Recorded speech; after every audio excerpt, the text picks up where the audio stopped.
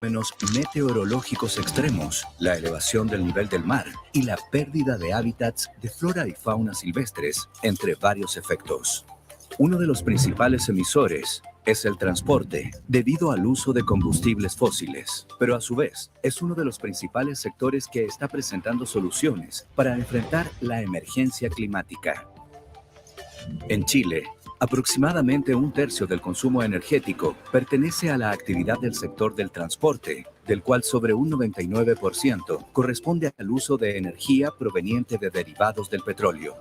Es por eso que la incorporación de vehículos cero emisiones aparece como una de las tendencias de mayor innovación para reducir nuestras emisiones de CO2 y la contaminación, y así avanzar hacia un desarrollo económico sostenible.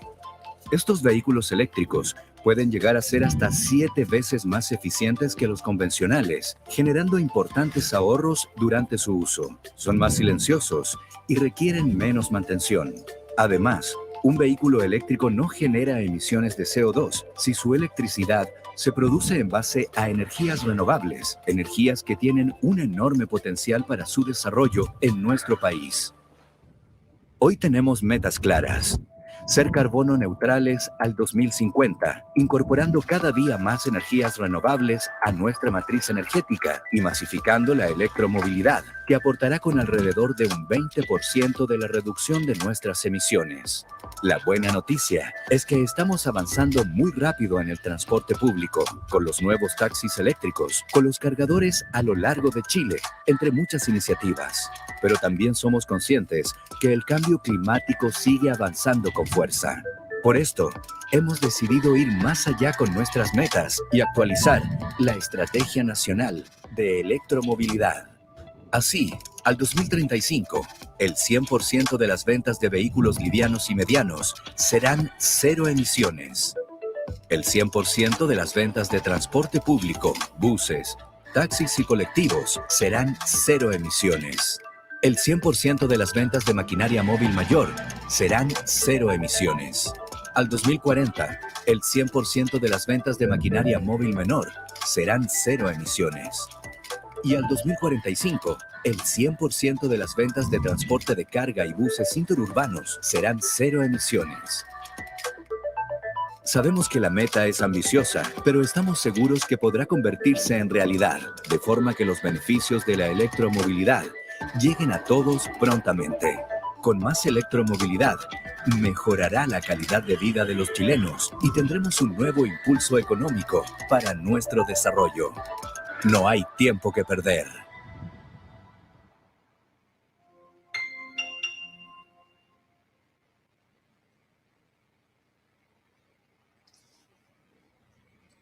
Buenos días a Good todas. morning, everyone that are here with us today.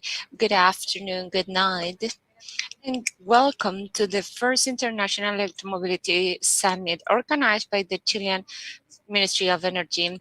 So meanwhile we're waiting for everyone to be connected, I remind you that this transmission can be listened through the Electromobility platform in English and in Spanish, and also we have it in the YouTube channel in the Ministry of Energy in both languages as well. Today we are going to get to know the new mobility strategy for our country, and we are going to know the opinion of several experts. We are going to highlight opportunities with the global expertise and to listen their experiences. Today we are going to have a very interesting opening speech for panelists that are very, very well known from different parts of the world, and we are going to continue discussing these issues of electromobility and how are they developing in the world. So now we are going to start. I am Daniela Soler. I am the chief of the Efficient Transportation Unit in the Ministry of Energy. Now, to open this, we are going to welcome our Minister of Energy and Mining, Juan Carlos Jube. Minister, good morning. Please, your welcoming words. Hi, everyone. Good morning, good afternoon, and good night for everyone in different parts of the world. I hope you're healthy and taking care of yourselves. I want to start by thanking everyone who's speaking today. We have a very outstanding lineup of speakers. I want to thank my colleague, Minister Gloria Hood from Ministry of Transportation and Telecommunications. She will be speaking briefly after myself. Drew Kojak, Director of the International Council of Clean Transportation. Thank you, Drew, for joining us. Gonzalo Munoz, our champion of COP25. Stella Lee, President, Chairman of BYD. And Christina Wu, Secretary General of the Norwegian EV Association. I'm going to switch back to Spanish now, because I think most of our audience is based in Chile and Latin America. Como saben, estamos a pocos días.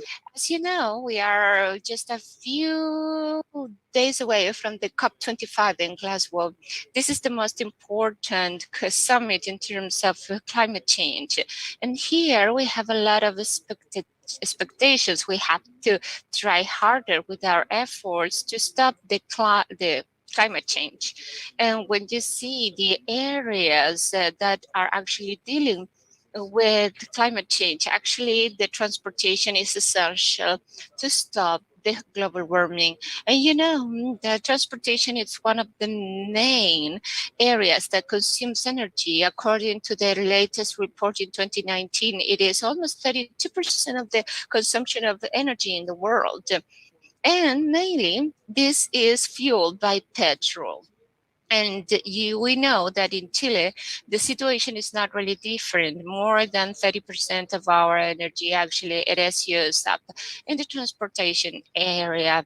And a big amount of that energy comes from fossil fuels. So we have to import them. Local contamination is created and international as well.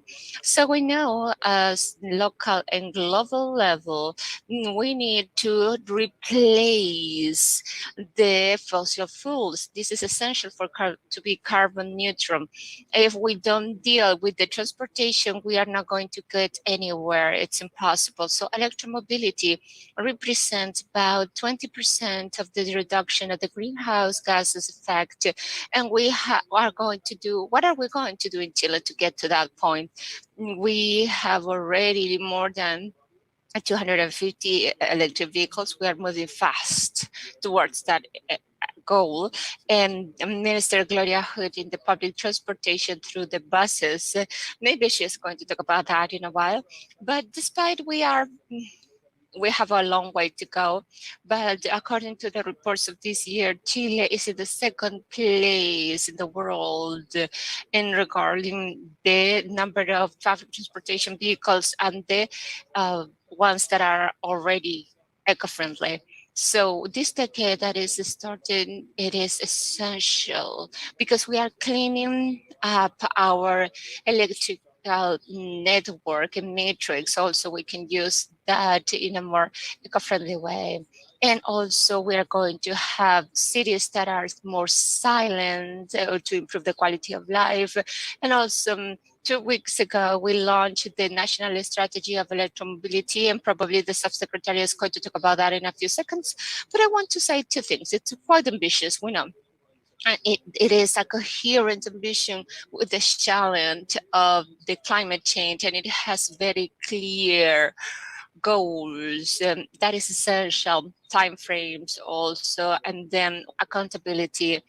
And we are going to have monitoring according to how we are moving forward. So thank you everyone for being here. I hope that we had a very good discussion and we can continue working together to reduce the emissions, to improve the quality of life of our citizens, and just to help fight the climate change. A hug for everyone and have a very good day. Thank you, Minister.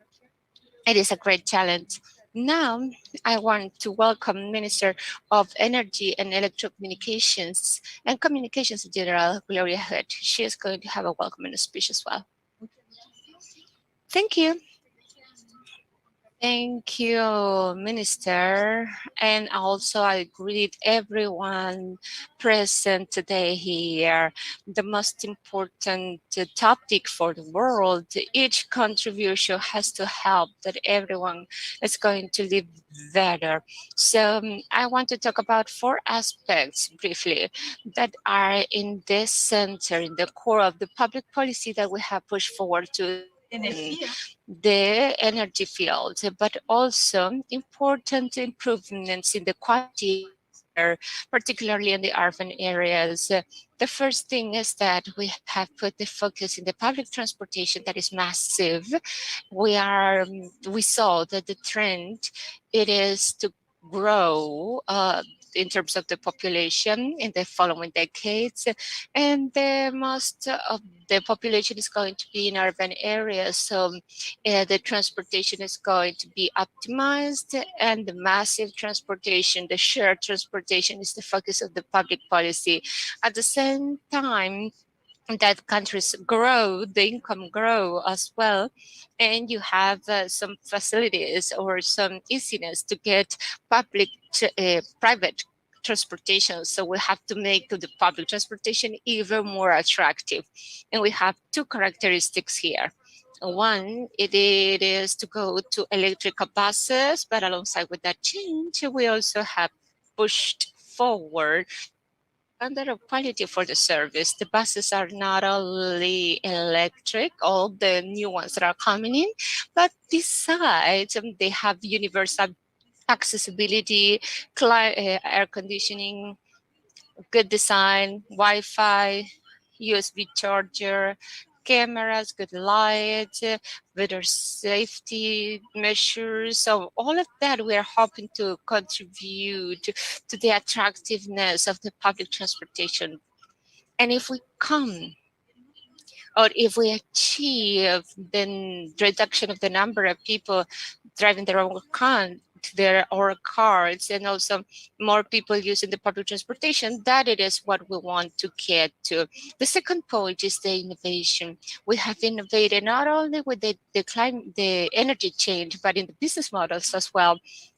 So with the same models and subsidies that the government it is already handing over for the operation of the public transportation system, so we can fund the technology reconversion. For example, in the metropolitan region, the system that we already have, 6,400 buses, very soon we are going to have 1,800 electrical one with the same funding that we used to do the diesel subsidies. So it is important to reorganize the same pieces and parts just to improve the better business models that favor electromobility. And the other point, it is the great acceptance in the users and citizens. And they have been rated as the best buses in the history of the transportation systems in Chile, better than the subway and the underground.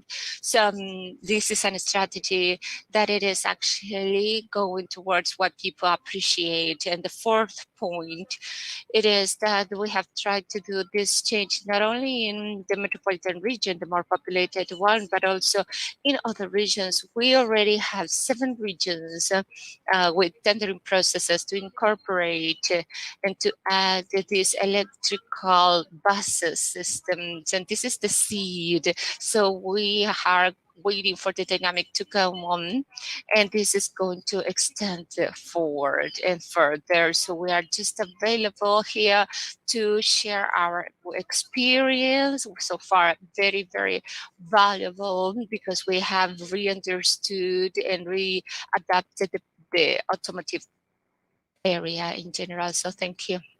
Thank you, Minister. Thank you for your words and for being present here with us today. Now we are going to welcome our keynote speaker, Drew. It is an environmental lawyer with 25 more plus years working with governments, working with different contamination vehicles, and he is the executive director of the International Clean Transport ICCT that help the government to navigate the market and develop policies to be more efficient. Before being working in the ICCT, Mr. Kotjak of work as a lawyer from the Environmental Protection Agency. So, floor is yours. Thank you very much for the kind introduction. Let me take a moment to share my slides. But before I do, let me just say that I'm delighted to be speaking with you today at Chile's first international conference on electromobility. And I will note that it is the first, and I hope there are many more to come. My purpose today is to provide a global context for Chile's national strategy for electromobility and discuss how Chile might move forward effectively to turn its aspirations into reality. The ICCT has a long history of supporting Chile, stretching back more than a decade when we worked with the United Nations and the Global Fuel Economy Initiative to support Chile's early efforts to establish efficiency standards. I'd like to thank Energy and Mining Minister Juan Carlos Chobé for inviting me here today, and a special thanks to Undersecretary of Energy Francisco Lopez for our personal discussions in advance of this conference.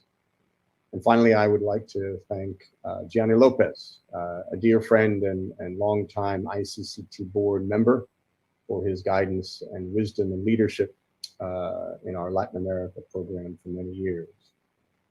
The actions that we are discussing here today, setting phase-out targets for fossil fuel vehicles and heavy equipment, as well as setting fuel economy standards to support this transition, catapult Chile into the highest echelons of global leadership.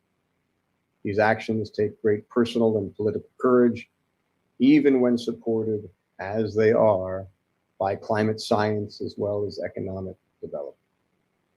These actions are the first steps along a long road that will require perseverance, wisdom, and courage to decarbonize Chile's transport sector at a speed necessary to address global climate change. And I pledge here today that the ICCT will be with you every step of the way. So with that as an opening, let me turn to my slides, and bear with me for just a moment.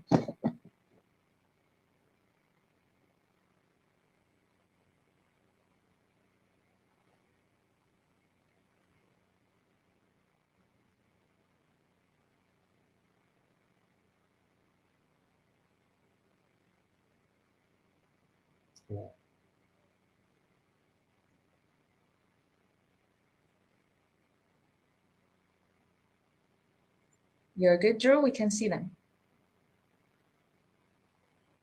Oh, This takes a moment to load. There we go. Okay. no, I can't see them. Very good. Thank you. Drew? Yeah. I'm seeing your screen, but I'm not seeing your presentation. Best laid plans. It worked before. Let's try this.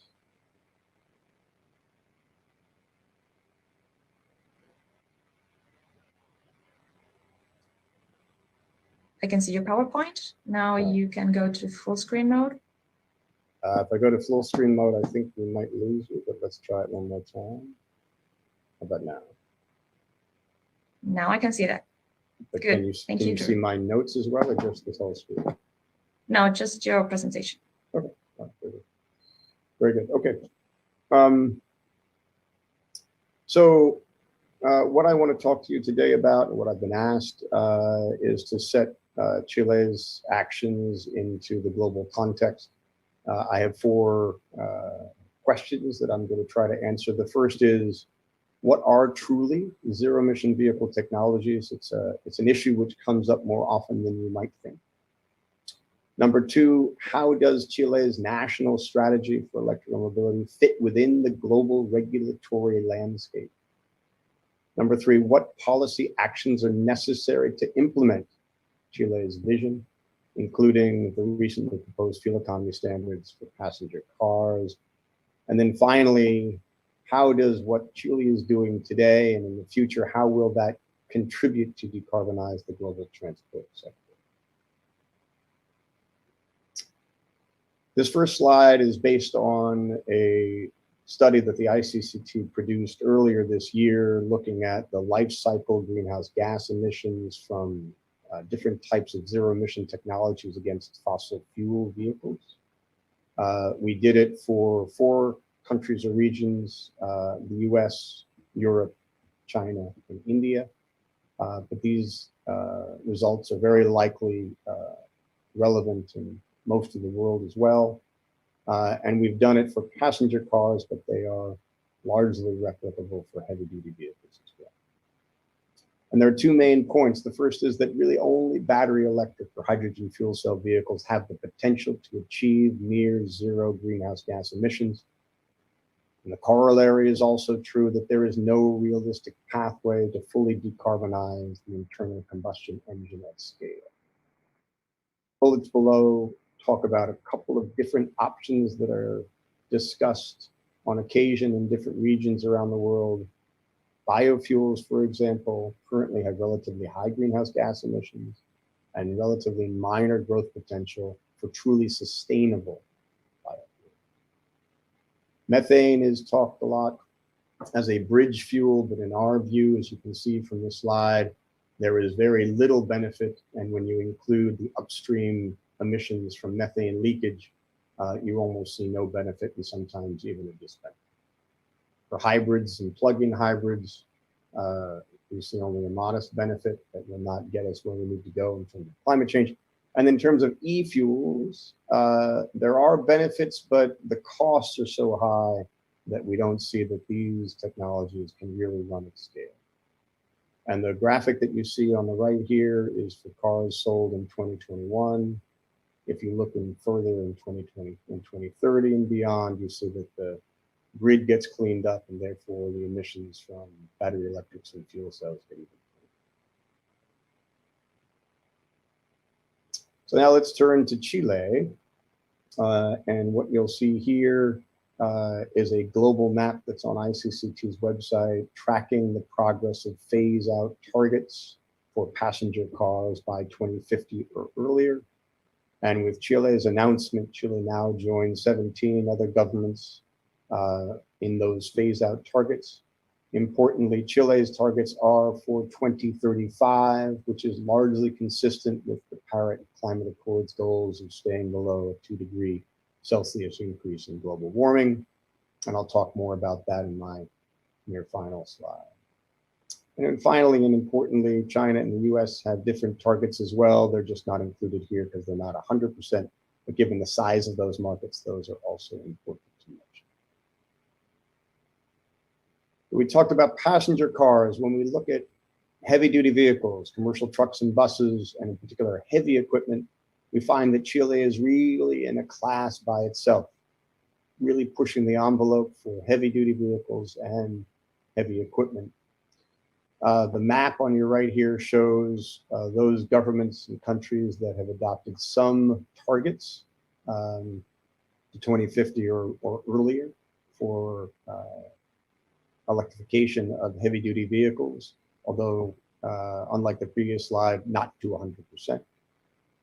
Chile really joins only 3 other governments that have 100% phase out targets. We do expect at the COP coming up next month that a number of countries, 8 or 9, depending if the UK joins or not, will announce phase out targets for heavy duty vehicles by 2040 with a 30% interim target by 2030. And then for heavy equipment, so forestry, mining, agriculture, construction, Chile is really pushing the envelope here. California has targets for what we call non-road equipment. And so Chile joins California and I think is pushing the envelope here in its own way, very important. So one of the things that I wanted to talk about is not just placing Chile within the global context, but also what Chile needs to do to make those visionary statements and targets a reality. And here I have set out for you what I'll call the big four policy categories to accelerate the transition to zero-emission vehicles. The first is setting the pace or phase-out targets, and those we've already talked about.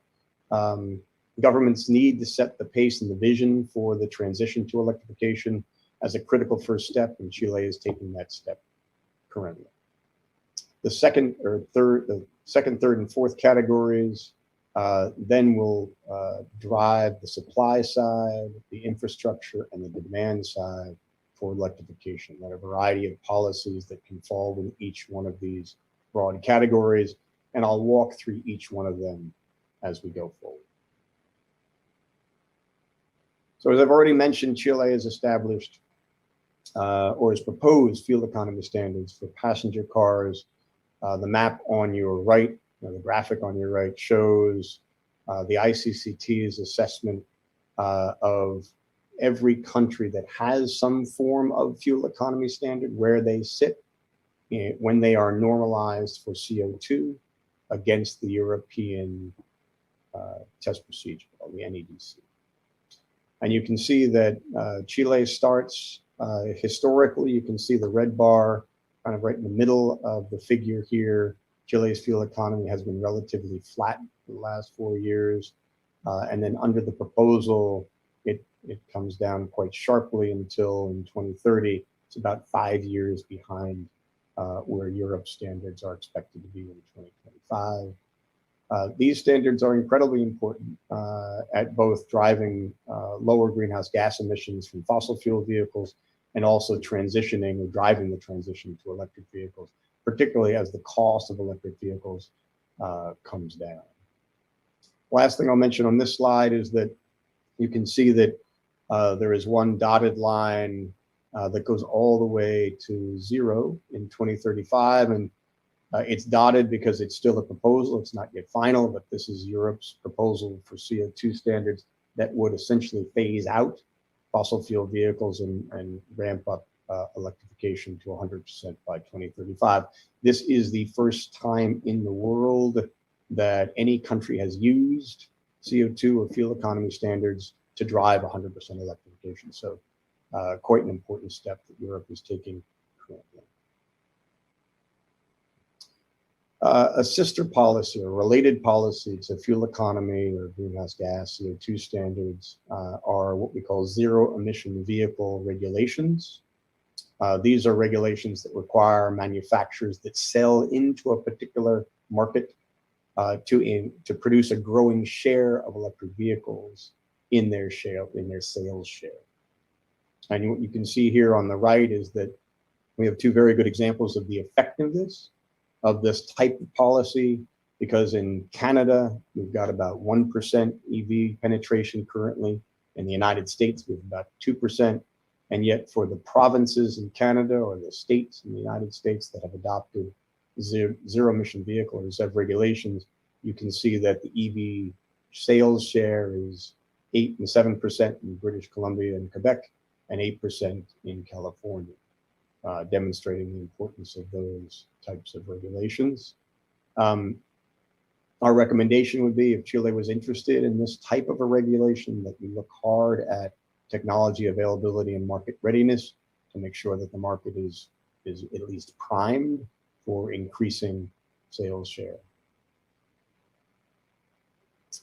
Another type of standard that will drive production of both cleaner fossil fuel vehicles and electrification are emission standards. The charts on the right here show different countries that have different types or levels of emission standards. These are typically Euro standards that are adopted by most of the rest of the world. Chile is doing quite well at Euro 5 standards, but could do even better with the adoption and implementation of Euro 6 standards. They require both cleaner vehicles and cleaner fuels. They would incorporate or require manufacturers to reduce their pollution from fossil fuel vehicles would also then drive more sales of electric vehicles. So the final category of what we call supply side policies are well-designed fiscal incentives. They support consumer purchase decisions and also manufacturers' decision to produce these vehicles for sale. When we look at Europe, for example, we find that for every 1,000 euros of a fiscal incentive, there's been about a 5 to 7% increase in EV sales share. So they have been quite effective, particularly in the early years, as we've seen. And for heavy-duty vehicles, we've seen these as well, but primarily for buses. The chart on the right, we've taken from the New Zealand rebate program. This program goes into effect next year, and it requires rebates for vehicles with emissions under 146 grams per kilometer, but you can set that target at any point. And then charges fees for vehicles that have emissions over 192. And to just give you a sense of the magnitude of the impact for buyers, a Toyota Hilux, for example, would be charged a fee of over $5,000, and a Nissan Leaf would get a rebate of more than $8,000. The benefit of this, that it is financially self-sustaining. So as the fees come in from fossil fuel vehicles, they then can be used to subsidize electric vehicles. Finally, I would say that's sort of one of the biggest challenges that a lot of nations face right now. European countries in particular are transitioning from financing rebates for electric vehicles from the general tax coffers to these types of rebate or bonus malus systems, as they call in France. So the third category is charging infrastructure. This is a neat challenge to electrification, but also for hydrogen refueling. The graph that I show on the right is for Germany. It's a recent study that the ICCT did, but the results are generally the same across many countries. And while there isn't one global ratio that I can tell you where if you have X number of electric vehicles, you need Y number of chargers, I can tell you that no matter the starting point, there's a significant amount of investment that needs to go into increasing charging infrastructure or refueling infrastructure as we ramp up electrification of the transportation sector, typically around 25–30% annually. Here in this case, as Germany seeks to achieve a 50% EV sales share by 2030, and Chile's targets are at that or even more aggressive.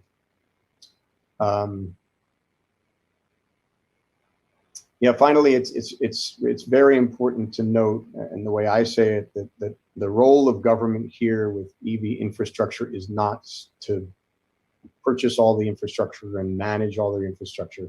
That's not the role of government in this case. The role of government is to do more steering and less rowing, right? Steering by way of setting the targets, making sure that they're being hit, and then letting private industry make the investments, manage the network, et cetera. And so developing a partnership between industry and civil society, manufacturers, power companies, research organizations, is something that we recommend to many countries around the world. And that's something that will be announced, I expect anyway, in Glasgow next month, a global effort led by the Netherlands to help countries with this challenge of infrastructure. So now finally moving to the demand side, Chile is one of the leaders in Latin America in electric bus fleet purchase requirements, has been really doing a great job in this respect. Here are some numbers from what Santiago has done, both with its existing fleet and then almost 1,000 electric buses in the tendering process. Bogota and Sao Paulo are also moving forward with electric buses in different ways, and that's important as well. And all these types of fleet purchase requirements for buses can also be extended to different categories of heavy-duty vehicles or light-duty vehicles for that matter. California is actually moving forward with a commercial fleet requirement for heavy-duty electric vehicles as we speak. And then finally, I wanted to wrap up by trying to give you a sense of how globally we are doing against the climate targets that we are all concerned with and supportive of. So this graphic is something that's going to be coming out from the ICCT research in the next month or two. The red line, the top, shows, so first of all, this is well-to-wheel global transportation emissions. The red line at the top shows an increase of about 13% is projected between today and 2050, given all the policies that are currently taking place. The purple wedge is ICCT's assessment of the reductions that would be achieved if governments that have made ambitious announcements recently over the last year, such as the United States target of 50% sales of electric vehicles by 2030, or Europe's proposed CO2 standards, as I've already mentioned, if those become a reality, we would expect about a 23–24% reduction in global greenhouse gas emissions from the transportation sector, as you can see in this chart. And then more broadly, if governments around the world adopted the same targets of phasing out electric passenger vehicles by 2035 and heavy-duty trucks by 2040, along with accelerating the transition, you'll get actually beyond the 2-degree target. And so that's important. So we can see a pathway for getting there. And then finally, closing the gap between a 2-degree trajectory and a 1.5-degree trajectory is what you can see in the green wedge at the bottom. And here we really need supplemental policies that push the envelope. And I would put Chile's leadership on non-road equipment, mining, forestry, et cetera, as something that would be part of what we would consider that leading edge or that green wedge. My last closing thoughts here is just that very simply, Chile has joined the global leadership in working on decarbonizing the global transportation sector. Turning aspirations into reality will require persistence and courage over the next decade, and that you have got our attention, and the ICCT stands ready to support you in any way. Thank you very much, and gracias for the time and for inviting me. I'm really honored to be part of everything that you're doing, and I turn the conference back over to the leaders. Thank you. Maybe I can make a quick question to you before you go. I mean, it seems that we are on the map now. It's exciting that we are now in the map of different goals. I mean, phase-out goals are present, actions around electromobility, human capacities are being developed. We are setting now fuel economy standards, right? And it seems that the ambitions set for these economy fuel standards are aligned with the big picture, right? So it's a very holistic view. Sometimes the Chilean market seems a little attractive because it's a small country, right? And we are at the end of the world. Maybe it's a good initiative to form alliances, strategic alliances within the region, like, I don't know, Mexico, Colombia, Brazil, Costa Rica are also setting goals in these directions. What do you think about that? I think it's excellent. It's an excellent idea. In order to really get the attention of manufacturers, larger market sizes are helpful. Yeah. I would say, however, that if California is any example, even a relatively modest market as California can drive a lot of technology changes and improvements.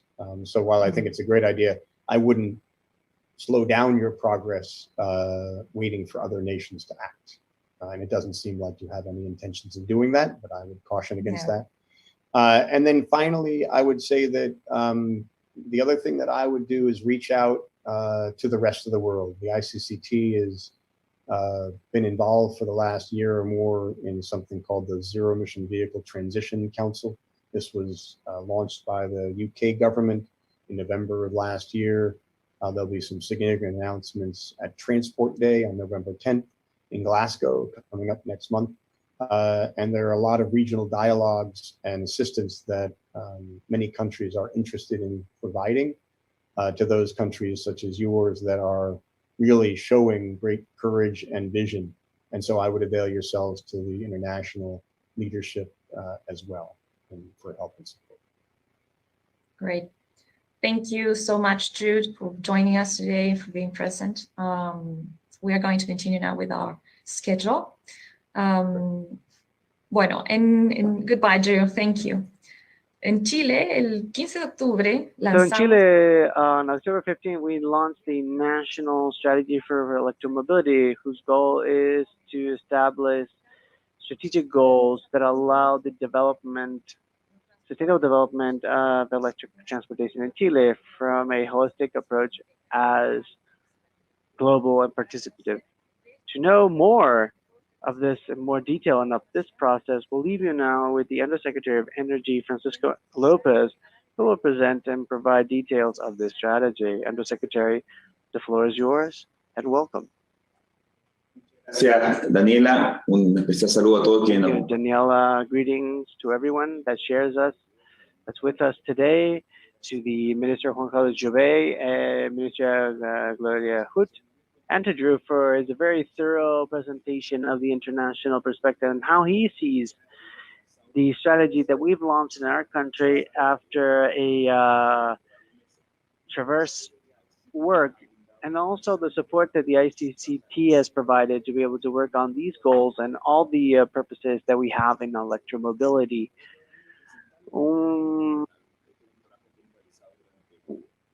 My goal now is to be able to present the strategy in itself, following the way that the ministry has had a long-term view that aggregates different visions, and that to make these policies state policies that last.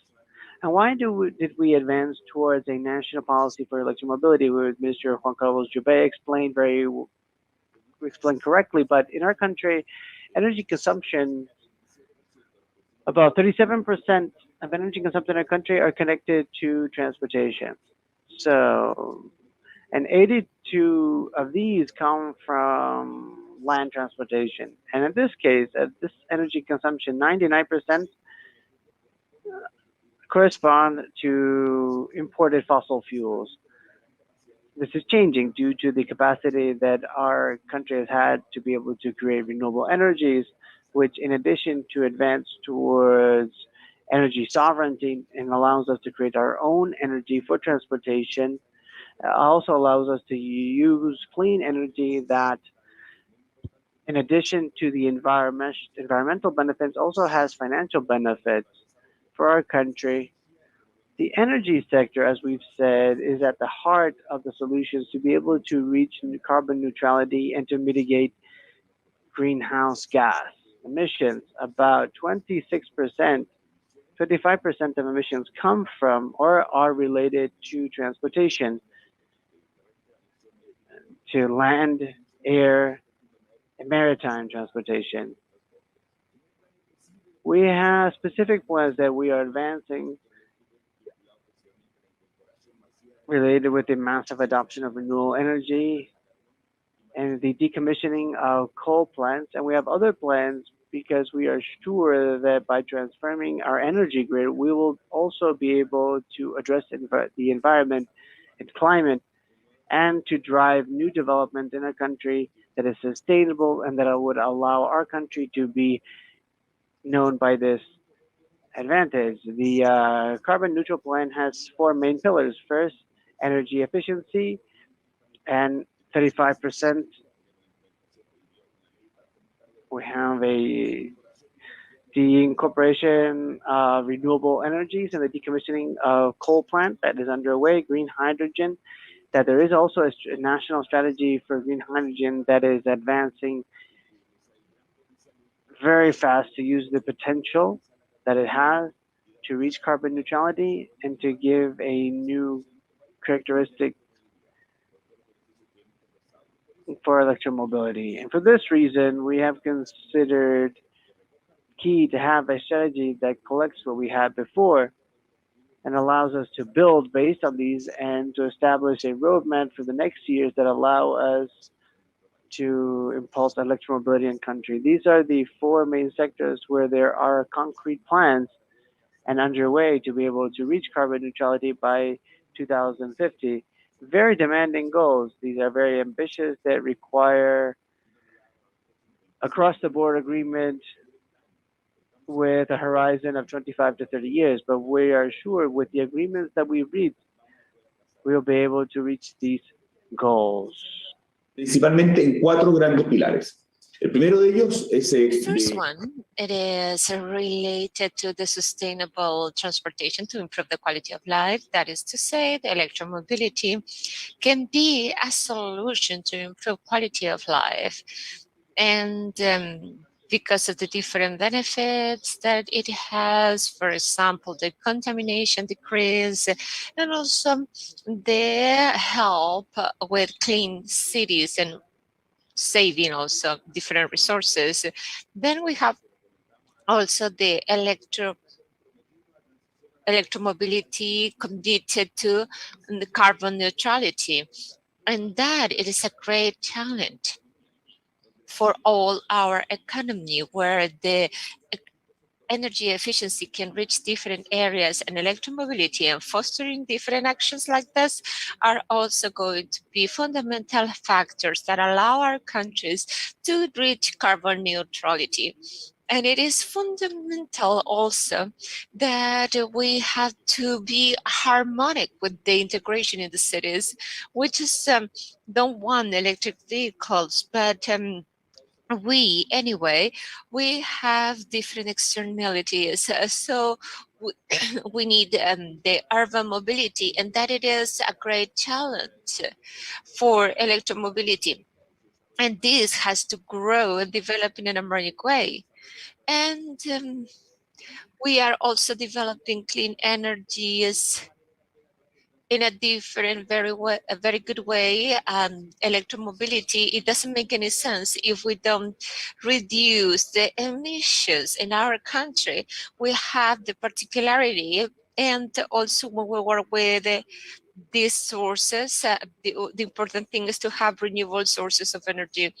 And in that way, we can move forward with the different perspectives in the long term, because we have to focus in that, and also having in consideration the well-being of everyone in our country and taking care of the environment at the same time, and also compatible with the economic factor. This has to be gradual and sustainable. And finally, the clean transportation as a local development engine. We need greater innovation with different actors, public, academia.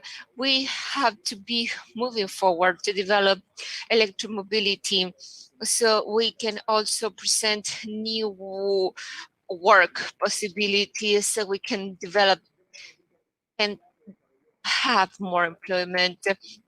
This has developed along several months with specialized technicians, and we analyze different topics and where the meetings between different ministers, and this was done with public and private systems. And we need to thank the Council of Electromobility, Andrea Sandoval, the consultant in public transportation, Pablo Allard, urbanist, Marusha Cardana, that experts in carbon, Ignacio Dedmer, Monica Araña, special consultant in the Champion COP26, and Gonzalo Munoz, also a champion of the COP25, and Gianni Lopez.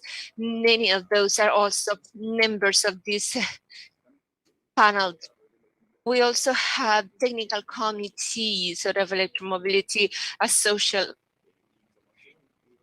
entrepreneurships, and according to their experiences, they share their knowledge to develop these technologies.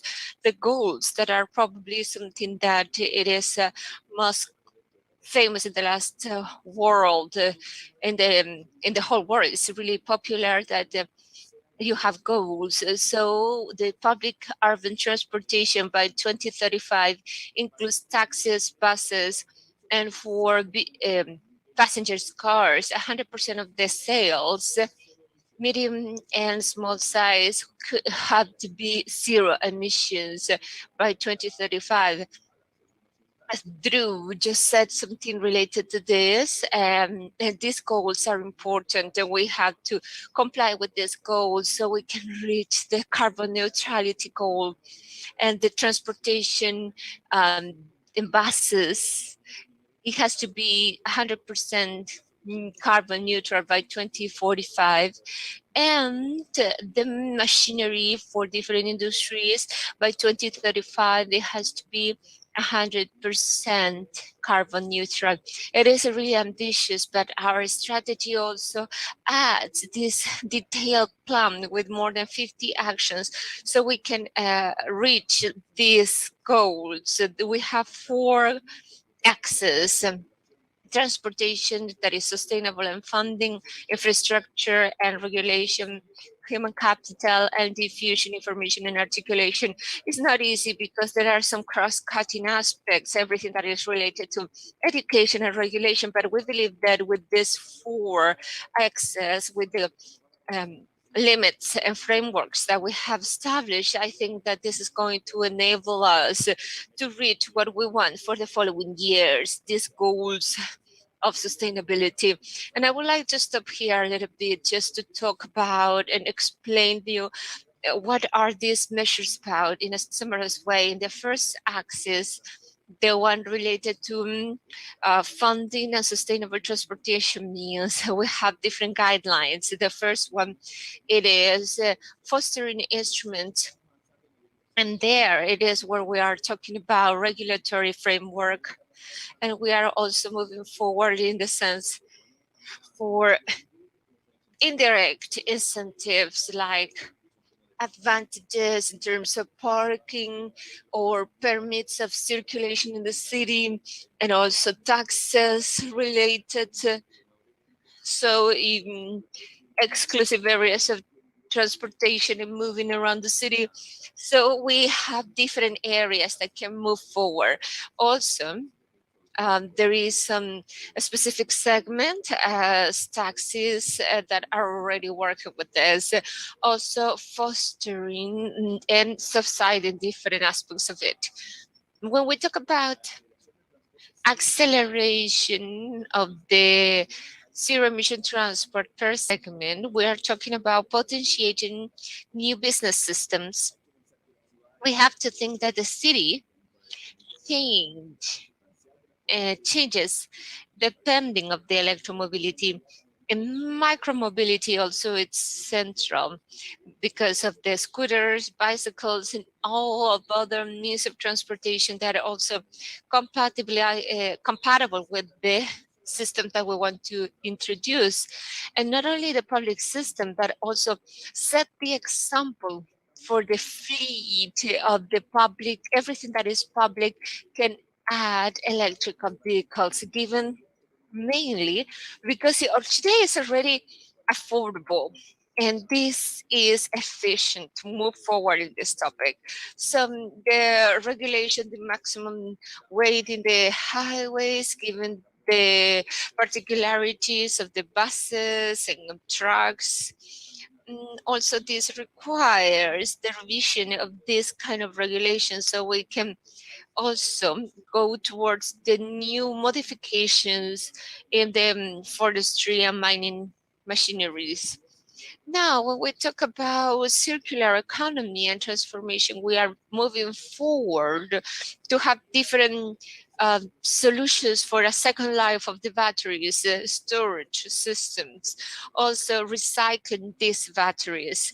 And as well, I have just said it with the Subsecretary of Transportation here in Chile, We are going to have a new regulation. We are going to have a public consult survey to see how under certain circumstances normal cars can be transformed in electrical cars. We are going to promote also transformation of any other vehicles to electricity and propose different technology development in other industries like aeronautics, maritime transportation, and also international transportation.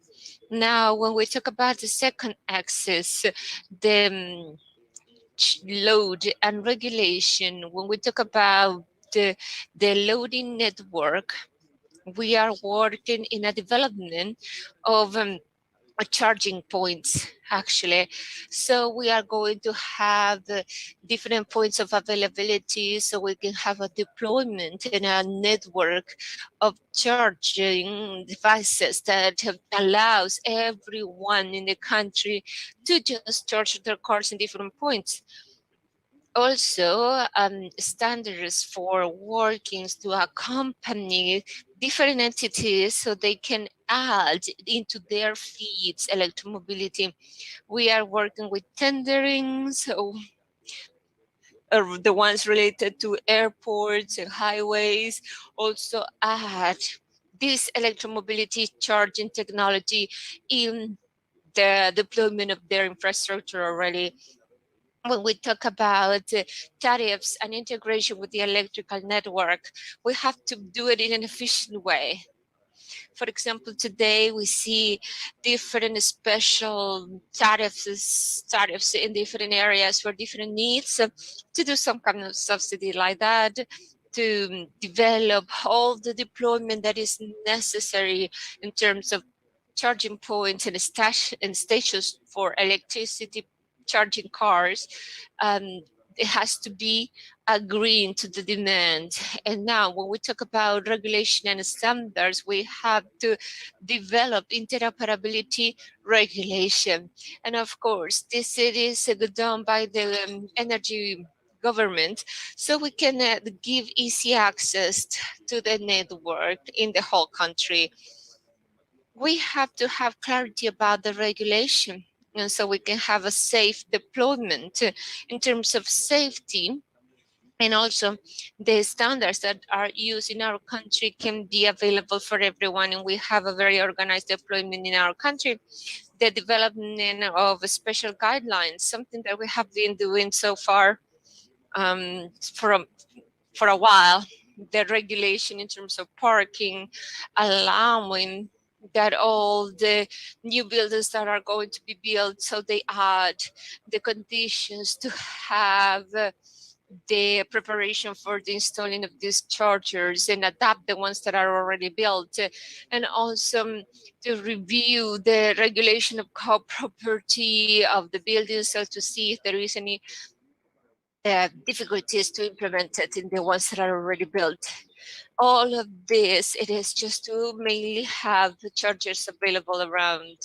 And the access number 3, it is to incorporate human capital and investigation. People that are going, we need to invest in this development. We have worked on this a lot, and we are going to continue working on this with the vehicles. Kind of a guideline, developed information documents for people, universities, entities that are interested to know more. At the same time, we are going to continue working with training, and we are working currently with Chile Valora and SENSE, institutions that push forward the development and the training of this human capital. We have innovation projects. We have to implement the second life and recycling of batteries. And basically because of the REP law, this is going to enable this. Also, we have to install and put in place an institution that it is in charge of dealing with the overseeing all of this. And in R&D, investigation to work with other apps, for example, blockchain, and many more. that are really necessary, and they are really related to the electromobility factor. And the fourth point is the diffusion, information, and articulation. We have seen some of the barriers nowadays, and they are related to the lack of information or the people not knowing about this. So this is an important axis about transparency with the knowledge, potentiating different platforms of electromobility, and make it available to the citizens. And with the launch of the electromobility initiative, we have seen a lot of interest, not only by the specialized entities, but citizens. And we need to potentiate that. We have this educational unit and we have more material. So this is the Eco Church. And we are going to update the information that we already have available, so we can have online and fast information.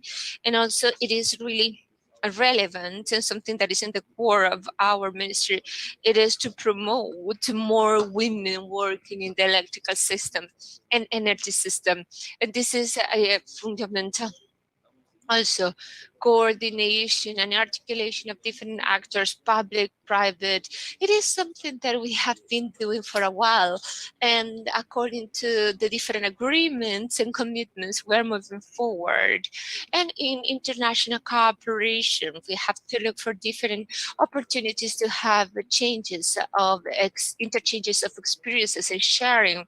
So as a region, we can have a common perspective and a roadmap that is coordinated and allow us to advance towards this common goal.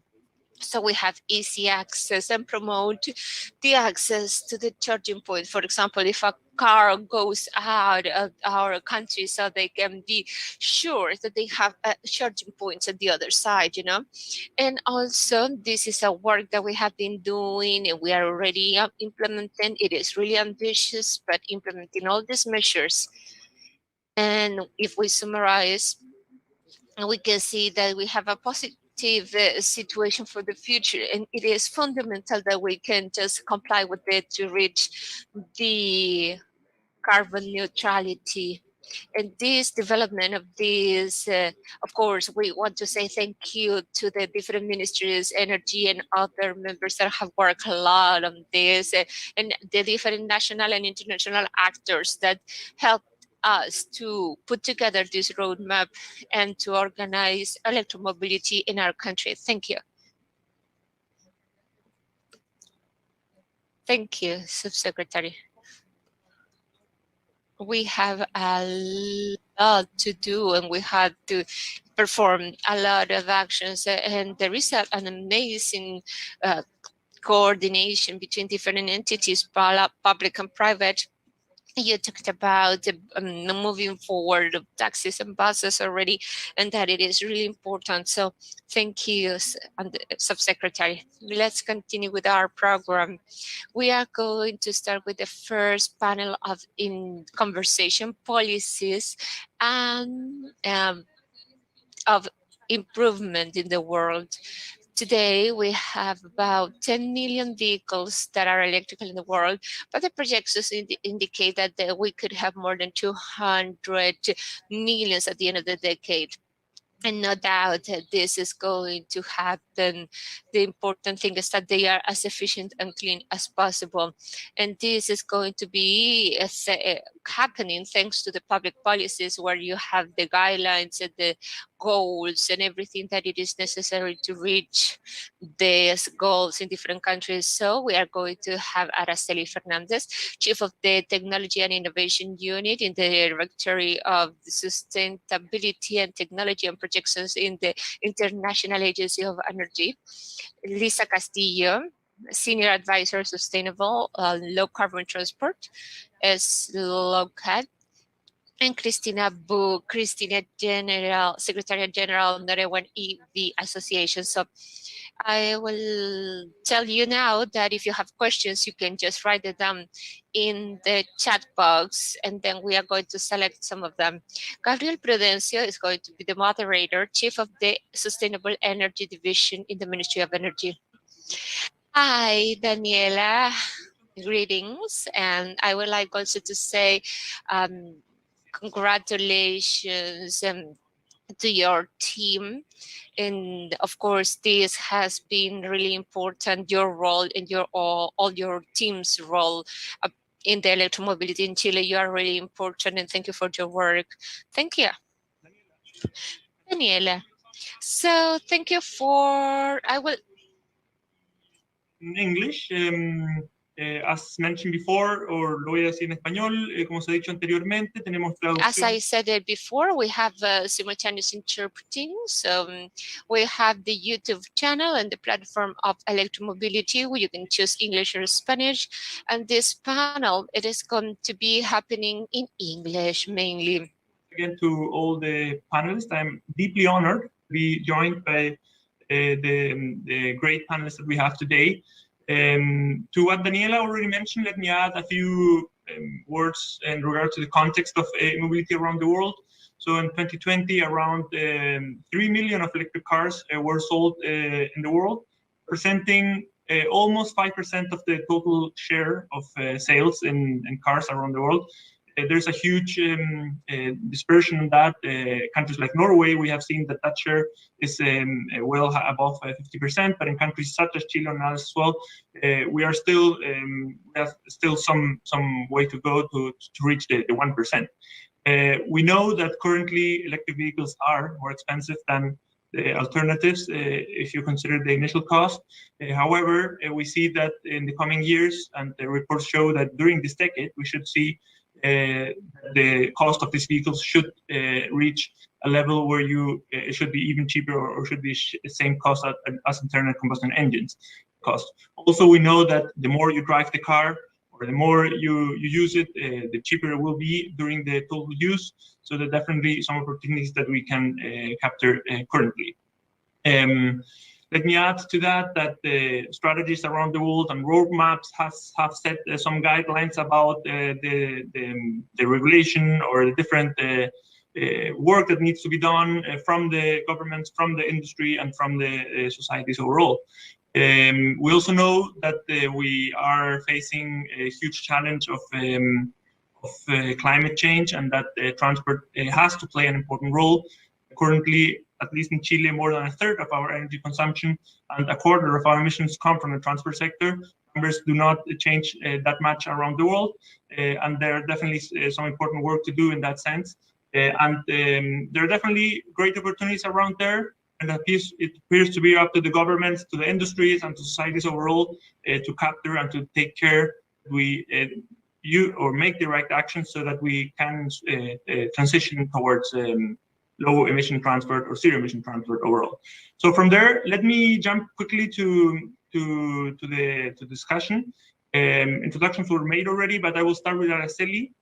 Araceli Fernandez was mentioned already. She is the head of the Technology and Innovation Unit at the International Energy Agency. She has been serving as different roles from 2012 in the International Agency. She holds master's degrees in engineering and science, both in chemical and process engineering, in the UK, at least in the UK and Spain, and may have been missing some other of her studies. Araceli, let me ask you quickly. But first, if you want to introduce a little bit about what the International Energy Agency has been doing in regard to transport or low emission transport. We know that you have published recently a report about how we can reach carbon neutrality by 2050.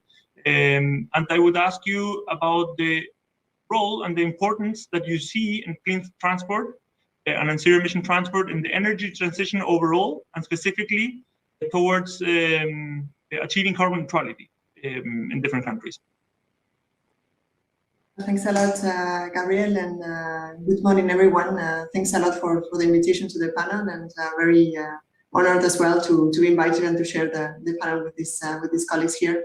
Indeed, it's very impressive to see the detailed presentation on the rollout of the Chilean strategy. I think there's been really great progress, and very impressive how detailed all the measures that were presented and how, to the point in a way, are tackling the key challenges that will be needed to address with this holistic and systematic kind of view of the transition for transport in particular, but without forgetting the value chains that will be involved. So now it's been really great. Just a couple of words on, as you've mentioned, perhaps from the work, the IEA in terms of electric mobility and transport analysis more broadly. Just to perhaps mention for those colleagues that might not be aware, that the IEA is the secretariat of the Electric Vehicle Initiative, which is a multi-forum with several governments involved that discusses not only the design, but also the implementation of policies that could support the deployment of electric vehicles. And that's run under the Clean Energy Ministerial for around a decade. So we've been acting as the secretariat since the very beginning.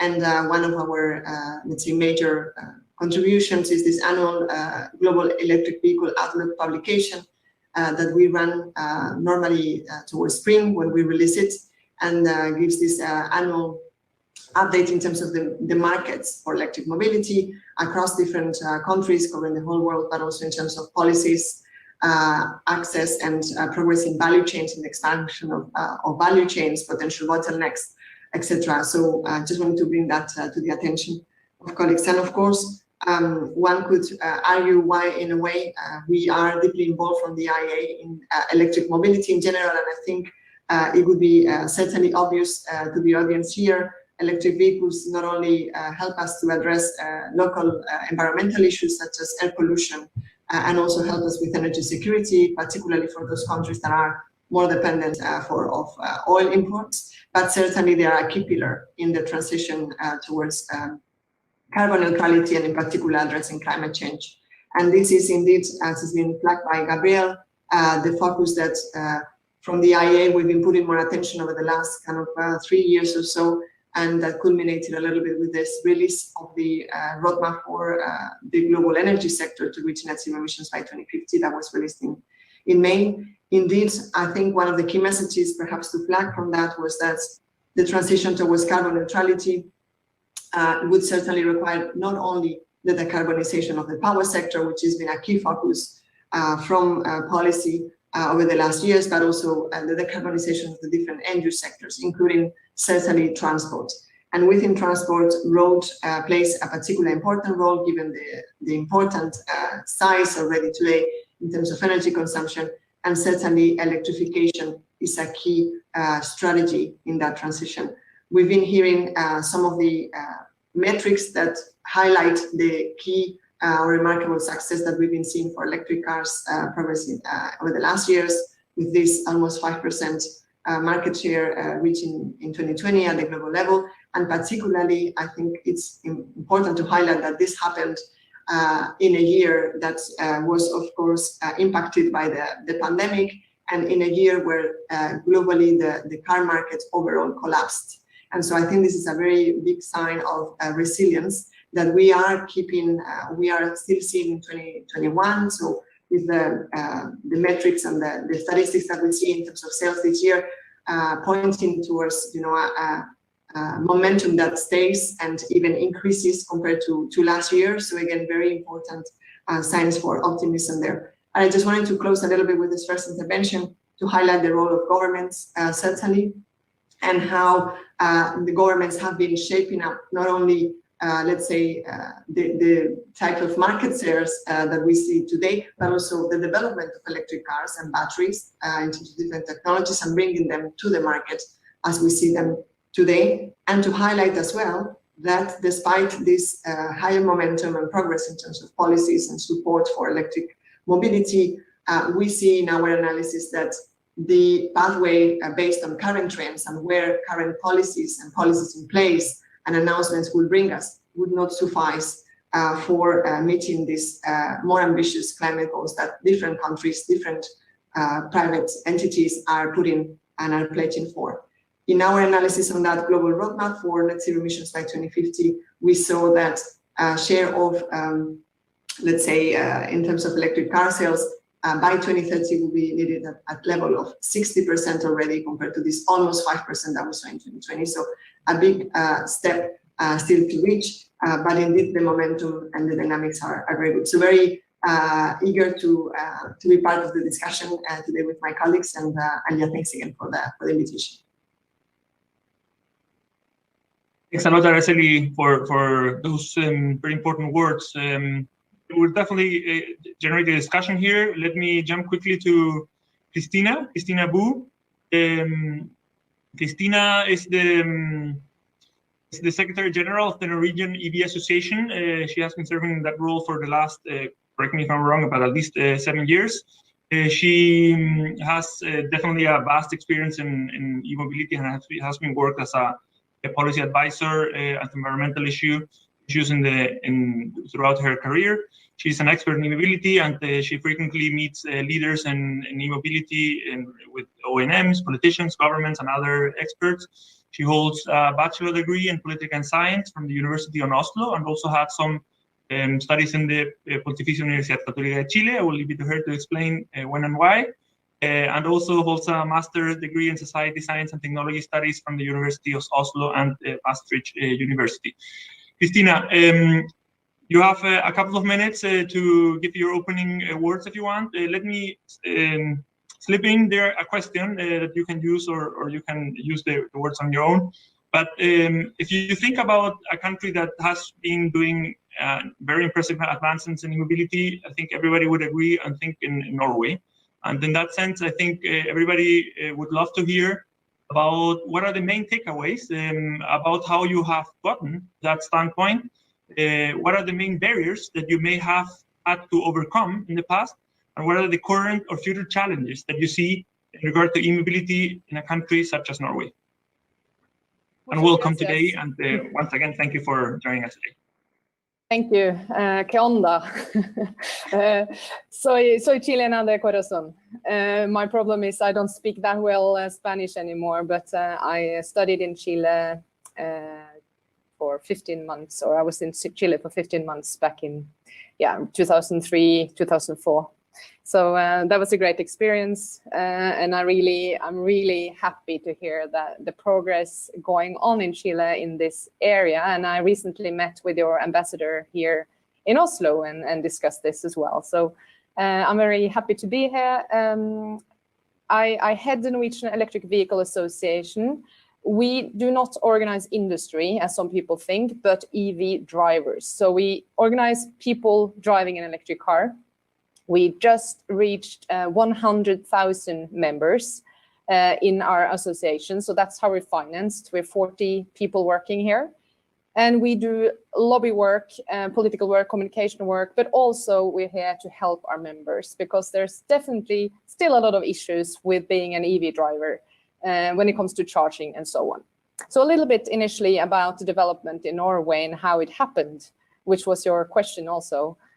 We so far this year, by the end of September, 63% of all new passenger car sales have been fully electric cars in Norway.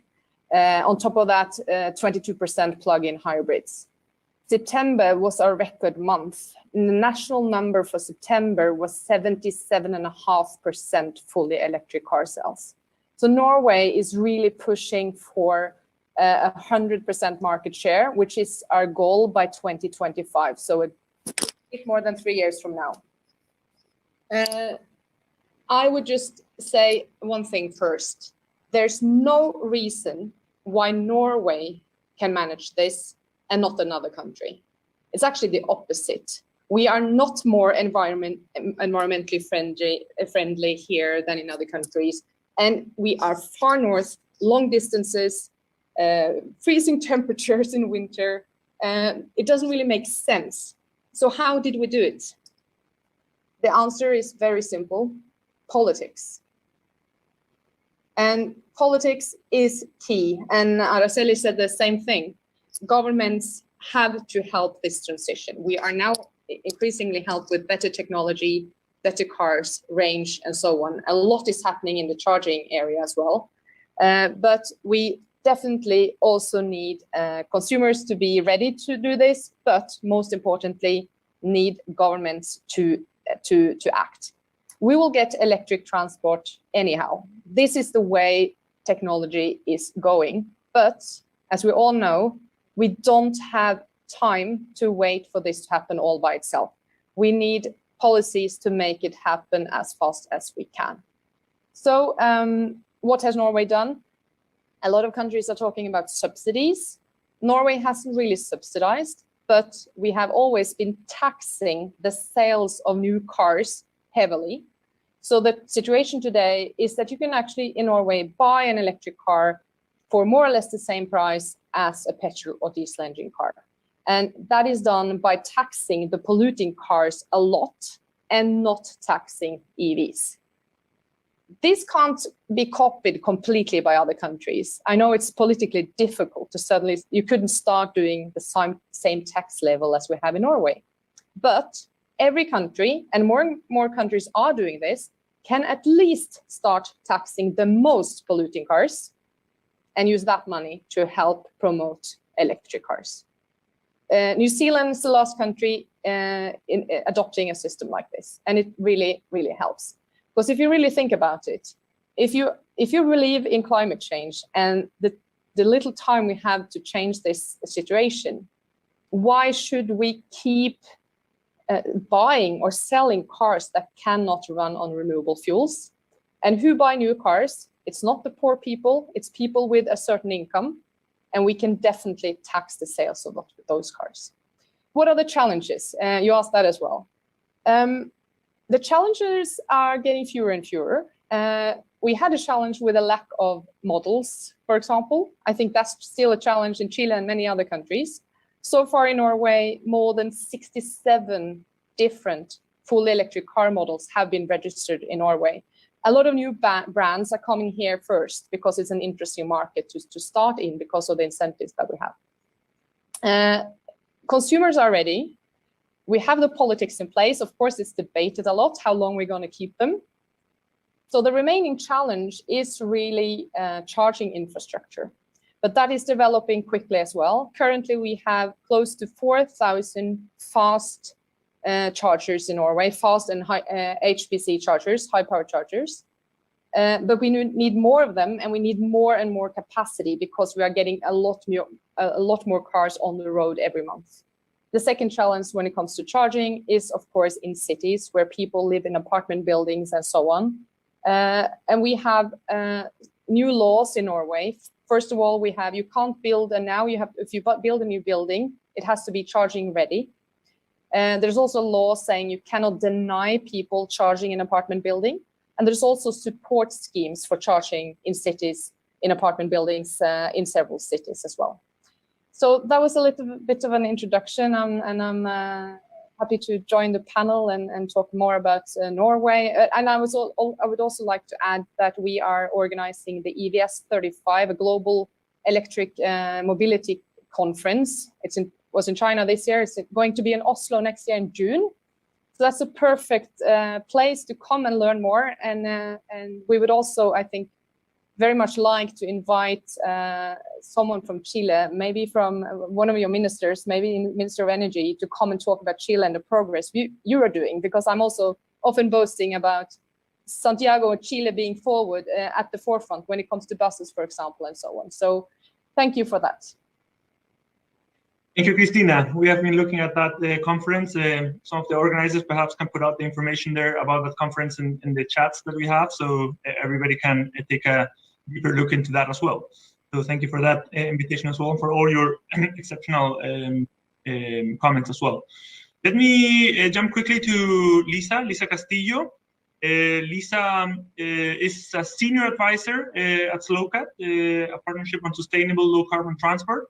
She's a Costa Rican architect and also a worldwide leader in low carbon transport. She's the former Vice Minister on Transportation and Road Safety in Costa Rica. She has been leading and planning the organization of processes of mass public transportation through intermodality and mobility as a service. She has been also leading policies and implementation of infrastructure to support mobility. So she is definitely somebody that will help us to with a very expert opinion as well. Besides being the senior advisor of SLOCAT currently, she was also the founder of Women in Motion, Women in Motion Network. We'll come back to that topic. I will ask a few questions about that later. But once again, a couple of minutes that you can put out your initial statement as well. Let me also slip here a quick question that you can use or you cannot use if you want for initial statement. But my question for you would be how you envision the future of very low or zero emission transport in regard, because perhaps we have been seeing or imagining that the discussion may have been about cars, about light duty cars, but perhaps battery versus hydrogen, what will be the role of each one? What about different transport modes and the intermodality that we need or will see? But about the micromobility, all of that, that's a broad question as well for you about how you envision the future of low carbon transport. And thank you once again for joining us today. Thank you, Gabriel. Good morning, Cristina, Araceli, Daniela, and all the people. Congratulations to that amazing work you're doing in Chile. As you said, I'm Lisa Castillo. I'm Senior Advisor with FLOCAT. We are a partnership on sustainable low carbon transport with a mission to enable collaborative knowledge and action for sustainable low carbon transport and bring the voice of the movement in international climate change and sustainability processes. We are an ecosystem of approximately 90 entities, primarily focused on land transport in all mobility modes and with a geographic footprint in Global South. I'm very happy to sharing with you some reflections and some data that we gathered on our second edition of the Transport and Climate Global Status Report. And something I want to highlight and inspire us is that electrification of transport is moving forward. China, Europe, and US driving growth of electric cars. And as Christina said, Norway recorded more than 60% share plug-in, hybrid, and battery electric cars in sales during the first half of 2020. Asia had close to 5 million electric passenger cars on its roads, an increase of 80% from 2018. And something about governance and that commitment that we've seen is that we noticed that countries and regions are phasing out fossil fuels. As of September 2020, 63 countries have a target on electric vehicle penetration. 19 national entities announced the phase out of diesel and gasoline cars by 7 years, and at least 11 cities and subnational entities have phased out targets. And in public transport in 2019, approximately 7% of buses in use globally were purely electric, and another 8% were hybrid models. Over 400 cities employ electric buses, and now the total cost of ownership for electric buses is lower than conventional buses in many cities. However, as we said that energy is very important in this topic, transport remains the sector with the lowest share of renewable energy. In 2017, 95% of global transport energy needs were met by oil and petroleum products. So, but we've seen a very good example of this transition, like Costa Rica and Paraguay, with high levels of renewable energy penetration, and that shows that it's possible with commitment, with long-term strategies, and people involved in transformation. It is also important to highlight that charging infrastructure is the key to start adapting regulations, building codes and standards to contemplate charging infrastructure. And the information available for the people and for the users is very important in this process. So you asked me how imagine this process with the people involved, with a very large information to the people to know how to use this technology, what kind of, for example, connectors are available, or how to use the charging infrastructure. Also, we need, as my colleague said, we need to find ways to facilitate the promotion of electromobility and incentivize the purchase of internal combustion vehicles. We need to balance that offer right now to offer more options to the people to get into this new technology. And to finish this section, it's really important to see e-mobility in the bigger context of sustainable low carbon transport. We need to keep working harder on avoid and reduce motorized transport, shift to improve sustainable modes, and improve transport modes. So if you ask me how can I imagine my future, it's we all as a region, as a worldwide, working in this paradigm of avoid, shift, and improve. Because we need more than electric mobility. We need to work with the government. We need to start bringing the people in this discussion, and of course, make a strong commitment of government for this long-term strategies to decarbonize all the industries, not just transport. I'll give you the floor right now, Gabriel. Thank you very much. Yeah, I was on mute. Sorry, I was on mute here. I was speaking to myself. Sorry for that. Thank you very much, Lisa, as well for your important comments as well. And the word of SLOCAT is definitely, we have been looking at it closely, and there's definitely some important work out there that not only Chile but other countries should be looking closer as well to analyze all the important work that has been done. But from here on, I would love this to be a conversation. I will put out some questions there, or continue putting out some questions there. But please, if somebody else wants to add anything from what other person commented, please go ahead and go as well.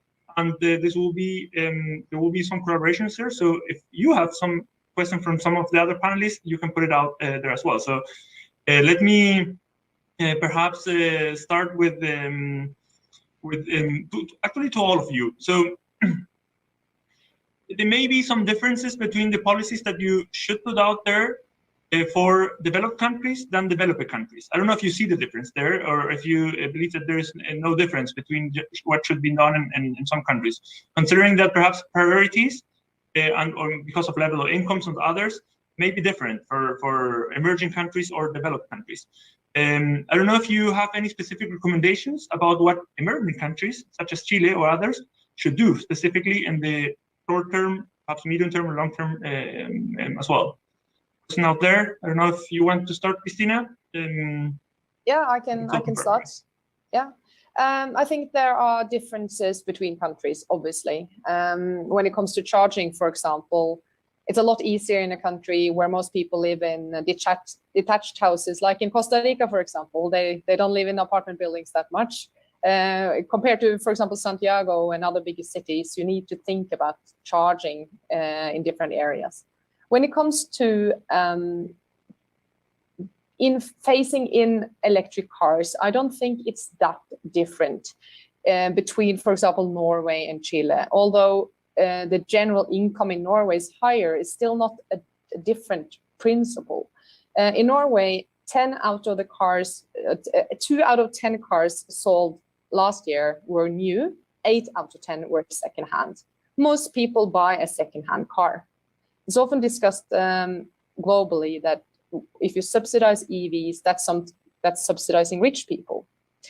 I look at it differently. I think that by starting to tax pollution, starting to tax cars that pollute a lot on the purchase, that's only bad for people with a certain income, and they can choose something else.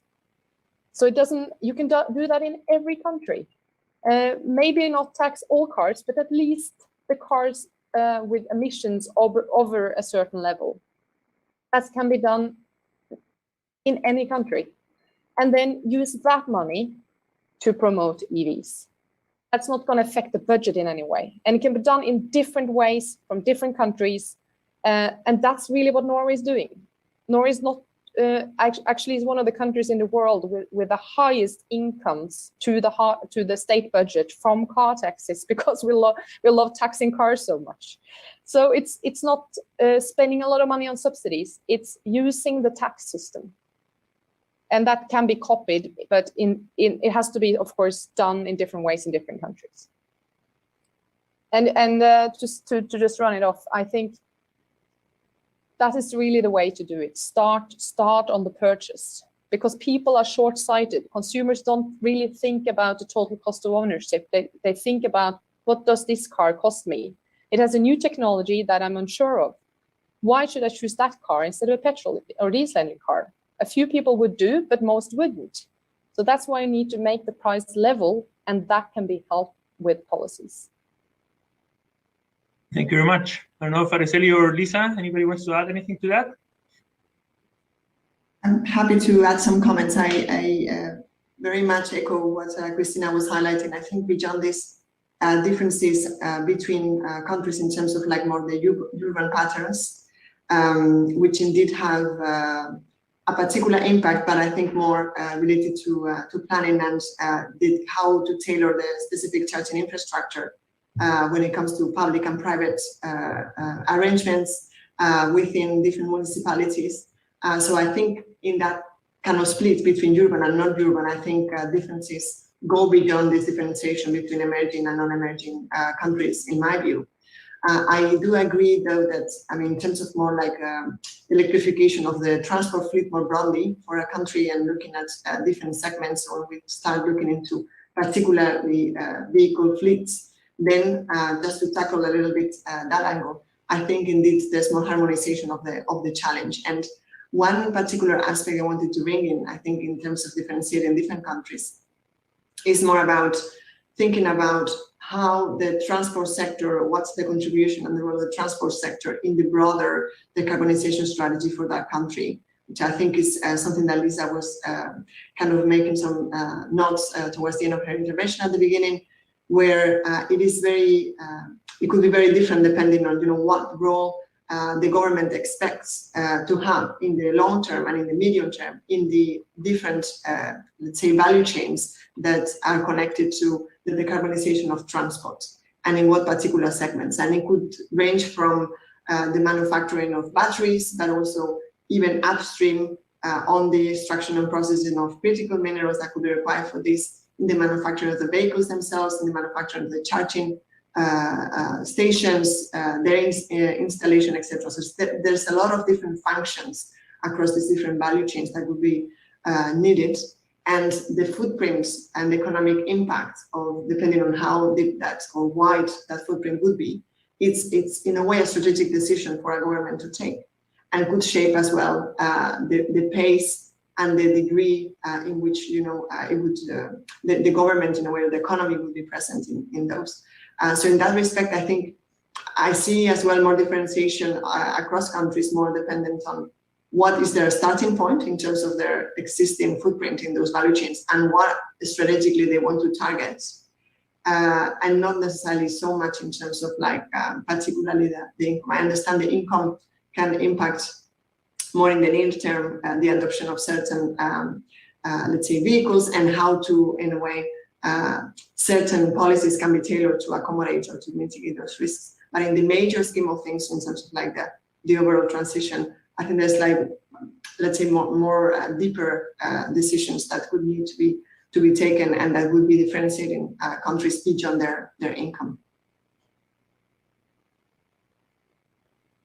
Thank you, Araceli. Lisa, go ahead. Sorry. Thank you. Thank you. I absolutely agree about the difference of different regions, mostly in Global South. But we are looking for a common need for all regions, that is the need for building capacity. We need to train about this technology, not just the people to operate the systems and the buses, but the people. We need spaces to listen to people, the questions, the concerns they have people to try EVs in all shapes and forms, create projects that will help gather information with local conditions. That's why Christina's organization is so powerful, because they work with the people. So this is a very strong initiative, and we need to make wider for this transition to be faster. And also there is an existing strong regionally capacity and consolidated community of interested that we need to increase, and also to share information, to start the research regionally, and visualize all the impact and all the positive objectives and goals we're doing. So that's going to increase confidence in the people and the government as well. Great. Thank you all for those comments. Perhaps switching to develop e-mobility, you need buyers, of course. You need, and we have talked about some incentives about or policies so that makes it easier for users to get an electric vehicle and to use it on the road. But also you need vehicles itself, of course. But it was mentioned already that the lack of models, perhaps at the beginning in some countries, was an issue. Currently, numbers from the International Energy Agency show that about, correct me if I'm wrong, Araceli, but about 93% of the EV sales were made in Europe, the US or China. That leaves 10% for all the rest of the world. So one of the questions would be if you see that the EV industry, so the manufacturers, the OEMs, are up to the challenge, and if you see that there won't be a lack of options of models in the future for the whole world, because perhaps they will be focusing in some of the developing regions, but how do you see that the EV industry is facing this challenge? And I can ask this specifically for Araceli later as well, but I know that you have done some very important work about critical minerals, Araceli, and at the agency, and perhaps you can also give some opinions about how you see that the critical minerals will play an important role in the development of the industry. So perhaps we can start with you, Araceli, and the question is open once again for everyone. Thanks a lot, Gabriel. No, indeed, I think that's a very important point. So there's indeed different dimensions. No, we look at electrification of roads transport in particular here, and we've been talking a lot about vehicles indeed, and particularly more from the people side of things. So how buyers would perceive the risks or the opportunity to adopt this type of vehicles, and how easy or not easy, how affordable or not affordable would be to operate this. But there are, of course, different dimensions across this. One is on the value chain. So we start from the vehicle, and then we look at both sides. So then we have consumers that we've discussed, and then we have manufacturers. And then on top of or upstream from manufacturers for the vehicles, we will have manufacturers for batteries and different kind of producers and processors for different materials that are used for those. And so, of course, as you highlighted, when we see, I mean, the kind of the biggest numbers in terms of like deployment of electric cars and light duty, particularly electric vehicles for that duty, it's concentrated in certain markets. But as we were saying in the previous interventions, in my view, this is a little bit like a virtuous cycle. So it is where manufacturers and OEMs would look into markets that are starting to be attractive and supporting and providing stable and long-term signals that electrification is the route they want to pursue for decarbonization or decarbonizing their transport sector, which again would be encompassed by specific support policies, again, to make this more attractive to consumers, as we're saying. So like the strategy that has been released in Chile, as you were highlighting, so this is a call for the industry to say, you know, we want to go down that route. This is our market, so come and offer us models that we could really deploy. And so I think there is this kind of, again, cycle where, you know, if signals are stable, are clear, are confident, then the industry should respond in a kind of competitive global market where we see that, again, batteries, electric vehicles are highly traded. There's the other dimension, in my view, when we look at electrification of transport, which is more from the energy, more like the transversal dimension. And then, of course, is how we fuel these different these electric vehicles. What's the cost and the affordability for electricity? What's the access to electricity, which is also very determinant in some countries, and how decarbonized the power sector is, and what again are the prospects for decarbonizing that power sector. And so that's another dimension of, in terms of like the signals that are sent to the market and to the consumers on how serious and let's say risky or less risky electrifying or adopting one of these, purchasing one of these vehicles would be. And so I think working on these two different dimensions from a government perspective, it really helps to unlock the potential for then again the industry come and offer let's say products that can help in there. And just quickly on the critical minerals, as you highlighted. So this is a point I wanted to kind of raise in this, and I kind of make a quick note in the previous intervention, where indeed the expansion, I mean, the adoption in a way of electric mobility more broadly, not only in these markets where we are seeing very important progress, but also more globally when we look at really addressing this more holistically, it would imply certainly a very massive and very important expansion of these value chains that I was referring to on the manufacturing side, but also will put more pressure on electricity systems, as we've been seeing in some instances already.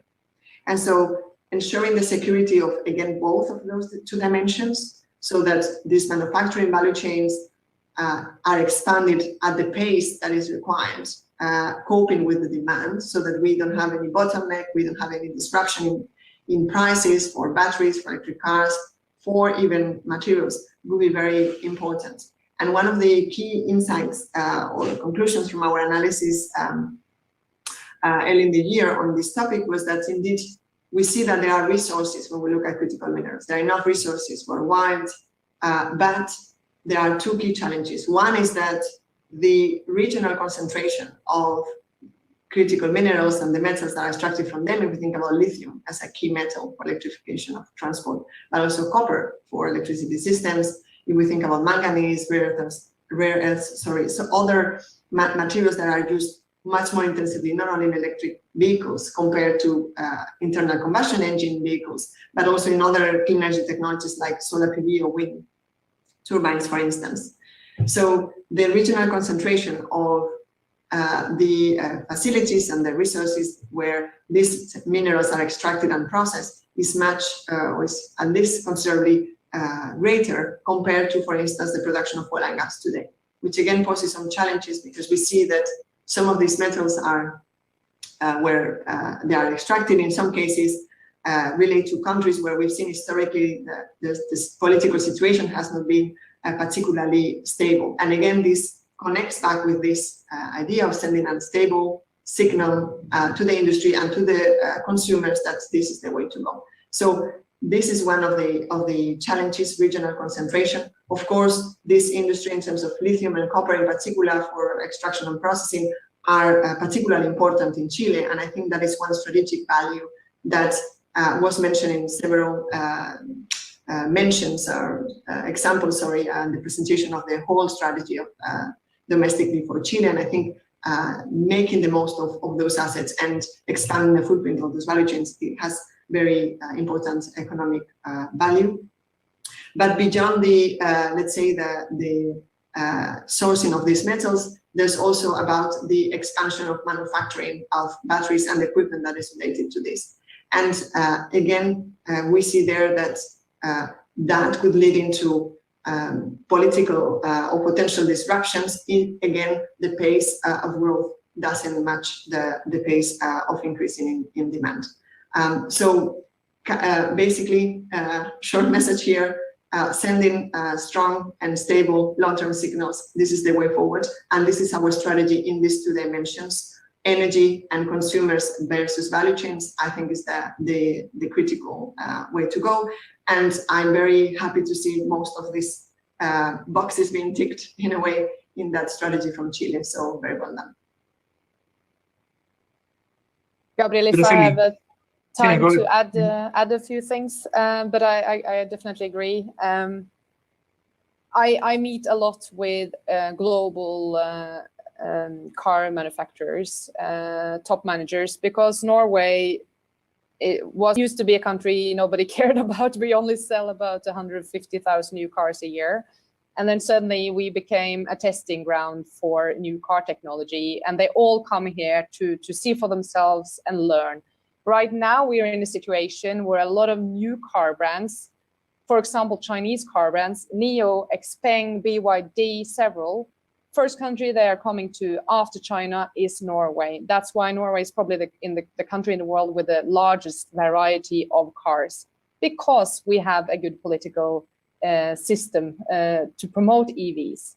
And that's what I think countries like Chile and other also should think about, because OEMs or car manufacturers that produce petrol and diesel engine cars will continue to sell these cars as long as they can in the markets they can. So the signals, which the previous speaker also said, it's a very important thing, because else you risk being a dumping place for all technology. So put up your hand, say, we want EVs, we have incentives here, we want to promote, we want to focus on infrastructure, come here. and then you will also get the cars. And in Norway, this has changed completely in a very short time. When I started working at the Norwegian EV Association, 2014 was a big thing. Every time a new model were launched, once in a while, and a fast charger would put up. Now it's news all the time. This is all what media writes about, and it happened extremely fast. So this is just, I want to stop by saying that to try and give you some positiveness, because things change. This is a disruptive technology change and society change, and it changes really quickly. And it's not changed quickly in Norway because we're more, as I said, environmentally friendly or more into technology. It's because of the policies, and people change, their mindset changes quite quickly. And it can probably, I'm pretty sure it will go faster in the rest of the world because you're helped with better technology. Cars with good enough range, a lot happening now technology-wise, and a lot of disruption in the whole car industry with new players not making petrol diesel engine cars at all. Thank you. Thank you, Christina. We're about to run out of time. Lisa, I don't know if you want to add anything quick to that. I definitely want to use this opportunity to ask you about some of what you have done. I mentioned at the beginning you created this, what was it, Women in Motion initiative. Deeply honored in this case to be joined by three women in this case. Daniela is also leading the e-mobility topics here in Chile. However, we have seen that at least in Chile, from the stakeholders overall that we usually meet, it is dominated by men usually.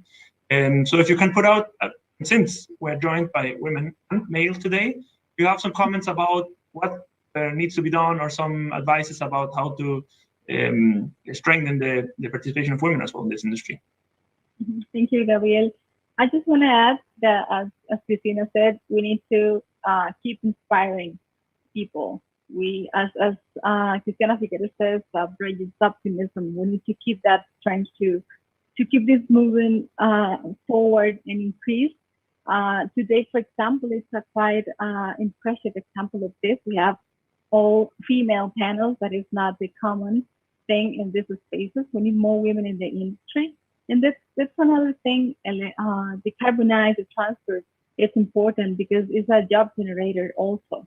So we can bring more women, not just for driving, but for the maintenance for the industry, and also in the decision-making position. I think this is very important. What we do is to increase and improve that leadership and how to start thinking like collaborative ways and in horizontal ways also, to start listening to each other, listen to another way of make policies based on empathy, for example, and solidarity also. And that leaves us in a very good experience and how these new ways of working together regionally and co-creation process can give us some very positive results. We have seen this women's leadership in all wide world with a very new and with an innovation models of governance. So I think this is a very important thing to discuss, to improve, and very congratulate to this effort to bring more women and to bring our voice louder in this industry. That is a very, very huge challenge for all of us that have been in political positions or and this way, how to increase our voice. I think that's a very important thing, and bring more women to the industry. It's our goal here. Thank you very much. We have been pleased to be joined by your exceptional and wonderful comments and ideas. We discussed about how governments can be up to the challenge. To transition towards zero-emission transport. We also discussed about the importance of this in regard to the benefits that this creates for the people overall, and also in regard to the challenge of climate change. And also we discussed about other specific issues about how the industry can develop in this. The room is being about to be used, so we need to move, I think. Let me give 30 seconds to each of you if you want to give a final comment, but it cannot be more than 30 seconds. Araceli. Well, thanks a lot, Gabriela. I hope I will take even less than 30 seconds, but I just wanted to thank you all again for the, not just for the great conference, but again, congratulations for all the work and the release of the strategy. I think that's a key milestone ahead and an example to follow. And again, thanks a lot for the invitation. I'm very honored to participate and I hope to keep engaging. And again, very to meet as well the different panelists I share with the discussion today. Thanks a lot. Thank you much, Araceli. Lisa? Just thank you for the invitation. Thank you. So let's keep moving forward and let's work together. Let's make this a very lovely co-creation process. And thank you very much for this effort. Congratulations for all the job, and let's keep working together. Great. I don't know if Christina is still around here. If not, if I don't hear from Christina, Daniela, I think I will give it back to you right now. And thank you again to all our panelists. And we will move with our program from here. Daniela, the floor is yours. Muchas gracias, Araceli, Lisa, Cristina, Gabriel. Thank you, Araceli, Lisa, Cristina, Gabriel. Very interesting panel. We could continue on and on with it, but we must continue with our second panel called Technological Development, Innovation, Opportunities for Electromobility.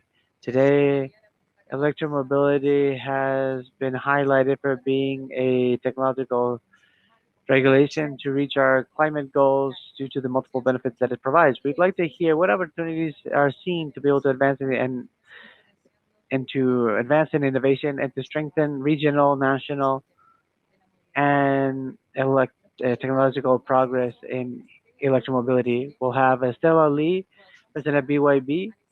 Welcome, Stella. Alexander Selsky, Commercial Director and Project Sales for Latin America in Volvo Buses. And Lorenzo Gosui, Director of Ricardo Energy and Environment. Welcome all. The moderator of this panel is Monica Raya. A warm greetings to you, Special Advisor for Climate Champions COP26 and Climate Works Distinguished Fellow. Welcome, Monica, and thank you for being with us today. The floor is yours. Hola, Daniela, y felicidades. Hi, Daniela, and congratulations to the team for this pioneering strategy. Normally, I'm in Amsterdam, but as you well know, there is a COP, and therefore I'm connecting to you from Scotland. So if there are issues with the camera, yes, a bit sideways. I don't know how to fix that.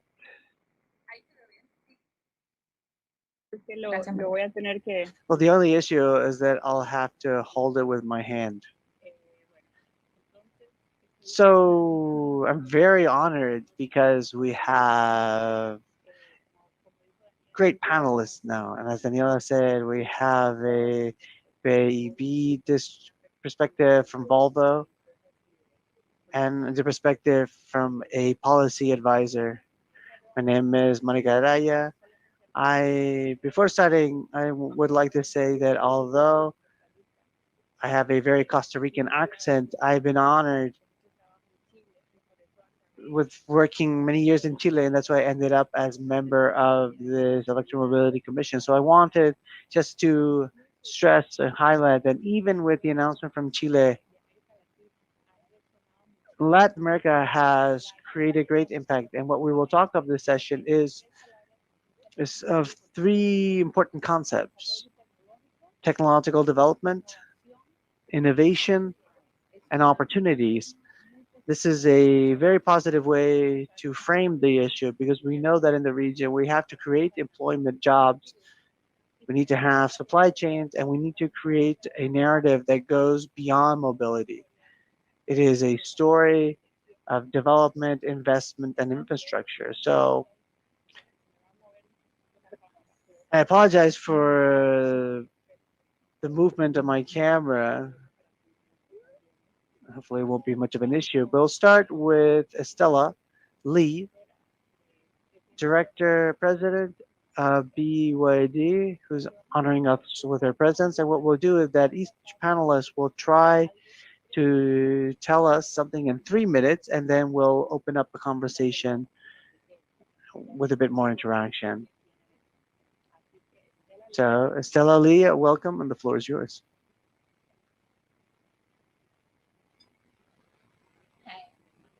Thank you for the opportunity to speak to you as part of the first ever International Electric Mobility Summit. I'm very honored by your invitation here.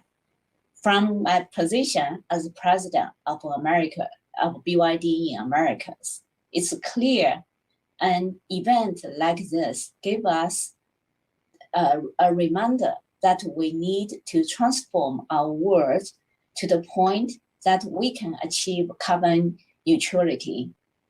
It's very fortunate for all taking part in this event that Chile is an emerging leader in this transformation in Latin America and the world. Here we see thousands of heavy-duty clean energy vehicles like buses and trucks on the street of San Diego, and know that this is the future of carbon landscaping around the world.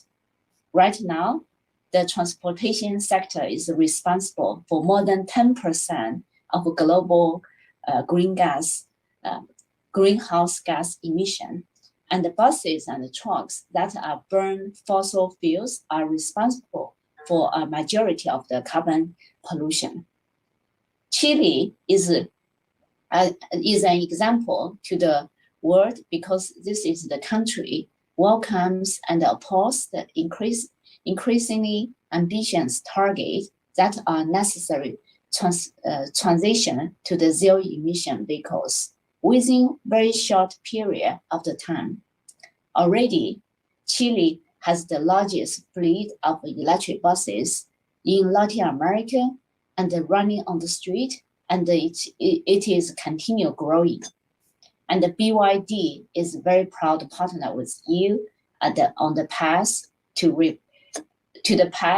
remaking our world. The journey to the net zero will take innovation. We're the world leaders not only because our vehicles are green, but also because our technology is innovative and forward-looking. Meeting this ambitious goal will, however, also require an equivalent level of ambitions for the planning and the deploying of the comprehensive networking of electric vehicle charging infrastructure. That charging infrastructure will help drive and accelerate and catalyze this necessary transaction and in fundamentally to the success of meeting national and global zero-emission vehicle targets. Put simply, BYD's mission is to change the world through technological innovation on all levels that reduce greenhouse gases and lessens our dependency on fossil fuel. As one of the largest manufacturers of electric vehicles in the world, with thousands of buses and trucks in continuous operation, we can see a change is already underway. We are extremely grateful for the trust and the recognition of all our strategy clients, and we are also looking forward to working and innovating together. Future operation between BYD and Latin Americas will have much to offer. We are very proud partners in sustainability and innovation with you. Looking forward, we see opportunities for research, development, investment, collaboration, and a growth toward to a clean future for our children and the grandchildren. Yeah, thank you. Gracias. Thank you, Stella. It's so great to finally meet you. I have heard so many great things about you and what BYD has done in Chile, set a breakthrough in Latin America. So it's truly exciting to be in this panel. Vamos ahora a pasar a español otra vez y vamos a... I'll go back to Spanish, and we'll hear from Alexander Selsky, who has a great career in the auto industry, and he is here representing Volvo Cars. Alexander, I hope you are still there. Welcome. Good morning, all. Good morning, Monica. Thank you very much for this invitation. I think it's fantastic to hear from our colleagues from Chile that promoting these discussions on the electromobility. I think it's extremely important. Of course, I am here representing Volvo Group, not actually Volvo Cars. Volvo Group itself, it's the one of the commercial vehicles global manufacturer that we have a global presence and through the transportation and the infrastructure solutions. Basically, I am representing the Volvo Group on these let's say products. Of course, yes, I am responsible not only for commercial side of the Volvo buses, but actually for special projects, as you mentioned, here in Latin America, and in Chile is not different. We are one of the key players for these new changes that we are seeing, that it's extremely important for the whole society. And I would like to add on this introduction of the 3 minutes, not only about the group itself or myself, but the vision that we have, that we are seeing this climate change worldwide. We are having this population growth and the landscape is changing. You know, considering this environment, we are seeing that the urbanization is increasing, and this shift on the landscape change include our expectations on the transport and infrastructure solutions. And that's extremely important to analyze, because in now our actions, we need to consider how to reduce these climate impacts. I think this is one of the key questions that, and how can we also reduce these impacts on when we talk about our customers' emission. Of course, we see that our global resources are finite. So we needed to also analyze this, because we live in a world that in some way in front of us, we will see some resources that we cannot count anymore in the future. So this is reflections, and these things are really important for us to analyze today. And also, we as a part of the society, we have ambitions to lead by examples, to lead and conduct this business on these commercial vehicles with more responsibility. You know that the Volvo Group has key, let's say, values. One of those is environmental, also safety. So when we talk about safety, it's one of our priorities. We have a vision for zero accidents, for example. Volvo Group at the Volvo Group products, and also at our workplaces. And just on our and on this shift, let's say, on this transformation, we at Volvo buses, I think we look into for this fossil-free agenda, fossil-free agenda that we have today.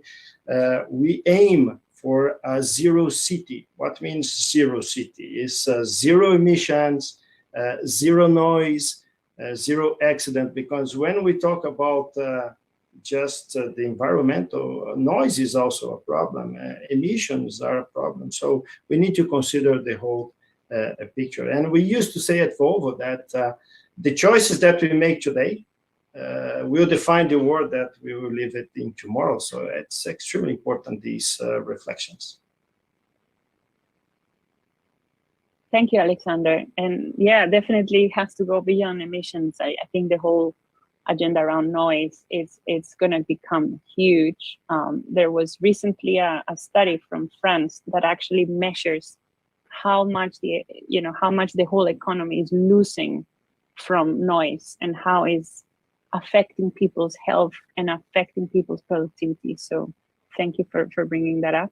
And we're going to hear from Lorenzo Casullo. He is an advisor, has worked on many projects in the private sector, in the public sector.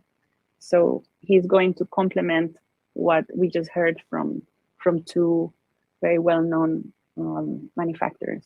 So Lorenzo, I don't know anymore whether I should speak English or Spanish, but I'll keep switching. Gracias, Mónica. Si hablara Thank you, Monica. If I could talk Spanish, I would have to add another strange accent. I'm Italian, but I'm living in Madrid. So this mix will not be helpful for anyone. So I'll switch back to English. To be on the panel with such distinguished speakers, I think our role, of course, is very different. We are not producers, we are not manufacturers, we are not policymakers, we are advisors to both. And Ricardo Group is actually a large international consultancy, and as part of that, our team in sustainable transport, Ricardo Energy and Environment, that's the name of our company, provides advice on the challenges that we are all looking at right now. So how do we get to a point which we all agree we need to get to, which is zero greenhouse gas emissions, ideally zero deaths and injuries, so maximizing safety, but also keeping the system running, right? So how do we make all these choices the most financially and economically viable given the resource constraints we have? So faced with these questions, it's a really exciting time to be an advisor.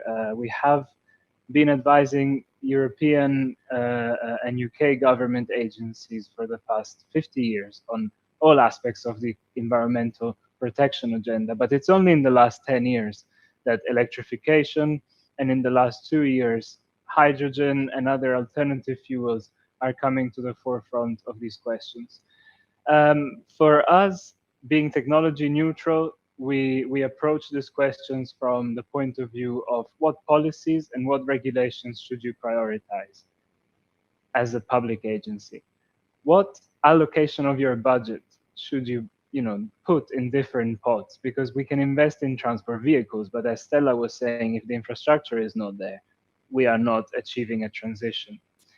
For private sector, we help make investment decisions. So should you acquire a fleet, or should you lease a new fleet?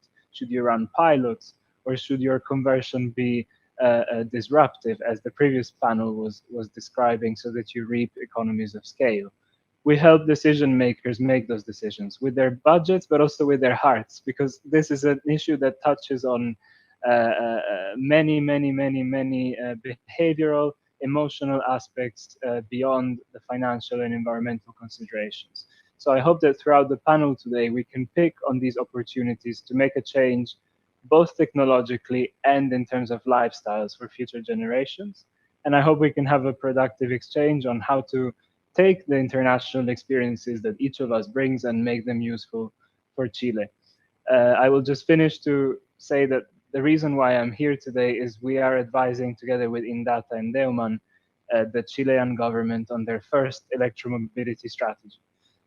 5 years ago, I worked on an infrastructure plan 2030 for Chile, and I just did a quick search. In that plan, there is no mention of electric vehicles. That's only 5 years ago. It's not to blame the government of the time, it's just to say that things are moving so fast that we are in a new position, and we need to absolutely use this international cross-pollination to get good ideas to Chile as soon as possible. Thank you. Thank you, Lorenzo. Yes, it's very important to keep in mind that when we, as the global community, agreed to have the Paris Agreement to do something on climate, when you look at the policies that the governments put together at the time, the plans, 5 years ago, e-mobility was not mentioned. It wasn't mentioned in their plans. Companies were still saying they were going to sell ICE cars all the way to the 80s. And in the last 5 years, we have seen a big change. And not only in the core markets, Chile has become iconic by challenging convention, because there was this idea that, the global south has to wait and maybe they can get cleaner diesel buses, which I always found really terrible to hear that. I come from Costa Rica, so I think we can think bigger and go faster. So one of the things I would like to move towards it in the next round is this recurrent dream and nightmare that we hear in a lot of electromobility discussions. The dream, zero emissions, quieter cities, opportunity. And at the same time, somebody knocks on my door, or not physically, but on my emails every single week, worried that there will be a lot of what is called ice dumping, that a lot of developing countries will end up with a lot of not optimal technology. How can we accelerate this, knowing that some developing countries, some emerging economies want to go faster? So what is the perspective from BYD, for example, when it comes to going faster with pioneers in the South? What is the perspective from Volvo? So not so much what is going on in Europe, but what is the vision for acceleration with pioneers? And Lorenzo, if you could also touch on that and elaborate more on what you said about the non-rational side of this, and all those dreams and emotions and this winning the hearts and minds that you mentioned. Yeah, that would be great. Thank you. Okay, so first, can you hear me? Yeah, so first I should say this is no longer the dream, it's the reality. So you see the example in Chile and Colombia. This the two countries demonstrate. First, from government side, you need a policy. I heard the last panel mention why Norway have 80% new car sales is electric vehicle, because the policy. So I think to accelerate the transaction, the first start government, you need to put a policy, so you put a regulation, like a request all the public transportation need 100% electrified. Then you put some system for the payment guarantee that attract investor. So very good example, even in Colombia. Now, who is buying the buses? It's not the operator, it's the investor. The investor from globally, from like the Vito, Johnson, Enel, from like UK, from other country. They come in, they saw the opportunity, they will be willing to put the money to buy the buses, then leads to the operator to operate. Then they also will be willing to put money to build charging infrastructure. Then their payment will build into the next, like the contract, 15 years contract payback. So we saw this kind of work. One start with government, engage policy, then the investment will come, and then the market will change. So after very good examples, last year after Colombia have like 1,000 electric buses tender, but now this year the operator can have an opportunity to see. They now don't have like a cash flow pressure. They can lease the buses from people. Then they guarantee the like a last payment. And the second most important for them, they saw the like operation cost being fixed. First is instead of paying the like a gas price can change maybe 10%, 20% in like 3 months, 6 months. But then for paying electricity cost is fixed. In maybe 10 years, 10% in total or 10 or 20% increase is so small. So they see the big saving on that portion. Then the third portion they saw is maintenance saving. Once they start to operate the electric buses, it's become so simple. They don't need to pay huge amount of maintenance costs. They can reduce even the like a power resource over there, and then the total overall they got a benefit too. So we see the cooperation between investment, financial, and the policy and the bus operator. Then the industry will move. So once this kind of public transportation move, it's education. Every day, when the consumer taking buses or on the street, they saw electric buses working and smoothly, reliable. Then once you have the electric car, then they will start to think about buy the electric car. So this is some examples for the early adoption for electric car, still need a policy. So I saw Norway, why they can be 80% penetration. Sweden can be almost 60% penetration. And then China this year is 20% penetration. Why? Because the government gave a huge money for incentive. I saw some policy in Norway, even the people paid parking lot, they paid 50% of the cost. You go to the ocean transport 50%. Then it's zero cost for VAT, zero cost for import duty. And then when the consumer use the car, they can also get a discount on parking, discount on the any toll fees they need to pay. So that's a big incentive. I think a lot of countries can copy. Then China could also demonstrate in the very early adoption for consumer, you give a big incentive. Like they give if you install the charges free, they give you cash to cover 6 months electricity bill. And then per vehicle, they pay almost like 20,000 US dollar in the beginning. And they now reduced to only 2,000 US dollar. So, but then the people, once they saw this incentive, they will first attract the early adoption. Once the market see you have many, maybe 20 to 50 different vehicles, they design very sexy and then very advanced, then very cool. The driving experience is cool. Then they got the excitement. So now even the policy, the incentive reduce in China, but the green car, the electric cars penetration is going to jump. We estimate next year, China market alone for consumer car, the EV penetration will be reaching to 35%. So that's what we talking about is a very good example. It's about collaboration. Yeah. Excellent. Yes, it's a very strong message that we need to mainstream. We need to go faster, and we need those policy frameworks, that investment engineering and that collaboration. So thank you for that. I now would like to go to Alexander and hear his views on that acceleration in emerging markets. Thank you.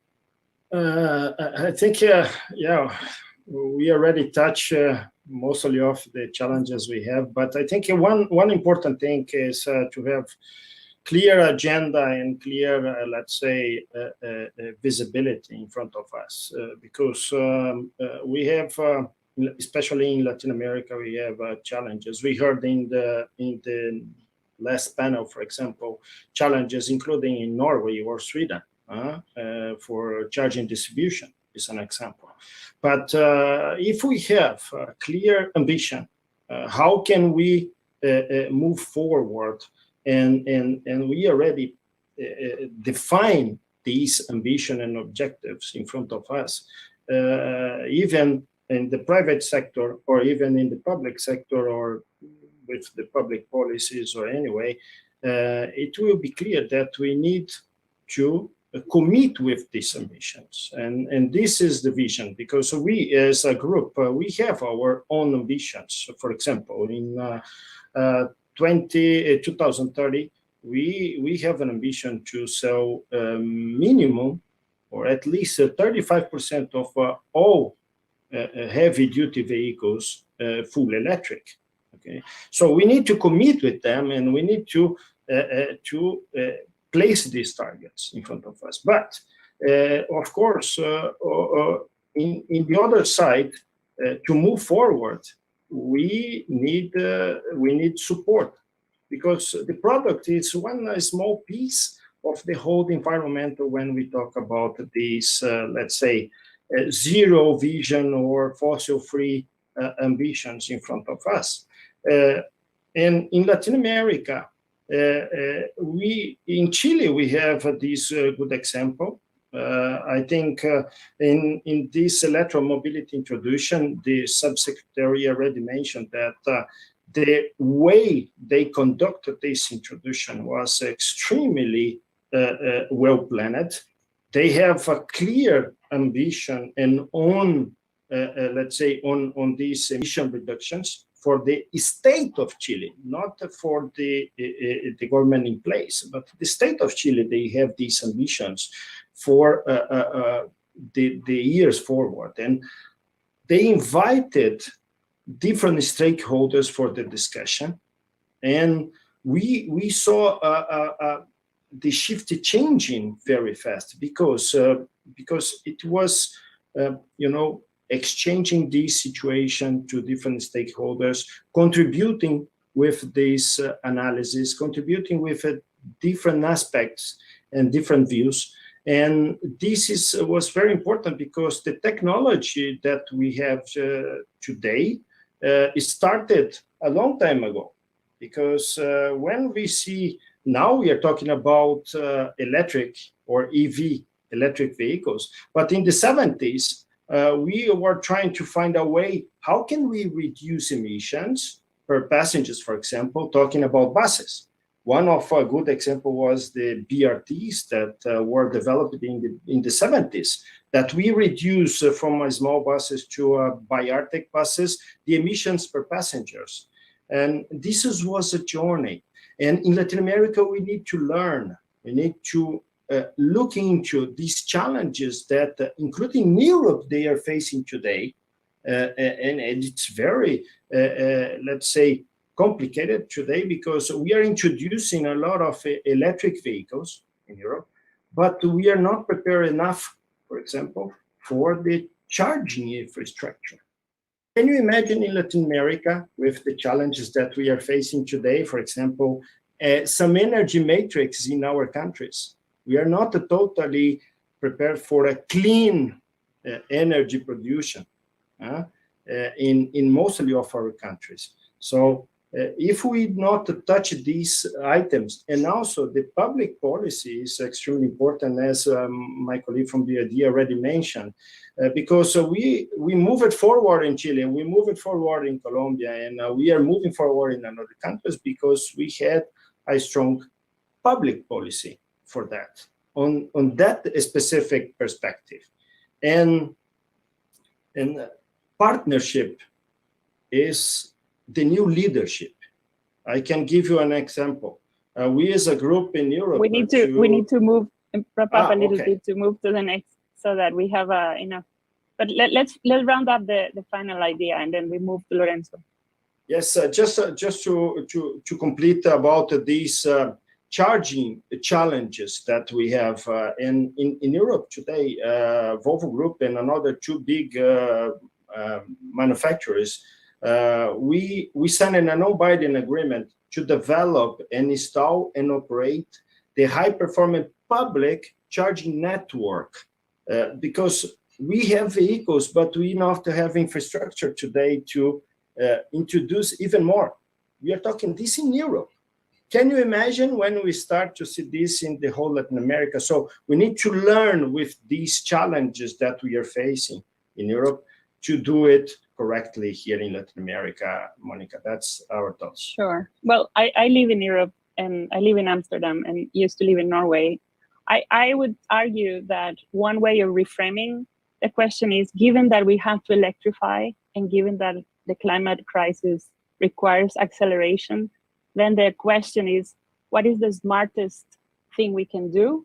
And what is the fastest way of getting out of diesel? I think that one of the big, beautiful things that Chile has achieved is to place a deadline saying, starting this year, we're going to switch to zero emissions. So I think that challenges the notion that sometimes I hear in Europe, that Latin America is not there yet. And I think perhaps what we have heard previously suggests that we should not, I mean, Latin America is complicated, but we should not underestimate that emerging markets can also go faster than some think. So I'm very optimistic, even though I recognize that there are challenges.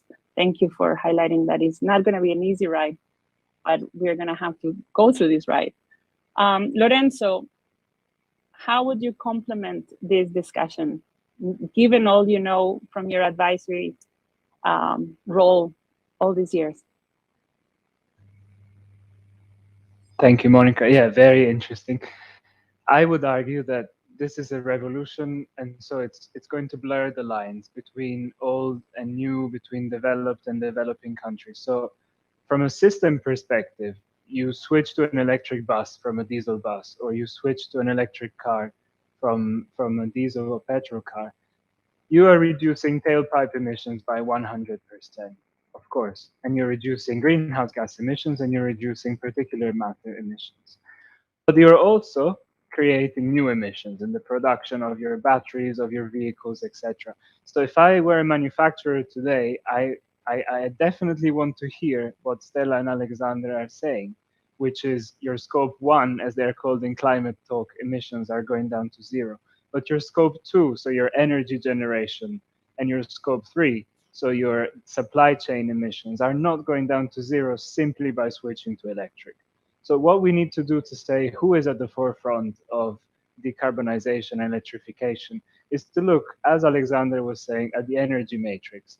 And if I look at the energy matrix of Chile and I compare it to, say, Italy or Greece, well, I can't say that it's not greener. Actually, hydropower and increasing solar are contributing to a greener energy system in Chile. And your electrification success is only a function of the amount of vehicles that you can turn into electric vehicles at the same time as your decarbonization of your energy system. And I think we're blurring the lines. I think some developing countries, we were speaking to Indonesia this week, which has a lot of supply of clean electricity. We have the example of Chile. So some developing countries can really leapfrog and get to a net zero systemic emission reduction ahead of other European countries. And to do that, yes, you need to solve the chicken and egg problem. You can sell the vehicles, but without the infrastructure, there's almost no point, and vice versa. You can build shiny, nice chargers, but if you don't support consumers and citizens in their approach to switching to new vehicles, then there is also no point. So from our point of view, what works is, as the previous speaker said, a mix of the two. In Medellin, the city has, for the first time, a city has invested in urban chargers, you know, making the first step. Only 20, I think, if I remember correctly, which for a city like Medellin is not enough to serve the entire population. But it sends a signal. And guess what? After the city did it, then private companies started doing, and parking companies started doing, and manufacturers started putting their own charging infrastructure. So that's how you engender sort of a snowball effect in innovation. And if I can say one last thought on this, you know, dichotomy between pioneers and followers, it's going to shift very quickly. And I'll tell you why I think so. Because who is the leader today in electric car sales may be a complete follower in heavy vehicle sales tomorrow. Because there are different requirements, different infrastructure needs, different driver behavior, different supply chains, interactions. And it's going to be really interesting. And we're trying to do this with Mexico right now, to place Mexico at the forefront of heavy duty vehicles electrification before even the cars get electrified in the country. Why? Because there is a huge relationship in Mexican cities between last mile logistics, pollution, and number of vehicles on the road. So that's going to be a really interesting challenge, and it's going to make us think in different ways, you know, how can we electrify car systems, truck systems, and bus systems in parallel? And it's going to be a nice race between who can do that first based on local conditions, costs, infrastructure, supply chains, etc. Thank you. And thank you very much for the three of you for complementing each other, saying very different things in a way. I mean, it's all part of the same conversation. And yet I find that each of you is bringing a different angle. We're going to try to finish on time. There will be, I'm sure, interactions. People may contact you for follow-up questions. Given that Chile is thinking big and that they have a lot of homework to do now that they have this big strategy on the table, I would like to end with some very specific advice that you would give the dear Chilean team that has been working really hard. So they have a plan, they have to do a lot of things, and yet you have to prioritize in order to get some of the most important things done. In your view, what would you say to them about 2022, next year? What would you emphasize as advisors who are not based in Chile? Let's start with Stella. And we'll wrap up with this. So just keep it as a, an inspiring piece of advice, and also as a closing remark. Thank you. Okay. So I think that the most important thing, successful thing, is just a policy. The policy from government to tell the industry there's no back and forwards. You only can push electrification, then will incent all the investment come to country. I would say that Chile already done the first step, have now 800 electric buses running on the street. Then the path should continue. Set up a very clear goal by not 2035. You think start maybe 2022. I need 30% of the buses need to electrify, and then by 2023, 30%. Gave the very solid plan. Then gave the like a policy to the bus operator, saying maybe 30% of your fleet in 2022 you need the action to be the electric zero emission one. So this Chile already been successfully step one. Step two is make this, and the second is a heavy duty truck. We have the trucks running in Chile. We see the people interest. They just wait for the last moments to move this one. So then the government can simply set up the policy. All the logistic trucks, if you want to operate on the street during the rush hour, zero emission car. And then, but I will sometimes give you some like a sweet incentive, free parking, some like a waive some fee, and then make it like a solid. The people can see the benefit, then the industry will move. And also the third one is focus on like a taxi passenger car. We saw Chile is always the country very pioneer to move, accept like a new technology, global innovation to the country. So now we have the car in Chile, but we're missing some sweet to make people jump in. So Chile, but at the same time, Chile is the headquarters for a lot of utility company here, not only for local company, but globally, like Enel, Engie, and the other company for electricity company, they are there.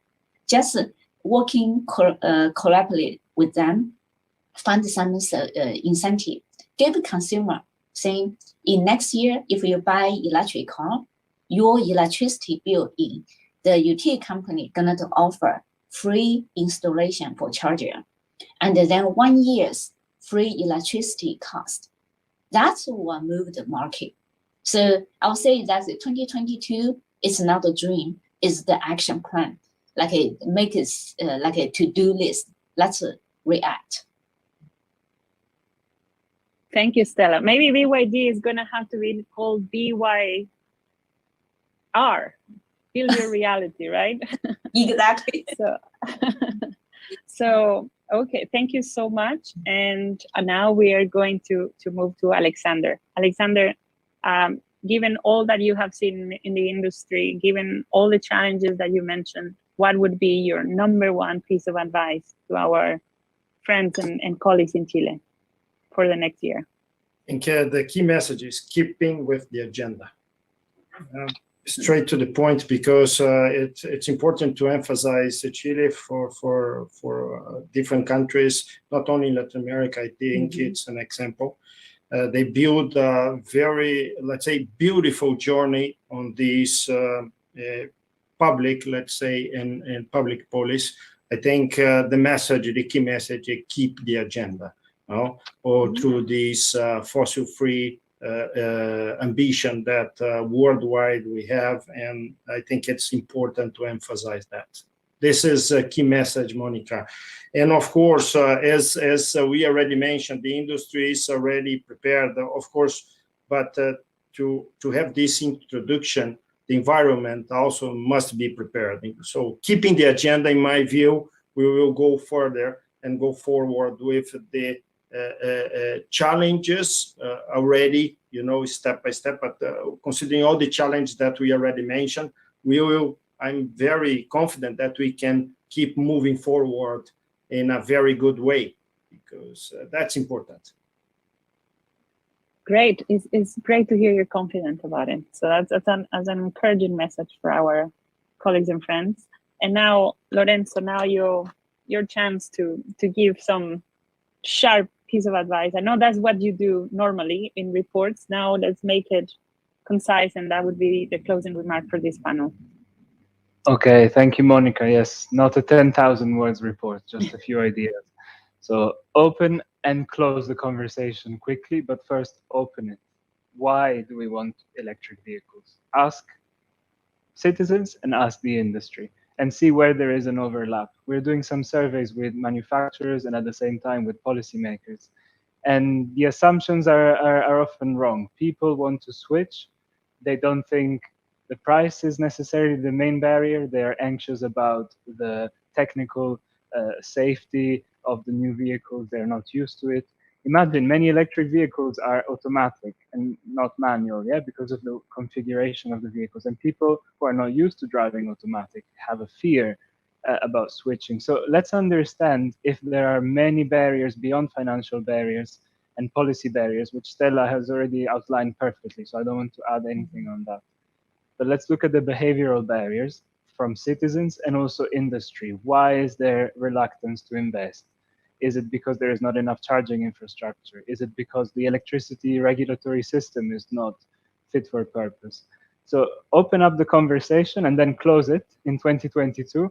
Give people a chance to contribute and take the key lessons home, and build on the growing international set of good practices that are emerging, as panelists in the previous and the following panel, I think, will highlight.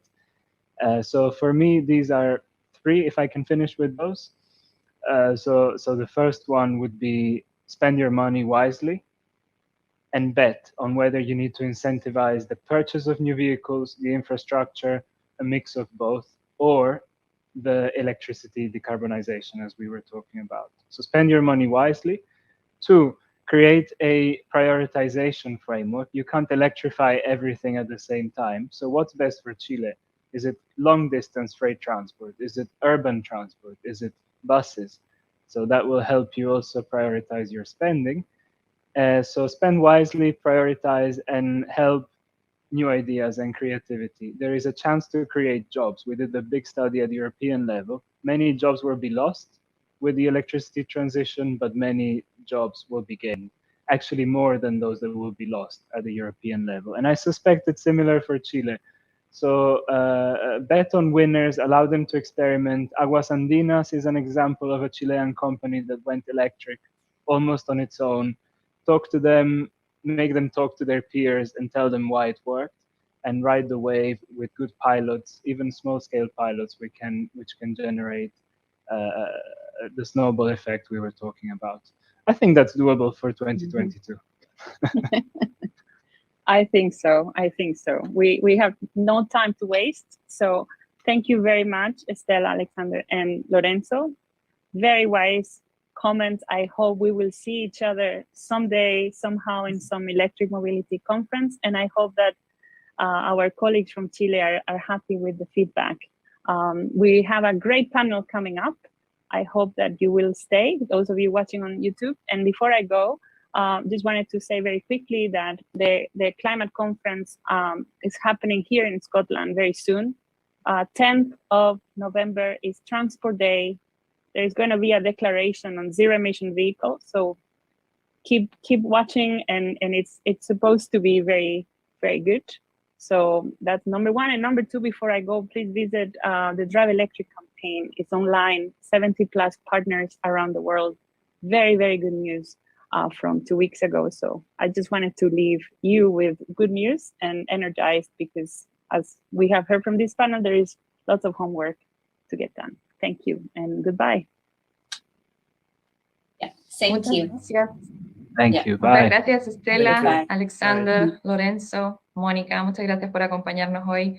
Gracias, Mónica, por todo. Thank you all for being with us today. Thank you, Monica, for your support to be able to build our national electromobility strategy. We've taken note of all the comments, and now we'll continue with panel number 3, benefits of electromobility for the environment and cities. We wanted to see what opportunities are seen to be able to advance decisively in accordance to the needs that we have in the environment, incorporating long-term perspectives and a harmonious integration in cities. To check experiences in the implementation of charging stations, how to incorporate pedestrians' micromobility, placing efforts on technology, putting at the center inhabitants, and taking care of the environment. The panelists in this occasion are Sandra Rawling, Chief of the Initiative IB100 of the Climate Group. Welcome, Sandra. Simone Tripepe, Head of NLX LATAM. Welcome, Simone. Gonzalo Munoz, our Climate Champions, COP25. And Erica Myers, Acting Director of Global E-Mobility and World Resources Institute. Welcome all. The moderator of this, in this case, is Paulo Lard, Dean of the Faculty of Architecture and Arts of the University of San Sebastian. Welcome, Paulo, and the floor is yours. To this panel on electromobility and cities. We have a great group of panelists, and before going into the conversation, just a brief background. Chile launched the National Electromobility Strategy in 2017 through the actions incorporated in the 2018 and 2022 Energy Route, which established the specific guidelines for the development of electric mobility. As both Ministers Jobet and Hood and Undersecretary Lopez mentioned before during this summit, a few weeks ago, the Ministry of Energy, along with the Ministry of Transportation, presented a new update to this strategy.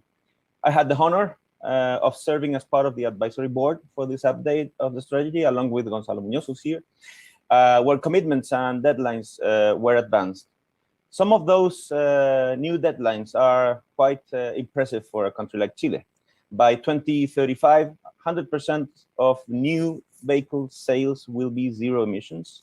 By 2040, 100% of urban public and private transportation, transport will be electric. And by 2050, 60% of our vehicle stock in the market that are running on the streets will be electric. And those goals were ratified last week with the presentation of the update of the National Energy Policy.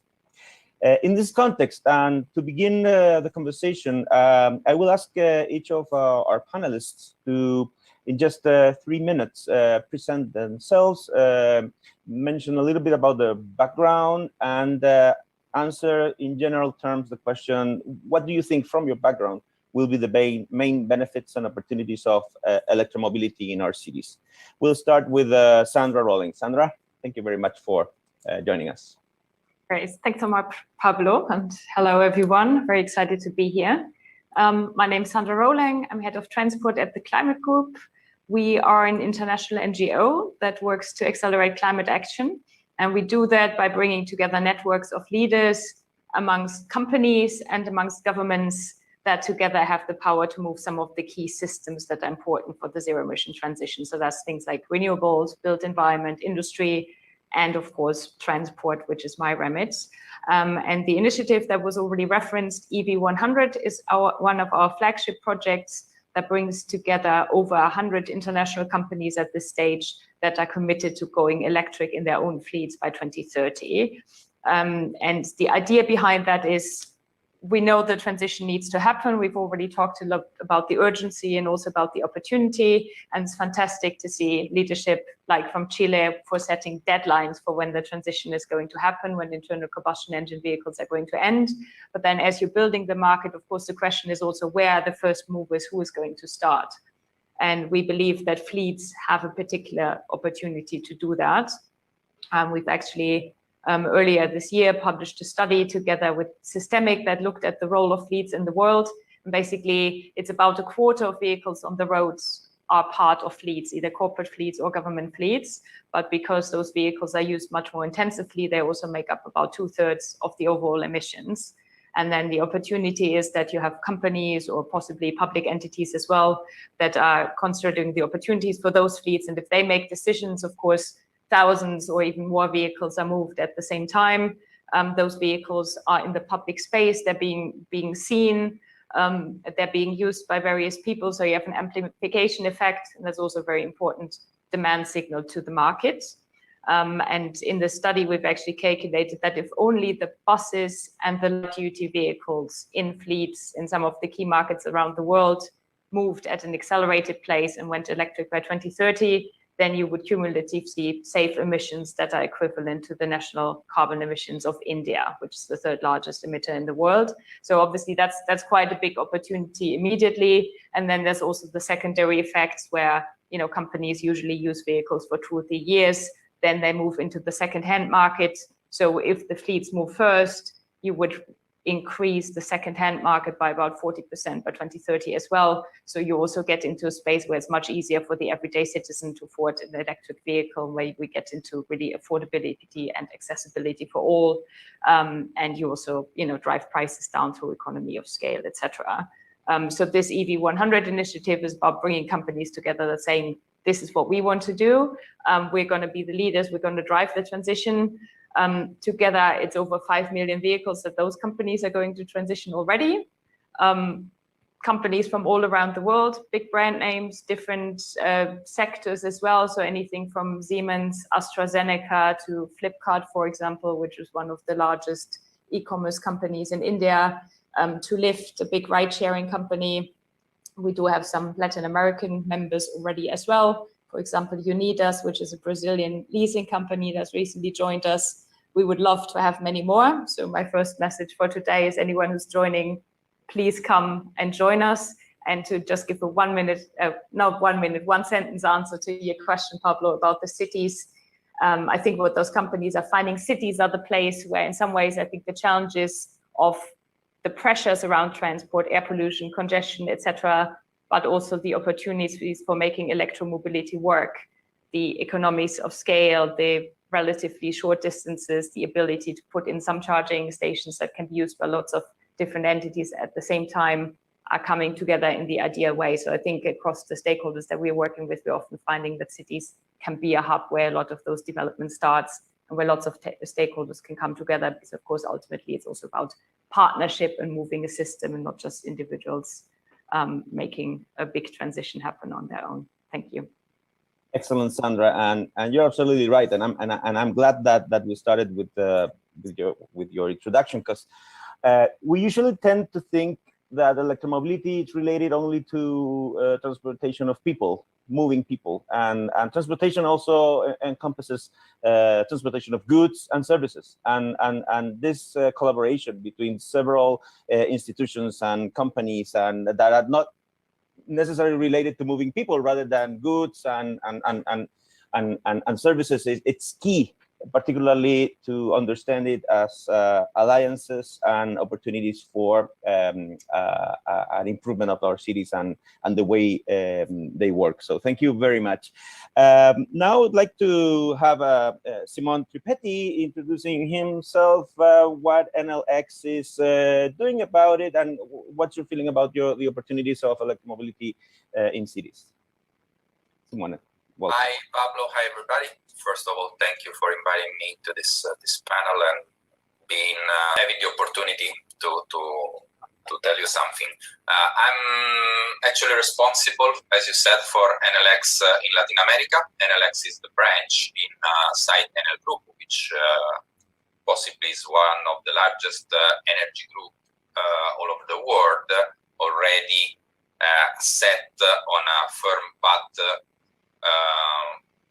toward renewables, and so decarbonization in terms of solar generation, wind generation, and from some years ago also in efficient and green solutions for cities, for industries, and all this is under the umbrella of NLX bunch of solutions and business.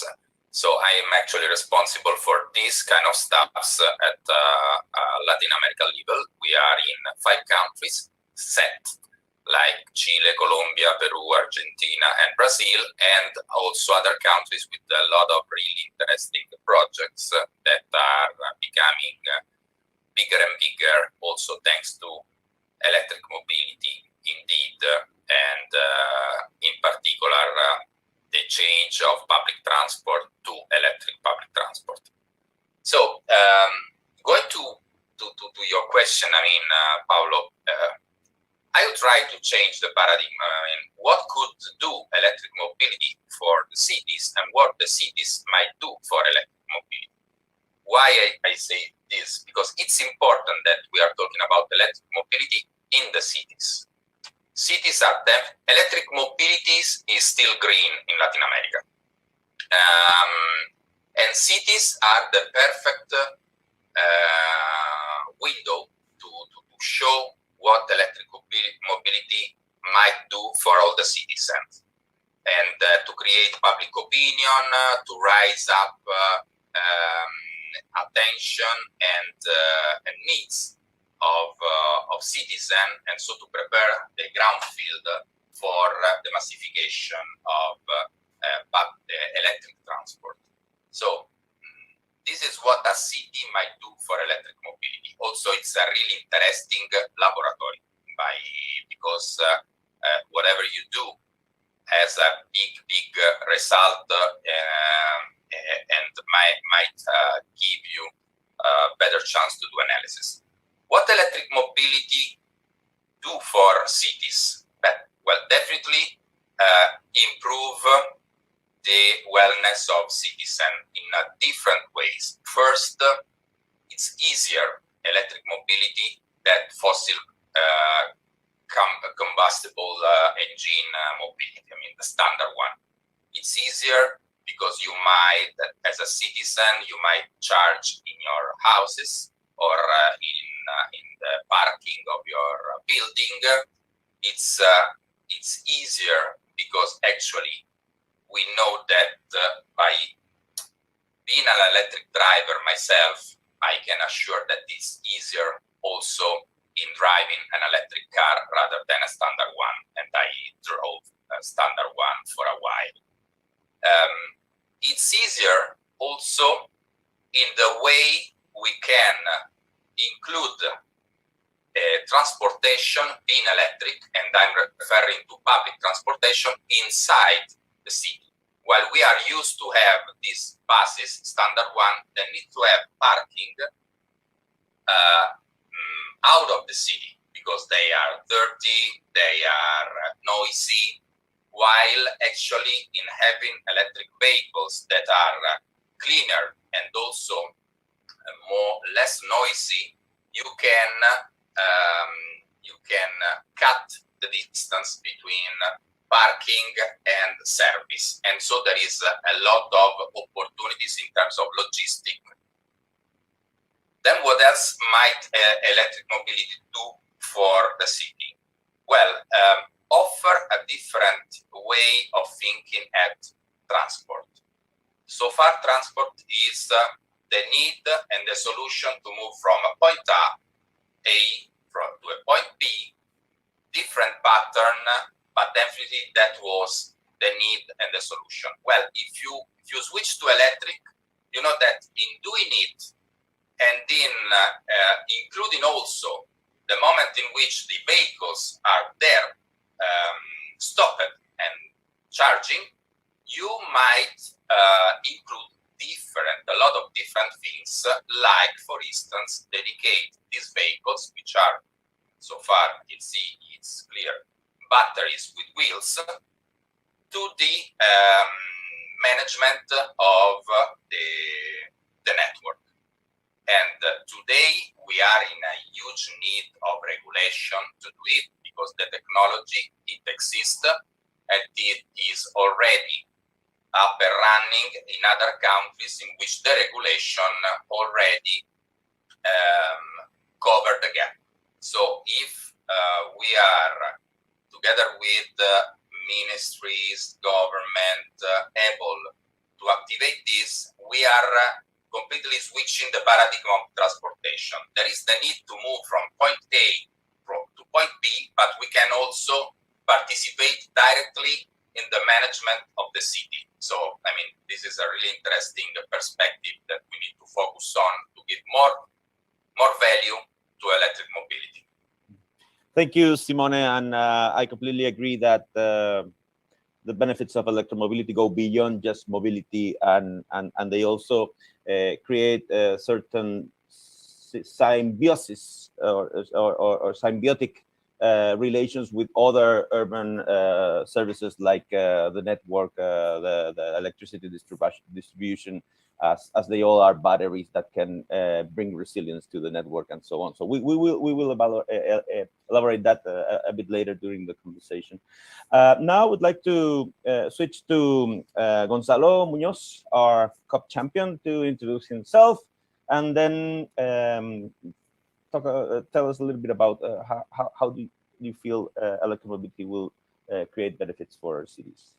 Well, thanks so much, Pablo, and thanks to the ministry for setting not only this webinar, but definitely for how amazing has been the result of that work in which we have been collaborating. And I can imagine, Paulo, I have to be honest, I wasn't expecting that level of ambition that has been reflected in the document, meaning something not only brilliant, great, but again, position ourselves in what's next, right?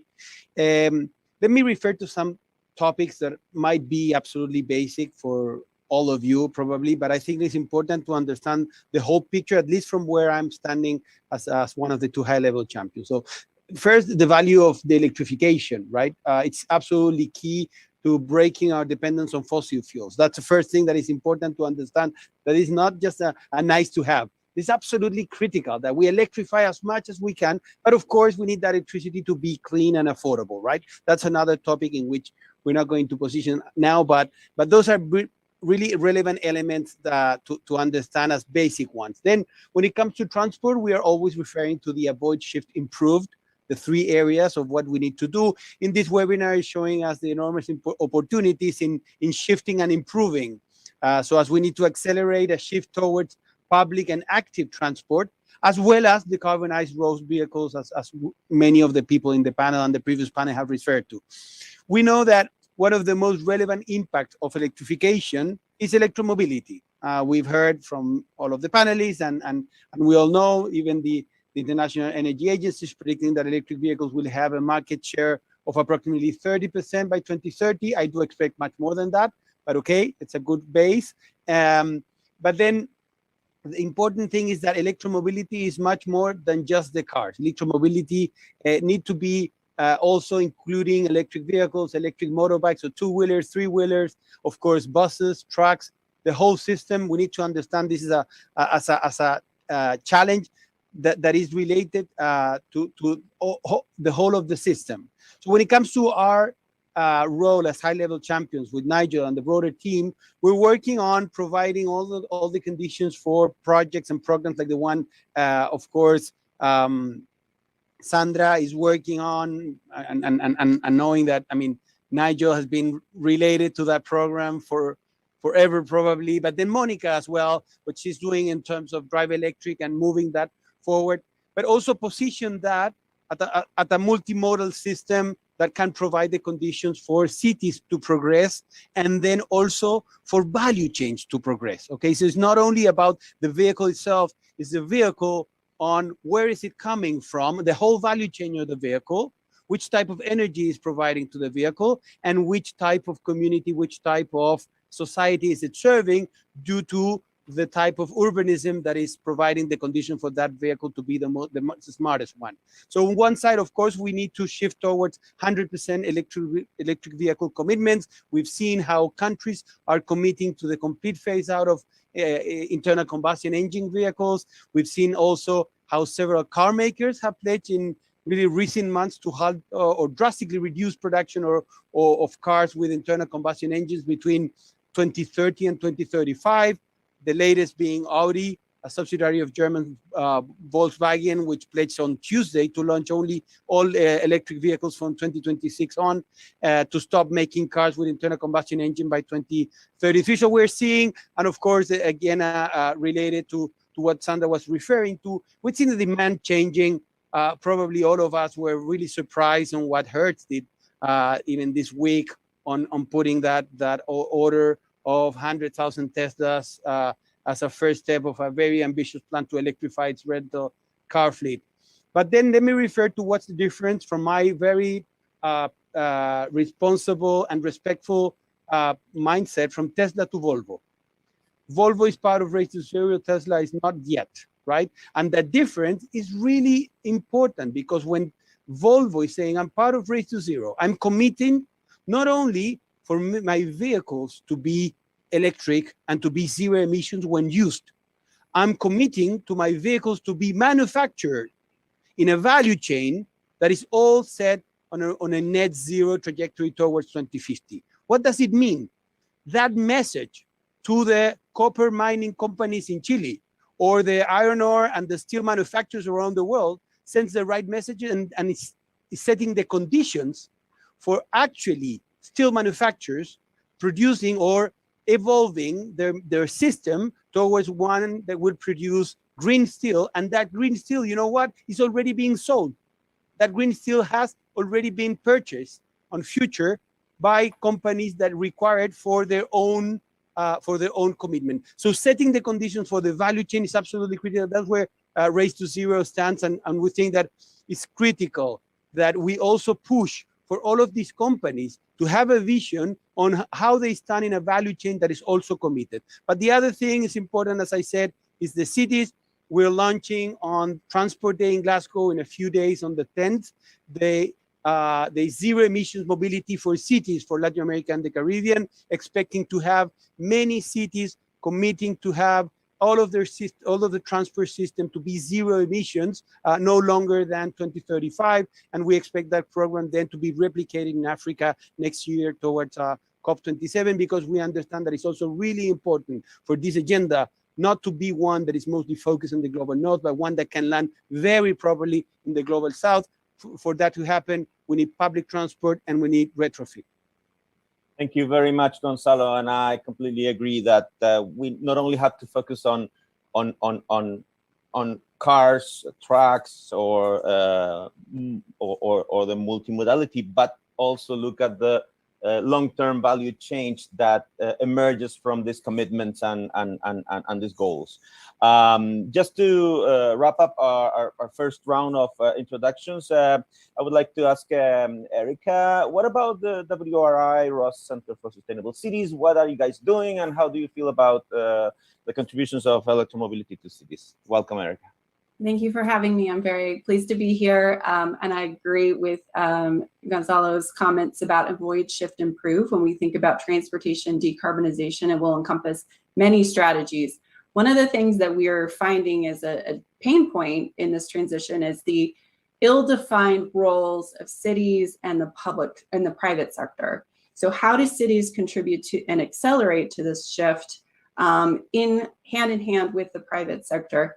And I think that one of the main things we can do is infrastructure. Infrastructure is key to consumer shift of behavior, and it requires three things: convenience and access. It's got to be available where I need it, when I need it. It has to be affordable. So you need to be able to demonstrate and show savings immediately to those consumers, and it needs to be simple. We need to make sure that the infrastructure in this block over here in this part of the city can also work with the same payment systems and this other side of the city. So there needs to be harmonization of the infrastructure to make it as simple as possible for consumers to use. I see 7 major roles for cities to help support and increase infrastructure.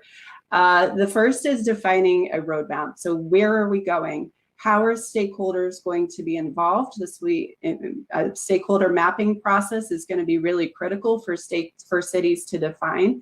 What are the laws and the regulations already within our cities that might limit or minimize charging infrastructure? And then finally, what are our collective goals around the deployment of infrastructure? The way that we can do all of these things is through a zero emission vehicle roadmap. This will help to define all these roles and responsibilities, as well as create alignment between departments within the city so they understand what role they have to play in the deployment of this infrastructure. Second, simplifying permitting and zoning can go a long way to helping to support the private sector in deployment of infrastructure. Things like amending zoning codes or making streamlining of permitting better. This could include the city defining something like a journey map. What is a customer journey map to installing infrastructure? Where are the pain points? How can we eliminate them? And then also, to the extent you can automate processes and make that more visible to the infrastructure providers so that they know where they are in the queue at any point in time. Third, making public spaces and assets available to charging infrastructure. For example, opening up public parking lots that are owned by the city to be available to host, as a host to private charging infrastructure. Also looking at opportunities for pole-mounted charging through your utility distribution poles and street lights. These are ways that cities can quickly and easily increase the amount of charging infrastructure along curbsides, and also for individuals who may not have availability of dedicated charging. It could specifically support ride-hailing, last mile delivery fleets, and also other kinds of fleets that may utilize that infrastructure, including public fleets. Fourth, requiring minimum number of dedicated chargers when you're building a new building or renovating a building. At least installing it to the stub so that somebody could put a charger on there at some point in the future. It's going to be vastly cheaper to do that. So these are things cities can require. Fifth, educating residents and automotive dealers and making sure that everybody is aware of city initiatives, that they're supporting other city initiatives, that they have the tools and information they need to make a switch. Sixth is start with your own fleets and make charging infrastructure for those fleets available to the public wherever possible. For example, one thing we are working on here at WRI is called the Transforming Urban Mobility Initiative for electric buses. And any city within Chile is more than welcome to join and participate in that activity as a mentee city, where we will provide free technical assistance. So we are happy to help with specifically transit bus electrification, but also our work at WRI spans all these different modes that were described previously as well. One thing I would note here is that the city may want to think about procuring more space for those fleets to include charging. Maybe they're going to be private for some types of charging infrastructure, but could be available as public charging infrastructure elsewhere. Ideally, you want to place these close to, example, a substation so that you can reduce your energy upgrade costs. So thinking about that public access in addition to your private fleet, your fleets as a city would be, one tangible thing. And finally, I know we all want to make sure that the energy that's being consumed by these electric vehicles is as clean as possible, ideally zero emission. And I know Chile has a lot of hydropower. If we can make sure that we align the charging times by providing the appropriate price signals, that can be possible. I've done a lot of work on vehicle grid integration, which I feel like is never really discussed early enough in the process. It needs to be discussed as soon as possible, because the policy signals that are being developed right now by cities and utilities are going to pave the way for future business models starting today. So cities in particular can require open standards for charging infrastructure that are available for vehicle grid integration, as well as fund pilots to demonstrate how vehicle to building or vehicle to grid can actually work and enhance the resilience of a city. And finally, providing a sandbox for regulatory innovation. This includes testing out new business models within your communities, technology, and as well as customer engagement strategies. So I know I dumped a lot out on you guys, but these are tangible things that I think a city can start with today. Thank you, Erica. And I took notes of all your dots on the zero emission vehicle roadmap, probably the most literal roadmap I've seen in a long while. We have covered issues as collaboration, alliances, commitments, planning, zoning, regulation in just a short round in this conversation. And unfortunately, we only have 10 minutes left. And Gonzalo has to leave because he has some other important commitments at COP26. So I will just make 3 brief questions to each of you guys, and then we wrap up. And I'll start with Gonzalo. Gonzalo, the COVID crisis and the pandemic showed the importance of climate change when most big cities went into lockdown. CO2 emissions went amazingly down, and it showed that cities could be the shortcut to really fight climate change. Now the problem is that the recovery of the economies after COVID is taking into hands whatever we have, and we see how fossil fuels are becoming a big issue. Coal, same with energy and China and so on. So what are the key issues, and can we really think that in COP26 we may reach some goals, we may restart or bring back to life the carbon market or the CDM? What are your expectations about COP26 in terms of creating the incentives really to not only shift and improve, but really change? Well, thank you, Paulo. I would say the first thing is to connect to the narrative in terms of we create realities with a narrative. And I'm very concerned of speaking about the importance of the success of Glasgow instead of talking about the risk of its failure. That's absolutely critical. We need to put all of our energies, narrative, and efforts toward Glasgow being a COP in which we say, finally, bye to coal, in what we probably will say bye to the internal combustion engine, in which we will probably set the conditions to say bye to deforestation and biodiversity loss. Mostly secondary science, due to COVID, has positioned itself in the center of the conversation. We now have to rebuild in many ways the trust in multilateralism based on science. We do expect that with the $100 billion and with the closing of the rulebook of the Paris Agreement, we can also rebuild the trust in the capacity of the governments to move forward. But then there's so many things that are happening coming from the, as you said, the subnational governments, the private sector, businesses, financial institutions. They are all doing an incredible work, and some of that work is not necessarily permanently visible for the negotiation room. And that's part of what we're going to do in Glasgow, make that very visible, because if you don't see just a snapshot, if you see the film of what had happened in the last 3 years, we do have a brilliant hope. Some of that is related to everything that we're talking here, but focus, please. on what has been the change on the financial institutions around the world. What's the percentage of the assets under management in the world from asset owners, asset managers, banks, insurance?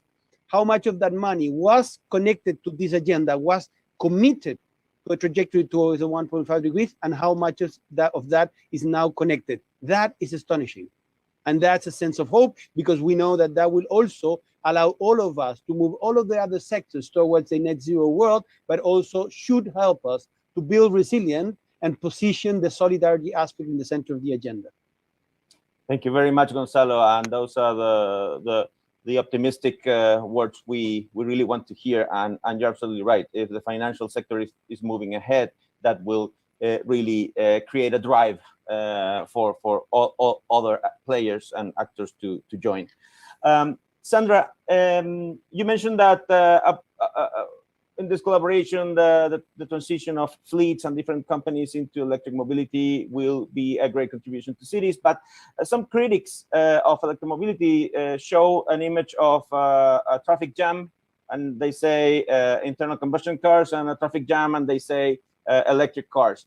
But the reality is that the technology and the great transformation of mobility is not only associated with electromobility, but also with automated driving and new technologies that will make probably the efficient in the use of roads and congestion management much better. How do you feel about those criticisms about electromobility, that it won't really help to fight congestion, and what are the other technologies and the other logistic approaches that you have seen from your collaborative platform? Right. So I think the first thing to say is that transport is a system, and in some ways it feels a bit wrong to criticize one technology that's solving one problem for not solving all of them in some ways. I think the big win of electromobility is that we're able to reduce the emissions, especially if it's powered from renewable or zero emission sources. We take those emissions out of the equation. Then, of course, there's still the question of how much transport do we have and how do we manage that. And I think this is where we go back to the point that Gonzalo has already made as well about avoid, shift, reduce, and what are the different measures that we need to bring together. And I think this is about reducing the need for transport in the first place as well. It's also about sharing transport. I think public transport is very important, especially in big cities. Not everyone might need their personal vehicle, but they can share if the infrastructure is great. It goes all the way down to walking and cycling as well. I think especially in a city that becomes more livable with less pollution, with less noise, where there's then also safe infrastructure, obviously these things come together, and then that also helps take some vehicles off the road. Of course, further down the line, you also have automation and potential efficiency gains there as well. My personal view is that's maybe a little bit further down the line. I think the sharing bit and thinking about how we use resources in the most efficient way. How do we move away from getting everyone their own vehicle to thinking about how do we get people around the cities in the most efficient and maybe also the most comfortable and the most sort of vibrant way that we can possibly think about. And it's always going to be a combination of all these different things. But wherever there is a vehicle involved and it's motorized, then it needs to be zero emission as well, because otherwise we're not going to meet the climate targets. So, I mean, I absolutely agree. And even though automatization, it's something that is going to happen, we don't know how soon. But the new paradigm of the sharing city and how can we share infrastructure, how can we share mobility, it's a great opportunity that is coming not only by hands of the technology, but also the new digital instruments and technologies that we do have. So it's not only iron and wires, but also like software and brainware as well.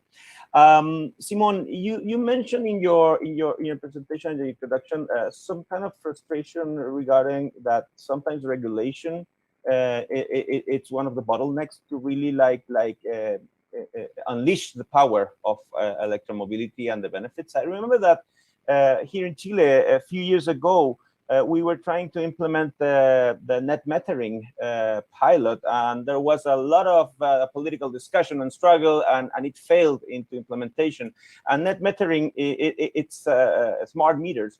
It's a key element to really allow for distributed generation, and really to, as you mentioned before, use the batteries of cars and buses as a backup for the electricity system and so on. So it seems that sometimes we have the technology, we have the resources, but we lack the sound regulation. And how can we tackle that, particularly when populism and politics are becoming so complex? You're leaving me the dangerous question. I mean, you are right. I would also at one point, there is the willingness to do things. And as another point, there are partnerships already in place that already show that things can be done.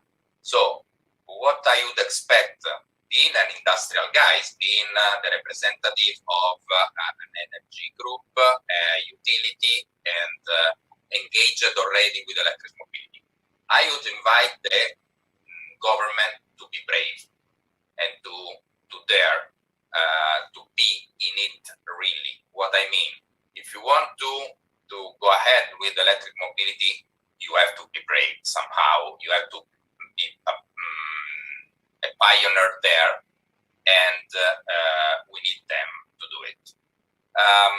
There are chances a lot.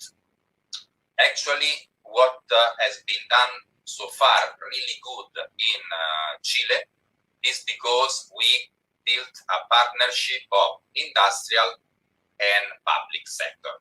And the fact that we see that Latin America in general, but Chile first, is as an emerging country, let's say, leading the transformation of public transport is because the sum of public and private sector operated a lot more effective than on a separated base. So we should improve these kind of things. We expect that regulation might let this kind of operation smoother and easier, because there is technology, there are financial entities, even utilities that are investing. Enel is directly investing in buses, which is something that probably some years ago you couldn't expect. So there is the will to do things. We need rules, effective standards, effective, and a direct commitment toward a specific target. There are a lot of things to do, but we need this. Thank you, Simon. And just to wrap up, a last question to Erica. Erica, you mentioned this whole holistic approach to how to really create this kind of like toolkit for cities and towns to move into, to shift and improve and change towards electromobility. And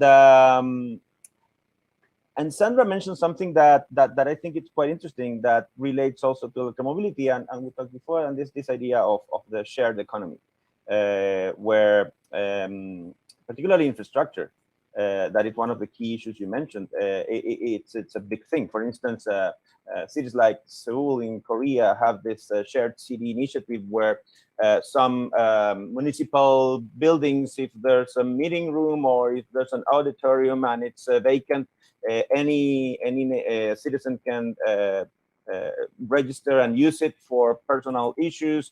If there's a public parking spots, they can be used, and several other infrastructures that when they're vacant can be shared by and used by citizens. And you mentioned this idea of using public parking with the special spots that can be used for charging and so on. So how do you feel about the opportunities of a shared city model in your roadmap? And the other question that I want to ask you beforehand is that there's human capital and a workforce that we will need to re-engage into electromobility, because we know that electric vehicles don't need so many maintenance or repairs, and there's a whole bunch of people that live and work on that, and they must do a transition as well. So how does this kind of like educational or training issues and the workforce also can be addressed in cities? So it's a big question, but it's the last one. So yeah, please go ahead. I'll tackle the first part of the question related to share economy. We are definitely seeing a shift, right, in personal ownership of things. Any things, could be cars, it could be clothing, it could be any number of things. People are redefining the entire aspect of ownership, and then we're moving into this mode of I want convenience, affordability, accessibility, and I want to be able to do everything, you know, on my own terms. And as we're moving to this shift, absolutely, e-mobility is going to be caught up in all of those macro trends. One thing that I love to talk about is this idea of rethinking and redesigning our transportation system, starting with transit. So people really just care about getting from point A to point B as efficiently and cost effectively as possible. So if you think about wrapping up all these services, private car ownership, you know, maybe set aside, let's, you know, think about how we get people out of those cars using public transit like buses, micromobility, scooters, e-bikes, getting more people to walk as much as possible, and wrapping all of those services into one single pass, right? It's like one thing that you can use for everything, to make it as easy and affordable and accessible as possible. Even better if it's a subscription, so it's kind of like an all-you-can-eat kind of user pass. And I think that's what we need to start thinking about as we're thinking of these macro picture issues of getting people to decarbonize their transportation footprint. You, again, at the very basic level, follow the consumer behavior trends and develop a scheme that aligns with that, because you're going to have the least amount of resistance. To your question about human capital, this is a big challenge that we all in the e-mobility space will need to be thinking about. How do we provide a just transition for workers in the fossil industries, starting with obviously the workforce that is going to be most directly impacted, which are, for example, the mechanics who are working and fixing on the internal combustion engine vehicles now. I think going back to my original point about zero emission vehicle roadmaps, you can now start to map out what is the scale of the impact to the existing workforce, define your goals for that transition, and understand things like the timeline for staff attrition. So we have seen here in many places where you can retire, for example, a coal plant. If you understand when those workers are going to be retiring, you can better map out when that retirement will be, or you can start proactively training the workforce to, based on their skill sets and their interests, to be in different parts of that organization. Now, obviously, it's a little bit easier to do that from a public workforce perspective versus a private workforce. So that's where educational community colleges or other training programs come in, where the government can help to support the development of the curricula to get folks into new positions. And you know, more broadly, WRI just published some research thinking about the transition for refineries. So, right, there's still going to be demand for certain parts of that frac, the gasoline that's being refined. For example, maritime and air aviation. So how do we think about creating a low carbon refinery that will produce other things beyond just those elements of the crude? So there's a whole bunch of different questions related to this transition, and right now is the best time to plan for them.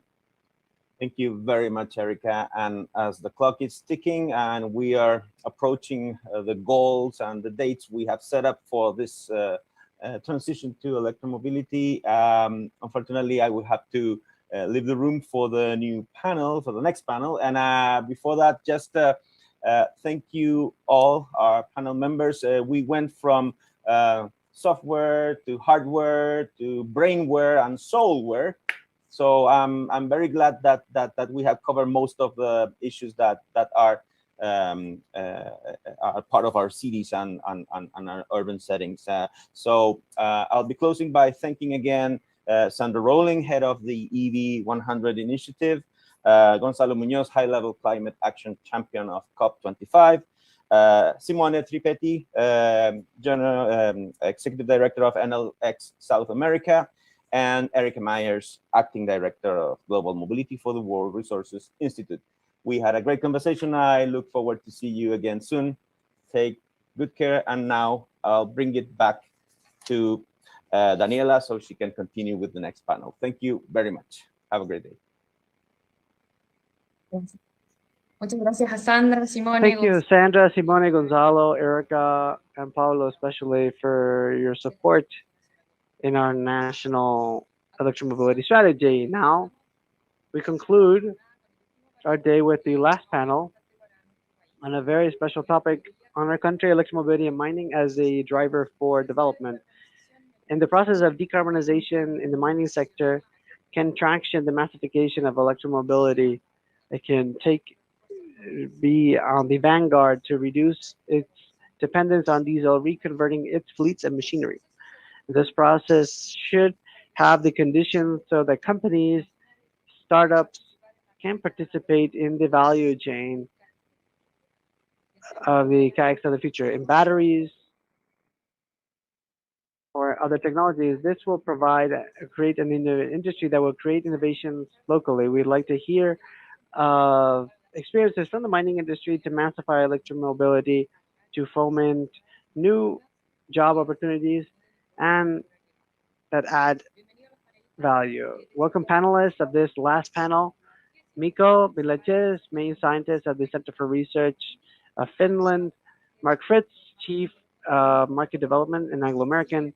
Cecilia Cáceres, Principal Innovation and Procurement at BHP. Welcome. It's a very strange hour for you in Australia, I imagine. Don Leedown, Electric Dump Truck Products at Komatsu, and Andres Alonso, Manager for Energy and Water for AMSEC. Welcome all to the moderator of this moment, Gianni Lopez, Director of the CMM Chile. Gianni, the floor is yours. Thank you, Daniela.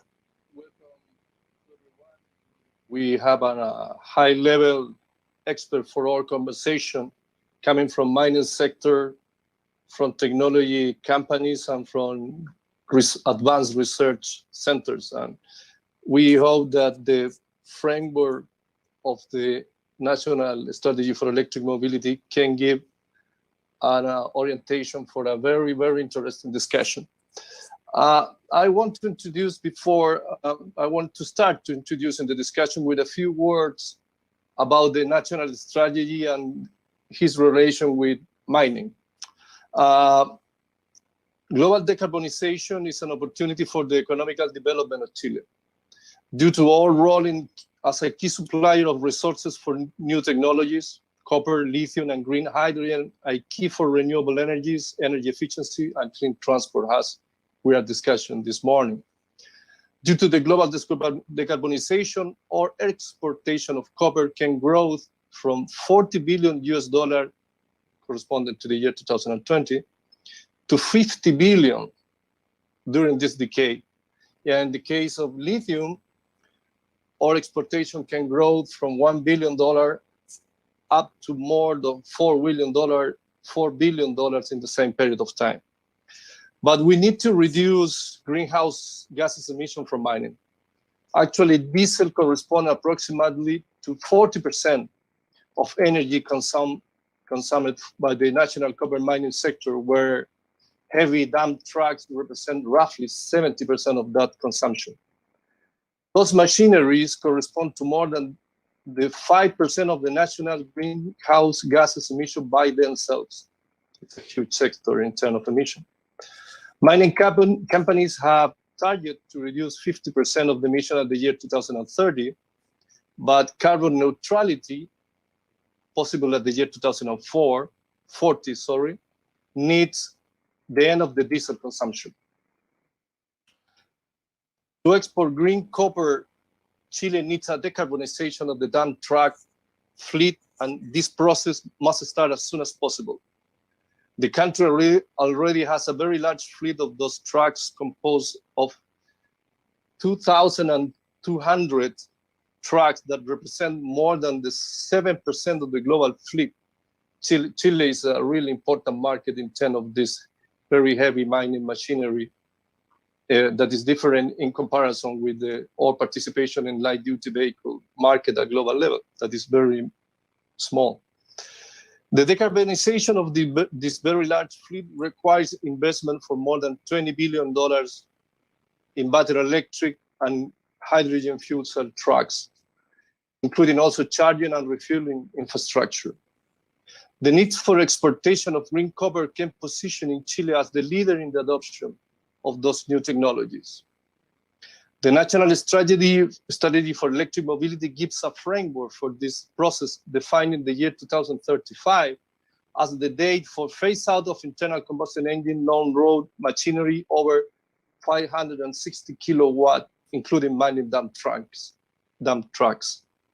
Chile is the first country to set a target to phase out internal combustion engine or non-road machinery.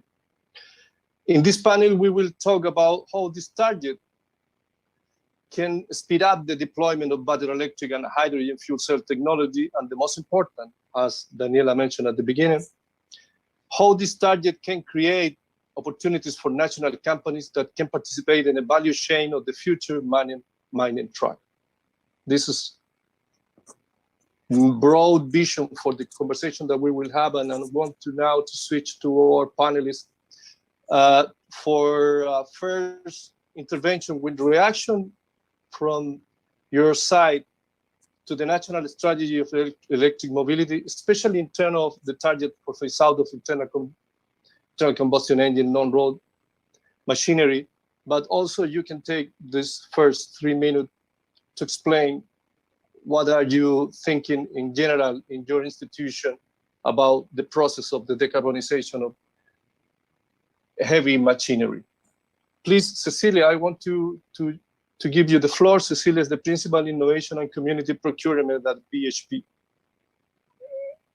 Camila, hi, can you hear me? Sorry, Camila. No problem. Okay, so I think I'm going to tell you a little bit of what I've been doing for the past 4 years. I've been working on the Supplier Innovation Program in partnership in Chile with Expande and now in Australia with Osmine. The focus of the program is really to use mining to develop a base of services and products that can support the economy beyond mining. And we use an open innovation process to give access to businesses, lowering our barriers, simplifying our processes to be able to identify technologies that we can develop, that we can fund in terms of pilot, and that we can trial on site and hopefully fully implement once the pilot is successful. In partnership with Expande, for example, in Chile, what we're trying to do is to also create a collaboration with the industry to be able to create a platform for those successful technologies, for the suppliers to be able to showcase those ideas and hopefully replicate the implementation across the industry. We have some really good examples. One of them is a data monitoring platform for the desalination plant in Escondida that was developed for Bloom Alert, who won an MIT Water Innovation Prize, and a similar example with the scanner developed by ETT that was awarded the National Innovation Prize, Aboni in Chile.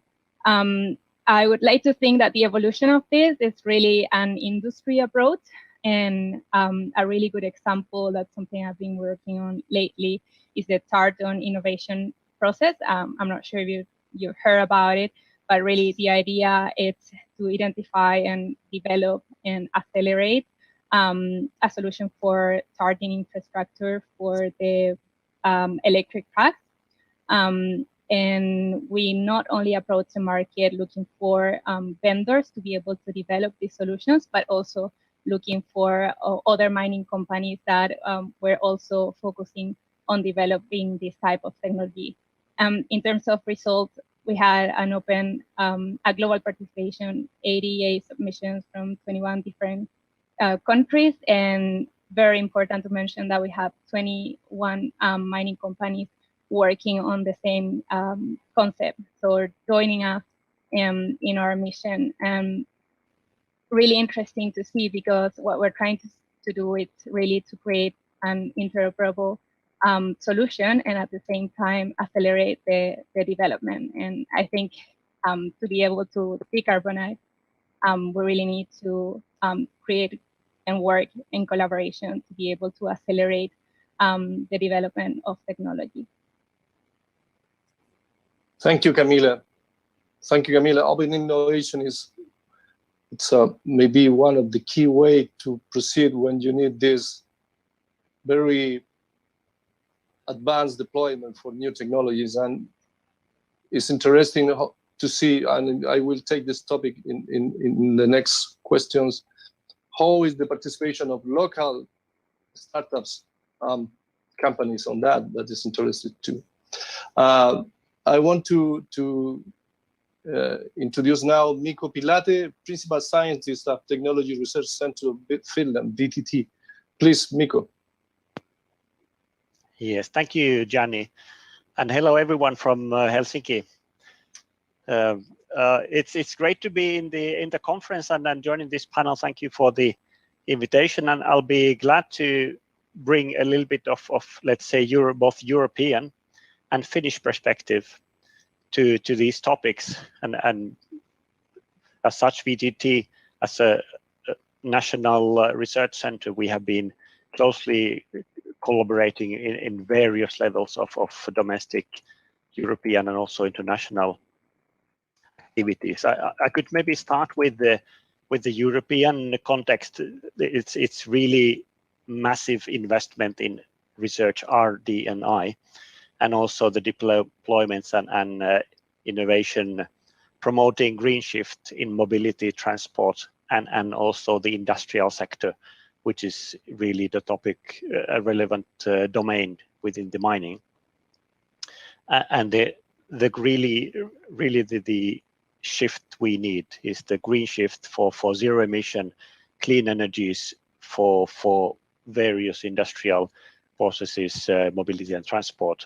And the European focus is very much put on zero emission, that being strictly speaking batteries and electrification and hydrogen.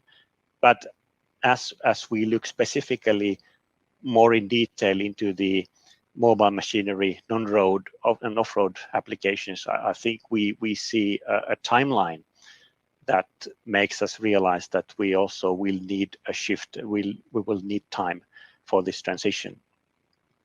Maybe another point to start with the national strategies and putting more concrete measures around the missions and the targets, ambitious targets that we're facing with the climate and energy use and so on. So last year, more or less a year ago, I was glad to participate in a national working group forming the Finnish national strategy on batteries and electrification. And basically that gives a very nice framework and context with more or less the same approach having been discussed, bearing in mind that Finland is a country with quite a heavy machine building sector. So we have various types of on-road machinery from agriculture, forestry, ports, cargo handling, and mining, where the OEMs are manufacturing machinery, devices, and also the electrotechnical sector. So much of the application industry is there. And clearly what came out from the Finnish strategy was to lift the mobile machinery, off-road applications, and the industrial sector in the center of the end-use domains for that strategy. Having said that, then this implies also that basically the same set of questions, roadmaps, and technologies that are currently being applied on road transport, heavy-duty road transport, public transport, trucks, lorries, and so on. So much of that technology and those solutions are applicable in the industrial segments. Having said that, we have come to realize that we need to understand the profound processes and the way in which this green shift needs to take place in special applications such as mining and so on. So there are very specific requirements, and these need to be met. Technology neutral and roadmaps, looking back from how the strategic innovation roadmaps in the European level and also in Finland. Besides the battery strategy, we made a hydrogen strategy at the same time. And this has to do also not only with the mobility and transport, but the energy sector and the complete revision of how energy is produced, the shift from fossil fuels to renewable or carbon neutral. And this will change the way the energy sector is linking with the transportation and industrial sites. So we also come to a conclusion there that it's not enough to look at just, let's say, the powertrain or the battery solution. We very much need to look at systemic approaches and systemic solutions for sector integration, combining the green energies into the mobile and moving applications, whether they are on road, off road, on the water, marine sector, or even aviation, and the combination of these. So it's a complex and thrilling scene we have, and I congratulate basically Chile for putting together the strategic work to really take this approach comprehensively. Thanks, Gianni. Maybe that's for the start.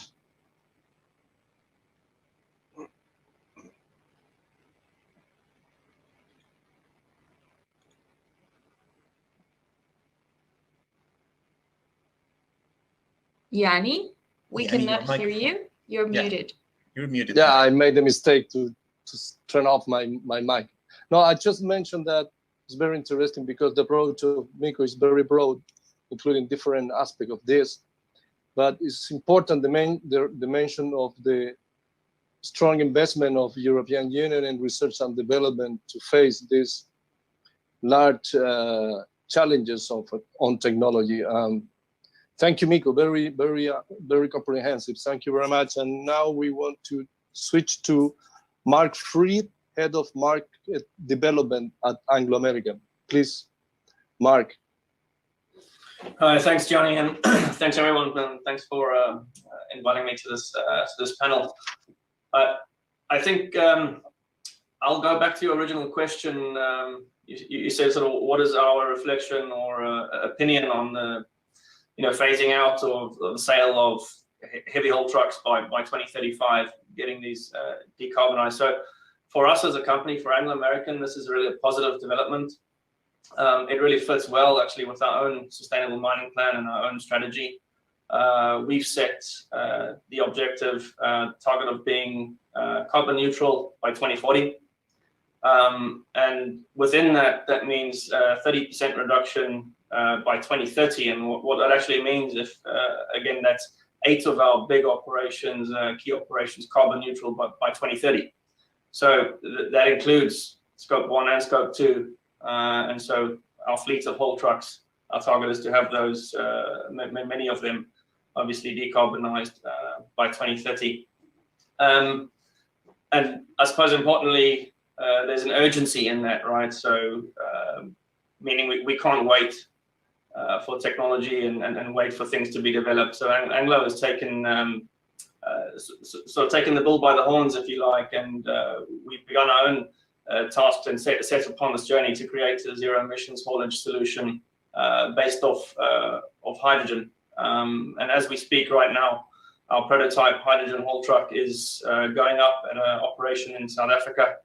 We'll have the wheels turning real soon, and it's not a sort of low power, small demonstration. This is a full power 2 megawatt power plant that will be able to power a fully laden haul truck as is done today. Of course, long way to go. And I think most importantly, and this is all the panelists have said that, right? We can't decarbonize alone. All stakeholders need to come to the party, industry, government, in Chile in particular, right? We need to be able to leverage on and capitalize on all the good things that Chile has, the renewable resources, some of the best in the world. Right? We need low-cost energy. We need to access this low-cost renewable energy to make low-cost renewable hydrogen that enables us to power these haul trucks and really decarbonize our operations while keeping them competitive and competitive with all the other global operations out there. Yeah, I'll leave it there for now, Johnny. Thank you, Fred. They're very interesting. There are a lot of things to ask you about your intervention, but we will keep for the rest of the conversation. Please, Andres Alonso, Manager of Energy and Water at AMSA. Please, Andres, can you tell us what are you doing in your company, or how you see this target of the national strategy for electromobility?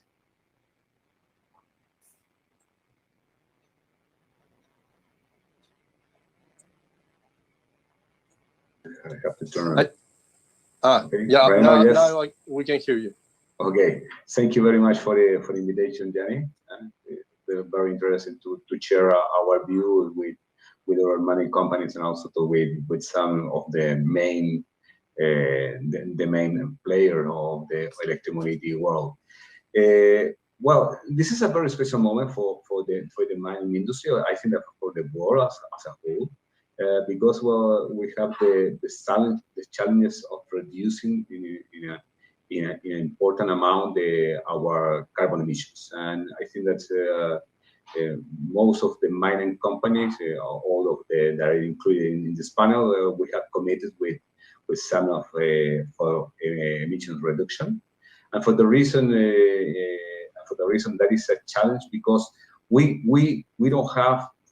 Until now, we don't have clear what will be the technology that we have to develop for getting that goal. So we are getting goals, but we have to. But that is really a challenge because we have to develop the technologies that can be affordable by that goals. In our point of view, well, first is that we really believe that we have to look for all the technologies. We have to be, at this moment, we have to be technically neutral with the technologies. And other is that we are clear that it's very difficult that just one company can solve the problem that we have, the reduction that we have to afford. So the collaboration between the different companies is very important to really push for a solution. For the reason we had, in fact, we have entered to the project that Camila explained before, the Charge Home initiative. We are part of that because we really believe that we have to go together. The mining industry have to work together in this goal. Also, we are working on the ICMM initiative for a cleaner vehicles in mining, and there we are working with about 28 providers, OEMs, that really can give us some kind of solution, and we are working on that as well. And from the local point of view, as a Chilean company, really we think that we have to focus. Mainly, we will have some initiative in cars, in some subs and other vehicles, but we will focus on the kites, on the haul trucks, and our idea there is to try to go over different technologies. We are working in the trolley technology in Pelambres, one of our companies. We are working hydrogen in Centinela. We have a prototype there, and we can talk more of this if you want. And just this week, we have closed an agreement with the Centro de Aceleración Sostenible de Electromovilidad, the CASE as we call, for beginning some studies of electromobility and the transformation of our haul trucks to electricity in Antucoya. I think that at this stage, this is a very challenging time, especially for all the people that we are involved in energy and in mobility. So really, we really think that it's very important to go neutral on technology, collaboration, and try to share all the knowledge that we are gathering in the different initiatives that we have as a mining industry. Thank you very much, Andres. It's like you mentioned, there are many challenges, and collaboration is one of the key solutions for that, and especially partnership also with the government that create conditions for this, and that is one point that I will take in a following question. But to finish this first round, I want to invite to give us his opinion about this first intervention to Mr. Don Linder, electric dump trucks product director at Komatsu, one of the key players in the market of heavy machinery. Please, Don. Yeah, can you hear me okay? Perfectly. Okay. First of all, thank you for the invitation and this opportunity. You know, the key message, at least from Komatsu, and I think very common to what we've all said here, is that it's going to take teamwork. It's going to take cooperation amongst the mining teams, the mining groups, and OEMs, and regulators in the governments moving forward. And it's easy to understand why. And I'll tell you a quick little story. At Mine Expo, we showed a 100% battery-powered haul truck. That particular truck was, could carry 260 tons, but it was really, it was more of a development platform, but it was just one. The question I always tell people, and at the show when we would meet with people, I would say, what if I had brought 100 battery-powered trucks to Mine Expo for sale? Nobody could buy them. The industry is not ready for battery-powered trucks. And that's just one solution. I get it. There's a lot of things that we are all investigating. But if Komatsu had shown up with 100 battery-powered trucks, there's no regulatory framework for transporting, for shipping overseas giant battery packs that are required for machines of that size. There's no, the regulatory framework for importing them, for using them on a mine site, for charging them, for powering them. Nobody has the trolley infrastructure available for keeping them charged and running them efficiently.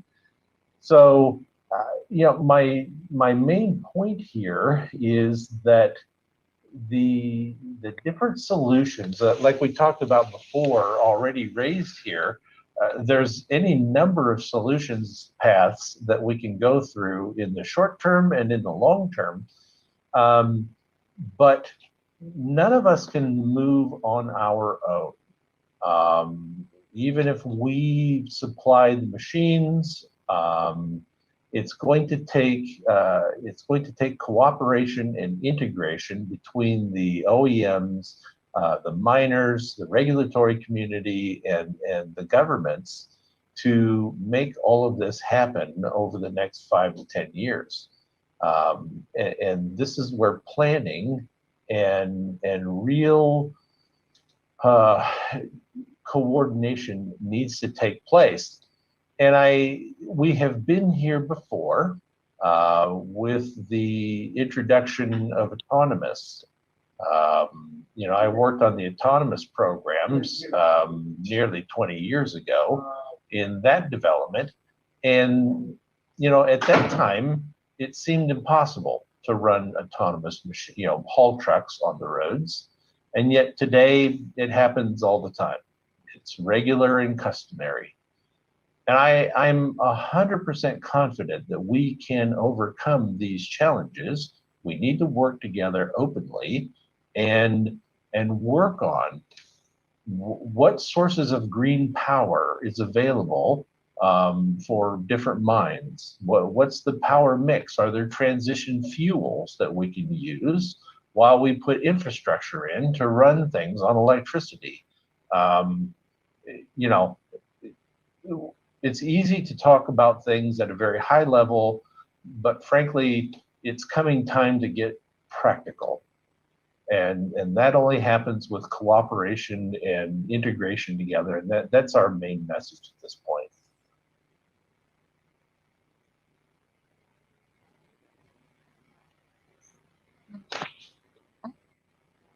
Yeah. I made the mistake again. We have there's at least in some of the meetings I've been on, where if you get called on and you still are on mute, it's your shout. You have to buy the next round. Those are the rules. Okay, thank you, Don. Your experiences presented in your examples, for example, this problem with how to move a very large battery truck. Yeah. 1 or 2 megawatt hour of battery capacity. We will take this point in a common question for you, but I want to move now to the mining companies, especially how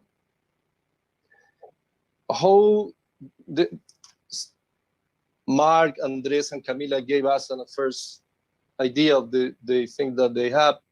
We understand that in general terms, you have target for 50% reduction of the year 2030 that could be made mainly with decarbonization of the electricity that they are consuming by the use of renewable. But for carbon neutrality at the year 2040, they need to replace all the mining trucks. That is very large fleet. And what are the key issues that you see in as a barrier for that process? And I want to ask this question to Mark, to Andres, and to Camila. What are the key issues? For example, what are the issues that can enable one technology like hydrogen, for example? Do you need support from the government setting taxation on CO2 that can create business business cases for the hydrogen in the long term? What are you seeing like the barriers and opportunities to overcome the difficulties to meet the carbon neutrality at the year 2040, especially in relation with the energy consumption or diesel consumption from the haul trucks? Please, Mark, the floor is yours. I mean, there's many challenges to overcome. I think, let me start with technology, right? I don't think that technology is the one that's going to stop, or the technology is the challenge there is not insurmountable. I think Don said, right, they brought a battery truck already to Mining Expo. We're showing that hydrogen haul truck system is possible, right? Costs need to come down, sure, but there's a path and a well understood path to get there. I think there's other challenges around. You mentioned, should the government create a CO2 price? I'm not sure about the CO2 price, but I think there is something about incentives, right? I think creating incentives for it can be either in stimulating hydrogen production. It could be to incentivize demand for hydrogen. So on the equipment side, So incentives across the board is an important thing, and you're seeing that across very numerous geographies globally. And certain incentives being created to stimulate either production or adoption or demand creation. The other thing I think that is a challenge, Don sort of touched on this briefly, was on regulatory. There's numerous regulatory challenges. Simply just permitting these projects takes a long time, and so anything that can be done to simplify, streamline permitting processes, approval processes, certification processes is something that needs to happen and can really accelerate the adoption of these technologies. Just one small question to follow you. You mean, for example, if you want to produce your own hydrogen with your electrolyzers in your mining site, you need environmental authorization for that. You need an environmental impact assessment evaluation to get that. That could be long-term period for authorization that can reduce the opportunity for the project. You mean that? Yeah, I mean that's one of them. It's not the only. I mean, you don't just need environmental authorization. There's numerous permits you need to do anything. I'm not a specialist on permitting in Chile per se, but there's numerous things that need to happen to be able to get a plant operational. And it's not only you might have on-site production of hydrogen, right? But you might have renewable energy being needing to be wheeled over the grid.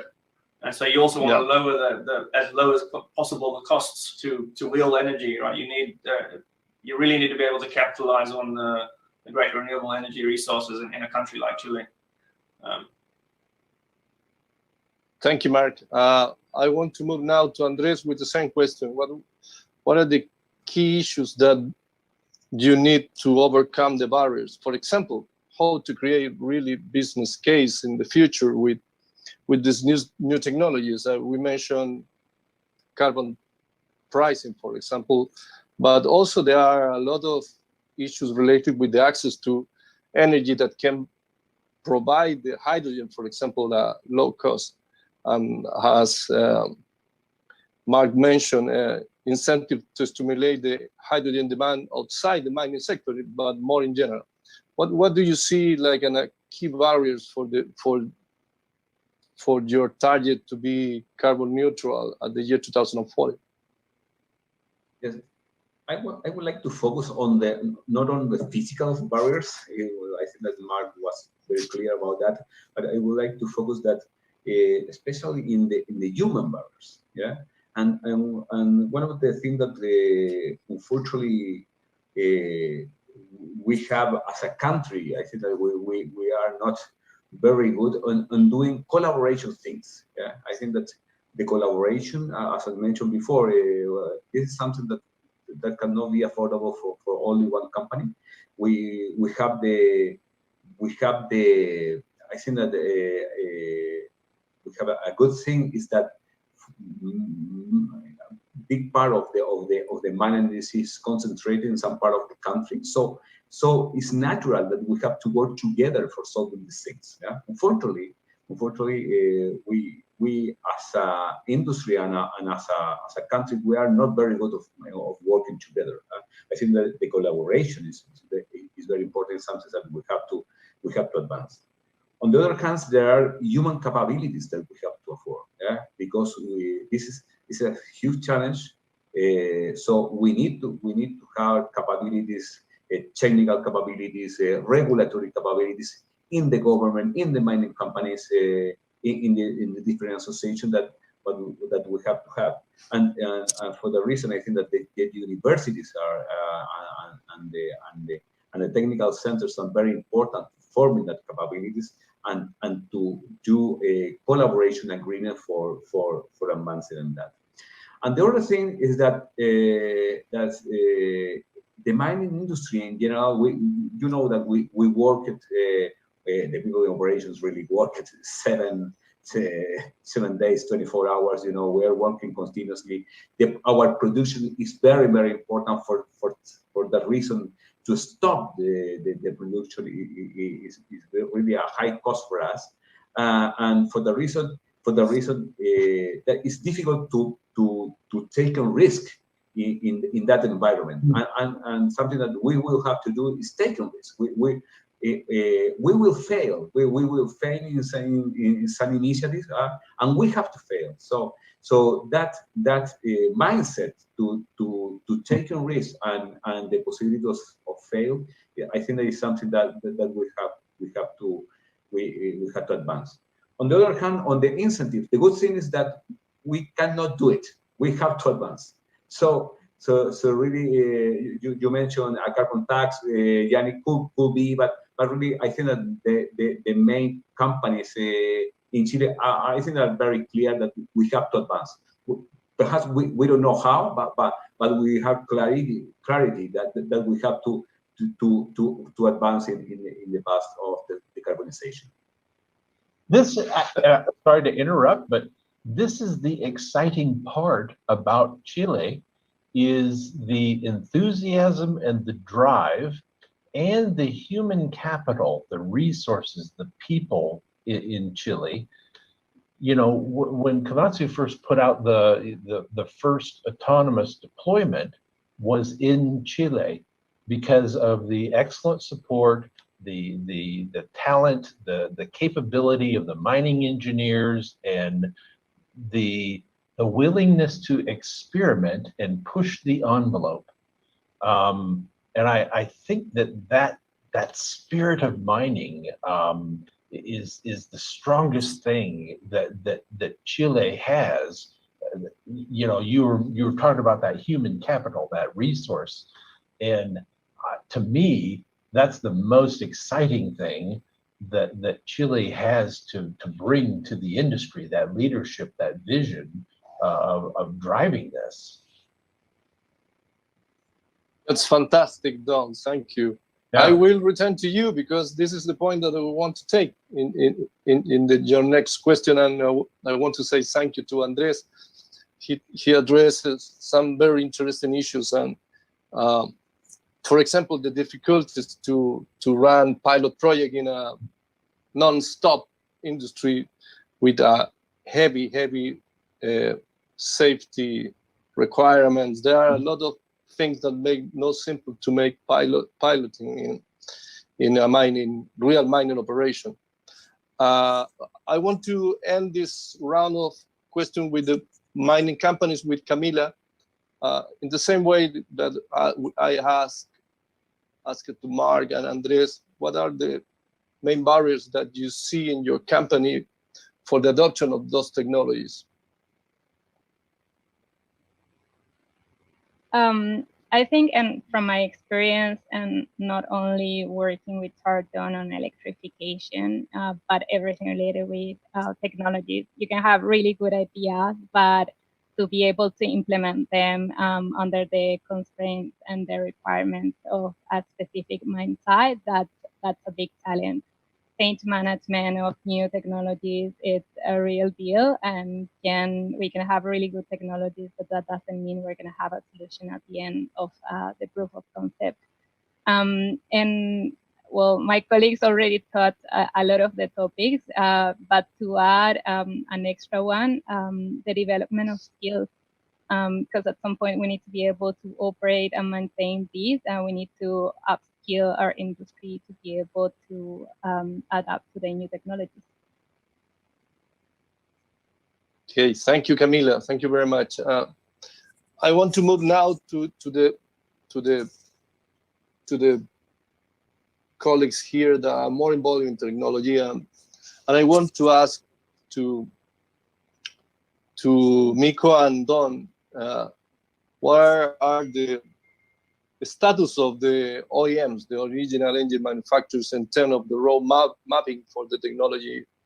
When you are seeing in the market hybrid, whole trucks, full battery electric whole truck, and hydrogen truck.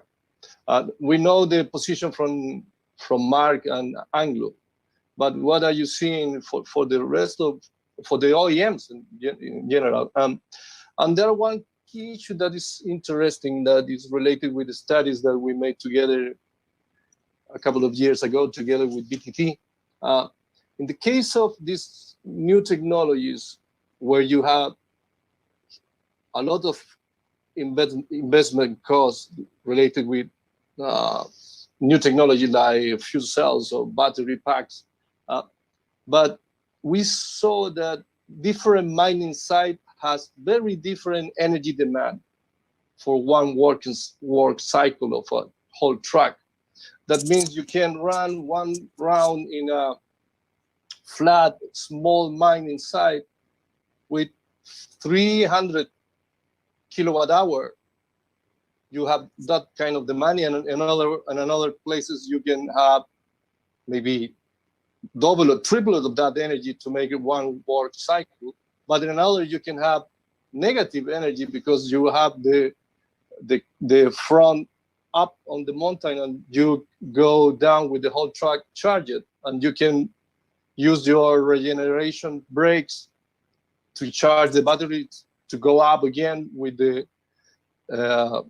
truck without any charge. And that is very interesting because the digitalization allows the customization of the trucks. And if you have a customization for each mining site, you can reduce an investment cost by very important figures in the future if you need less battery than a standard electric or a standard fuel cell truck. I will end here my question, but what is your opinion, first of all, Don, that you introduced the issues, the batteries? What are you seeing in your roadmap for the coming years, and what do you think about this important role of customization of the future of whole truck? Oh, you have asked many questions. It's my duty here. Good questions. Your first question was about diesel or diesel hybrid, battery, trolley, these kinds of things, and we have run the numbers many different times, looking at the value of hybrid machines, and for haulage. So that remember, I'm just speaking as Mr. Truck Person. When you just look at trucks, unless you have a very short run, maybe from a stockpile into the crusher, like you're blending or something like this with small machines, the hybrid just really is hard to make the numbers match up, especially when everybody here just said we're not buying any diesel. The number is 0. Yeah. Okay. So a couple of years ago, we abandoned hybrid, knowing, or at least getting early feedback that the answer was going to be 0. And even if it is not 0 now, investors are soon going to require everybody to at least say, yes, I'm buying a new fleet. I have to buy a new fleet. Our last fleet is 20 years old, or maybe 25 if it's a Komatsu truck. I have to say that.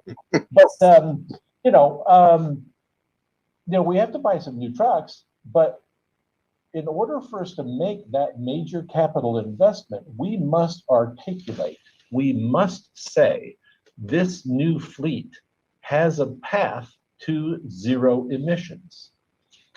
Yes, today we're putting diesel engines in, but that's only temporary, or they will run on diesel for 3 years until we put trolley in. Then we can reduce fuel consumption by 50% or 70%. 4 years after that, we will put batteries in, and then it will be zero, or any combination. But in order to get that capital, you have to go to the capital markets and say, I promise eventually this fleet will be zero.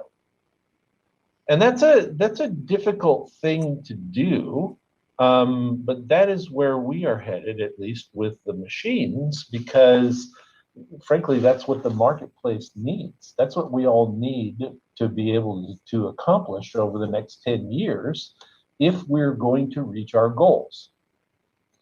The hard part for that is we can't shift all of the minds on the planet to these technologies, to trolley or to batteries or to all of these things in 3 years. The world cannot supply the infrastructure required to do that. We're all going to have to do it step by step. It's going to take time. And that's not just because of the infrastructure costs or the infrastructure supply. It's operational training. It's change management. It's training mine operations, how to plan and blast and design the roads a little bit differently to support trolley, right? So this is a huge functional, operational change to all of our facilities that we're going to have to do one by one, step by step. And that means that the equipment has to support that this next 10 to 15 year transition period. So we're, from an OEM perspective, we have to supply machines that do that you can buy, that work into your current fleets, your current operations, your current mindset and planning, but they take you to the future as you begin to change how you mine, what your infrastructure looks like, and move to zero emissions. So in the short term, it's very difficult to beat batteries, okay? But like you said before, batteries are not going to get you up the hill, especially in a deep pit copper situation. You're going to need trolley to do that. You're not going to be able to carry enough power on board to do 10 or 15 runs and then go charge. It's not like a Tesla. So, and the reason for that is that, people forget when you're on the hill, you're at 100% load factor. You're at 100% power. Unless you're Los Bronces, like you said, then you're generating power, but that's, that's them, that's not most people. So that means that, you need that external power supply. And that goes back to that Charge On initiative, which is a global initiative. And so batteries in the short term and hydrogen fuel cells in the long term. And, we're spending a lot of money on both. The other thing that I would tell you just very quickly is that in a very unusual move for us, at least for Komatsu, we have this new GHG Alliance thing that we announced to people, but the goal there is simply to try and share our learnings and our development as we move forward from our testing at the proving grounds, knowing over the next couple of years that everybody can't do all of this testing and development and experimentation on your sites. You just can't. Like you said, it can be dangerous. It's hard to get approval. It's better if we do it, or if the OEMs do it, in a protected and safe environment, and share those development learnings at this early stage before we all try to do one proof of concept everywhere and spread those resources too thinly. Great, great. Thank you, Don. Very, very comprehensive. Thank you very much. And I want to move now to Miko with the same question that I made to Don. How do you see the future of the technology from the OEMs, from your perspective like a researcher? And also, what do you think about this idea of customization of the kayaks or the whole truck for the future, fitted for every mining site? Yeah, thanks, Jenny. I think looking at discussing with the various OEMs, I really see the roadmaps including full track of electrification, including hydrogen, various hybrids, and of course there's uncertainty of the timescale and during which period this will take place, and for that I think what we will need in the end, what we discussed a bit earlier, is the type of piloting ecosystems where the end users can really gain hands-on experience and information on the various technologies and how they work and the real operation in the harsh conditions used that the various mining sites have.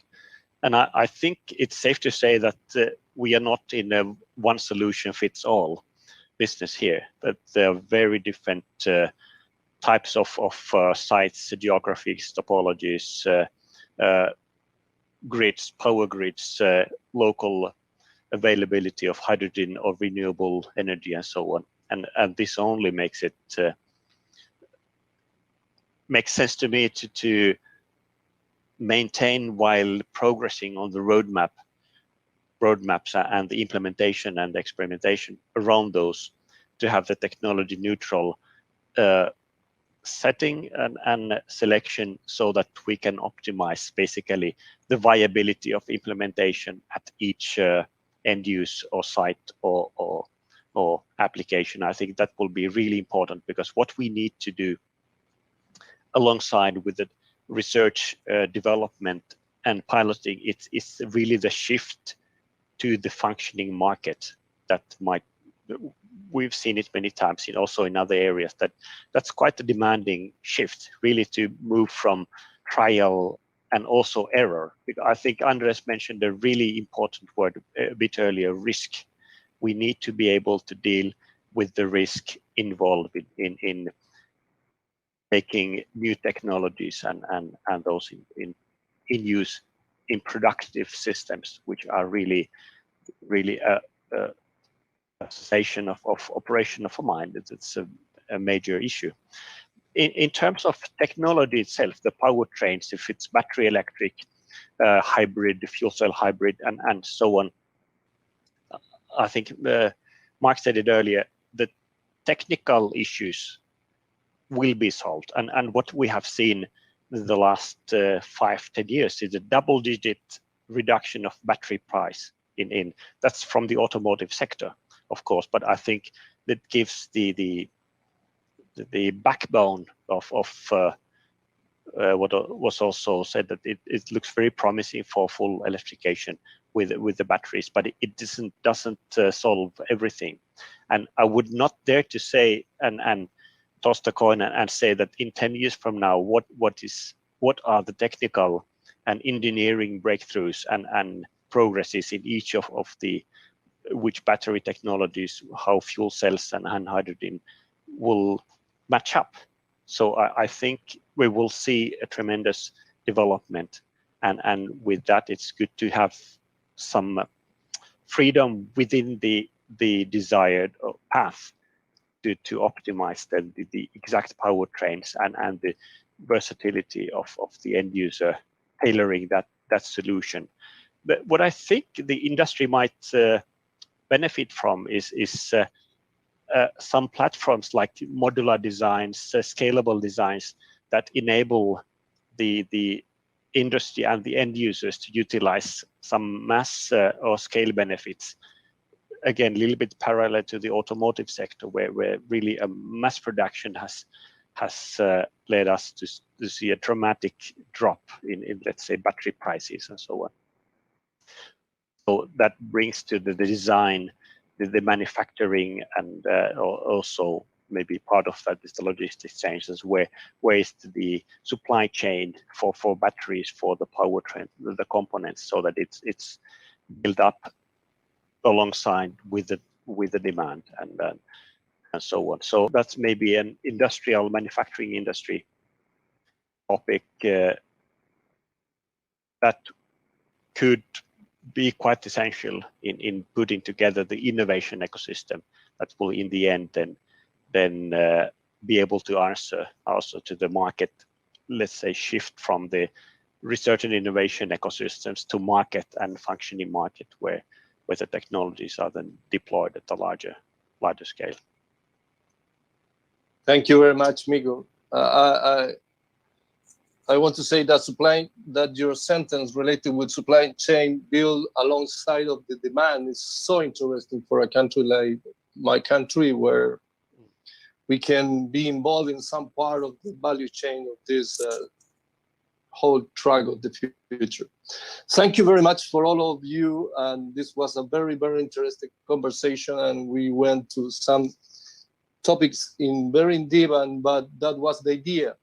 Thank you very much for all of you, because you gave different different point of view for the same conversation that is very valuable for us. And with this, we want to close the panel, and thank you to everyone that is watching now, and thank you to all of the 5 panelists.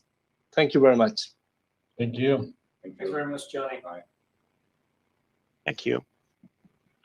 Muchas gracias a todo el panel, Miko, Mark. Thank you very much, everyone. Yanni, particularly, thank you for being the moderator. Everyone was wonderful. And with this last panel, we are going to finish today's event, today's summit. Thank you very much for being here. And honestly, we want to be a step forward in the knowledge of electromobility. No doubt we have a lot of ambitious challenges, and we are going to continue working on that to massify the technology of the innovation. And remember to visit our webpage, and you can download there. Our national strategy is going to be available in a few more days. Thank you, panelists. Thank you, moderator. Thank you, translators, everyone that actually participated here, and the production team. So now we are going to watch the closure video. Thank you very much. Una amenaza real. El cambio climático avanza de manera acelerada en nuestro planeta. Y esto no solo significa un aumento de las temperaturas, sino también fenómenos meteorológicos extremos, la elevación del nivel del mar y la pérdida de hábitats de flora y fauna silvestres, entre varios efectos. Uno de los principales emisores es el transporte, debido al uso de combustibles fósiles, pero a su vez es uno de los principales sectores que está presentando soluciones para enfrentar la emergencia climática. En Chile, aproximadamente 1/3 del consumo energético pertenece a la actividad del sector del transporte, del cual sobre un 99% corresponde al uso de energía proveniente de derivados del petróleo. Es por eso que la incorporación de vehículos cero emisiones aparece como una de las tendencias de mayor innovación para reducir nuestras emisiones de CO2 y la contaminación, y así avanzar hacia un desarrollo económico sostenible. Estos vehículos eléctricos pueden llegar a ser hasta 7 veces más eficientes que los convencionales, generando importantes ahorros durante su uso. Son más silenciosos y requieren menos mantención. Además, un vehículo eléctrico no genera emisiones de CO2 si su electricidad se produce en base a energías renovables, energías que tienen un enorme potencial para su desarrollo en nuestro país. Hoy tenemos metas claras. ser carbono neutrales al 2050, incorporando cada día más energías renovables a nuestra matriz energética y masificando la electromovilidad, que aportará con alrededor de un 20% de la reducción de nuestras emisiones. La buena noticia es que estamos avanzando muy rápido en el transporte público, con los nuevos taxis eléctricos, con los cargadores a lo largo de Chile, entre muchas iniciativas. Pero también somos conscientes que el cambio climático sigue avanzando con fuerza. Por esto, hemos decidido ir más allá con nuestras metas y actualizar la Estrategia Nacional de Electromovilidad. Así, al 2035, el 100% de las ventas de vehículos livianos y medianos serán cero emisiones. El 100% de las ventas de transporte público, buses, taxis y colectivos serán cero emisiones. El 100% de las ventas de maquinaria móvil mayor serán cero emisiones. Al 2040, el 100% de las ventas de maquinaria móvil menor serán cero emisiones. Y al 2045, el 100% de las ventas de transporte de carga y buses interurbanos serán cero emisiones. Sabemos que la meta es ambiciosa, pero estamos seguros que podrá convertirse en realidad, de forma que los beneficios de la electromovilidad lleguen a todos prontamente. Con más electromovilidad, mejorará la calidad de vida de los chilenos y tendremos un nuevo impulso económico para nuestro desarrollo. No hay tiempo que perder.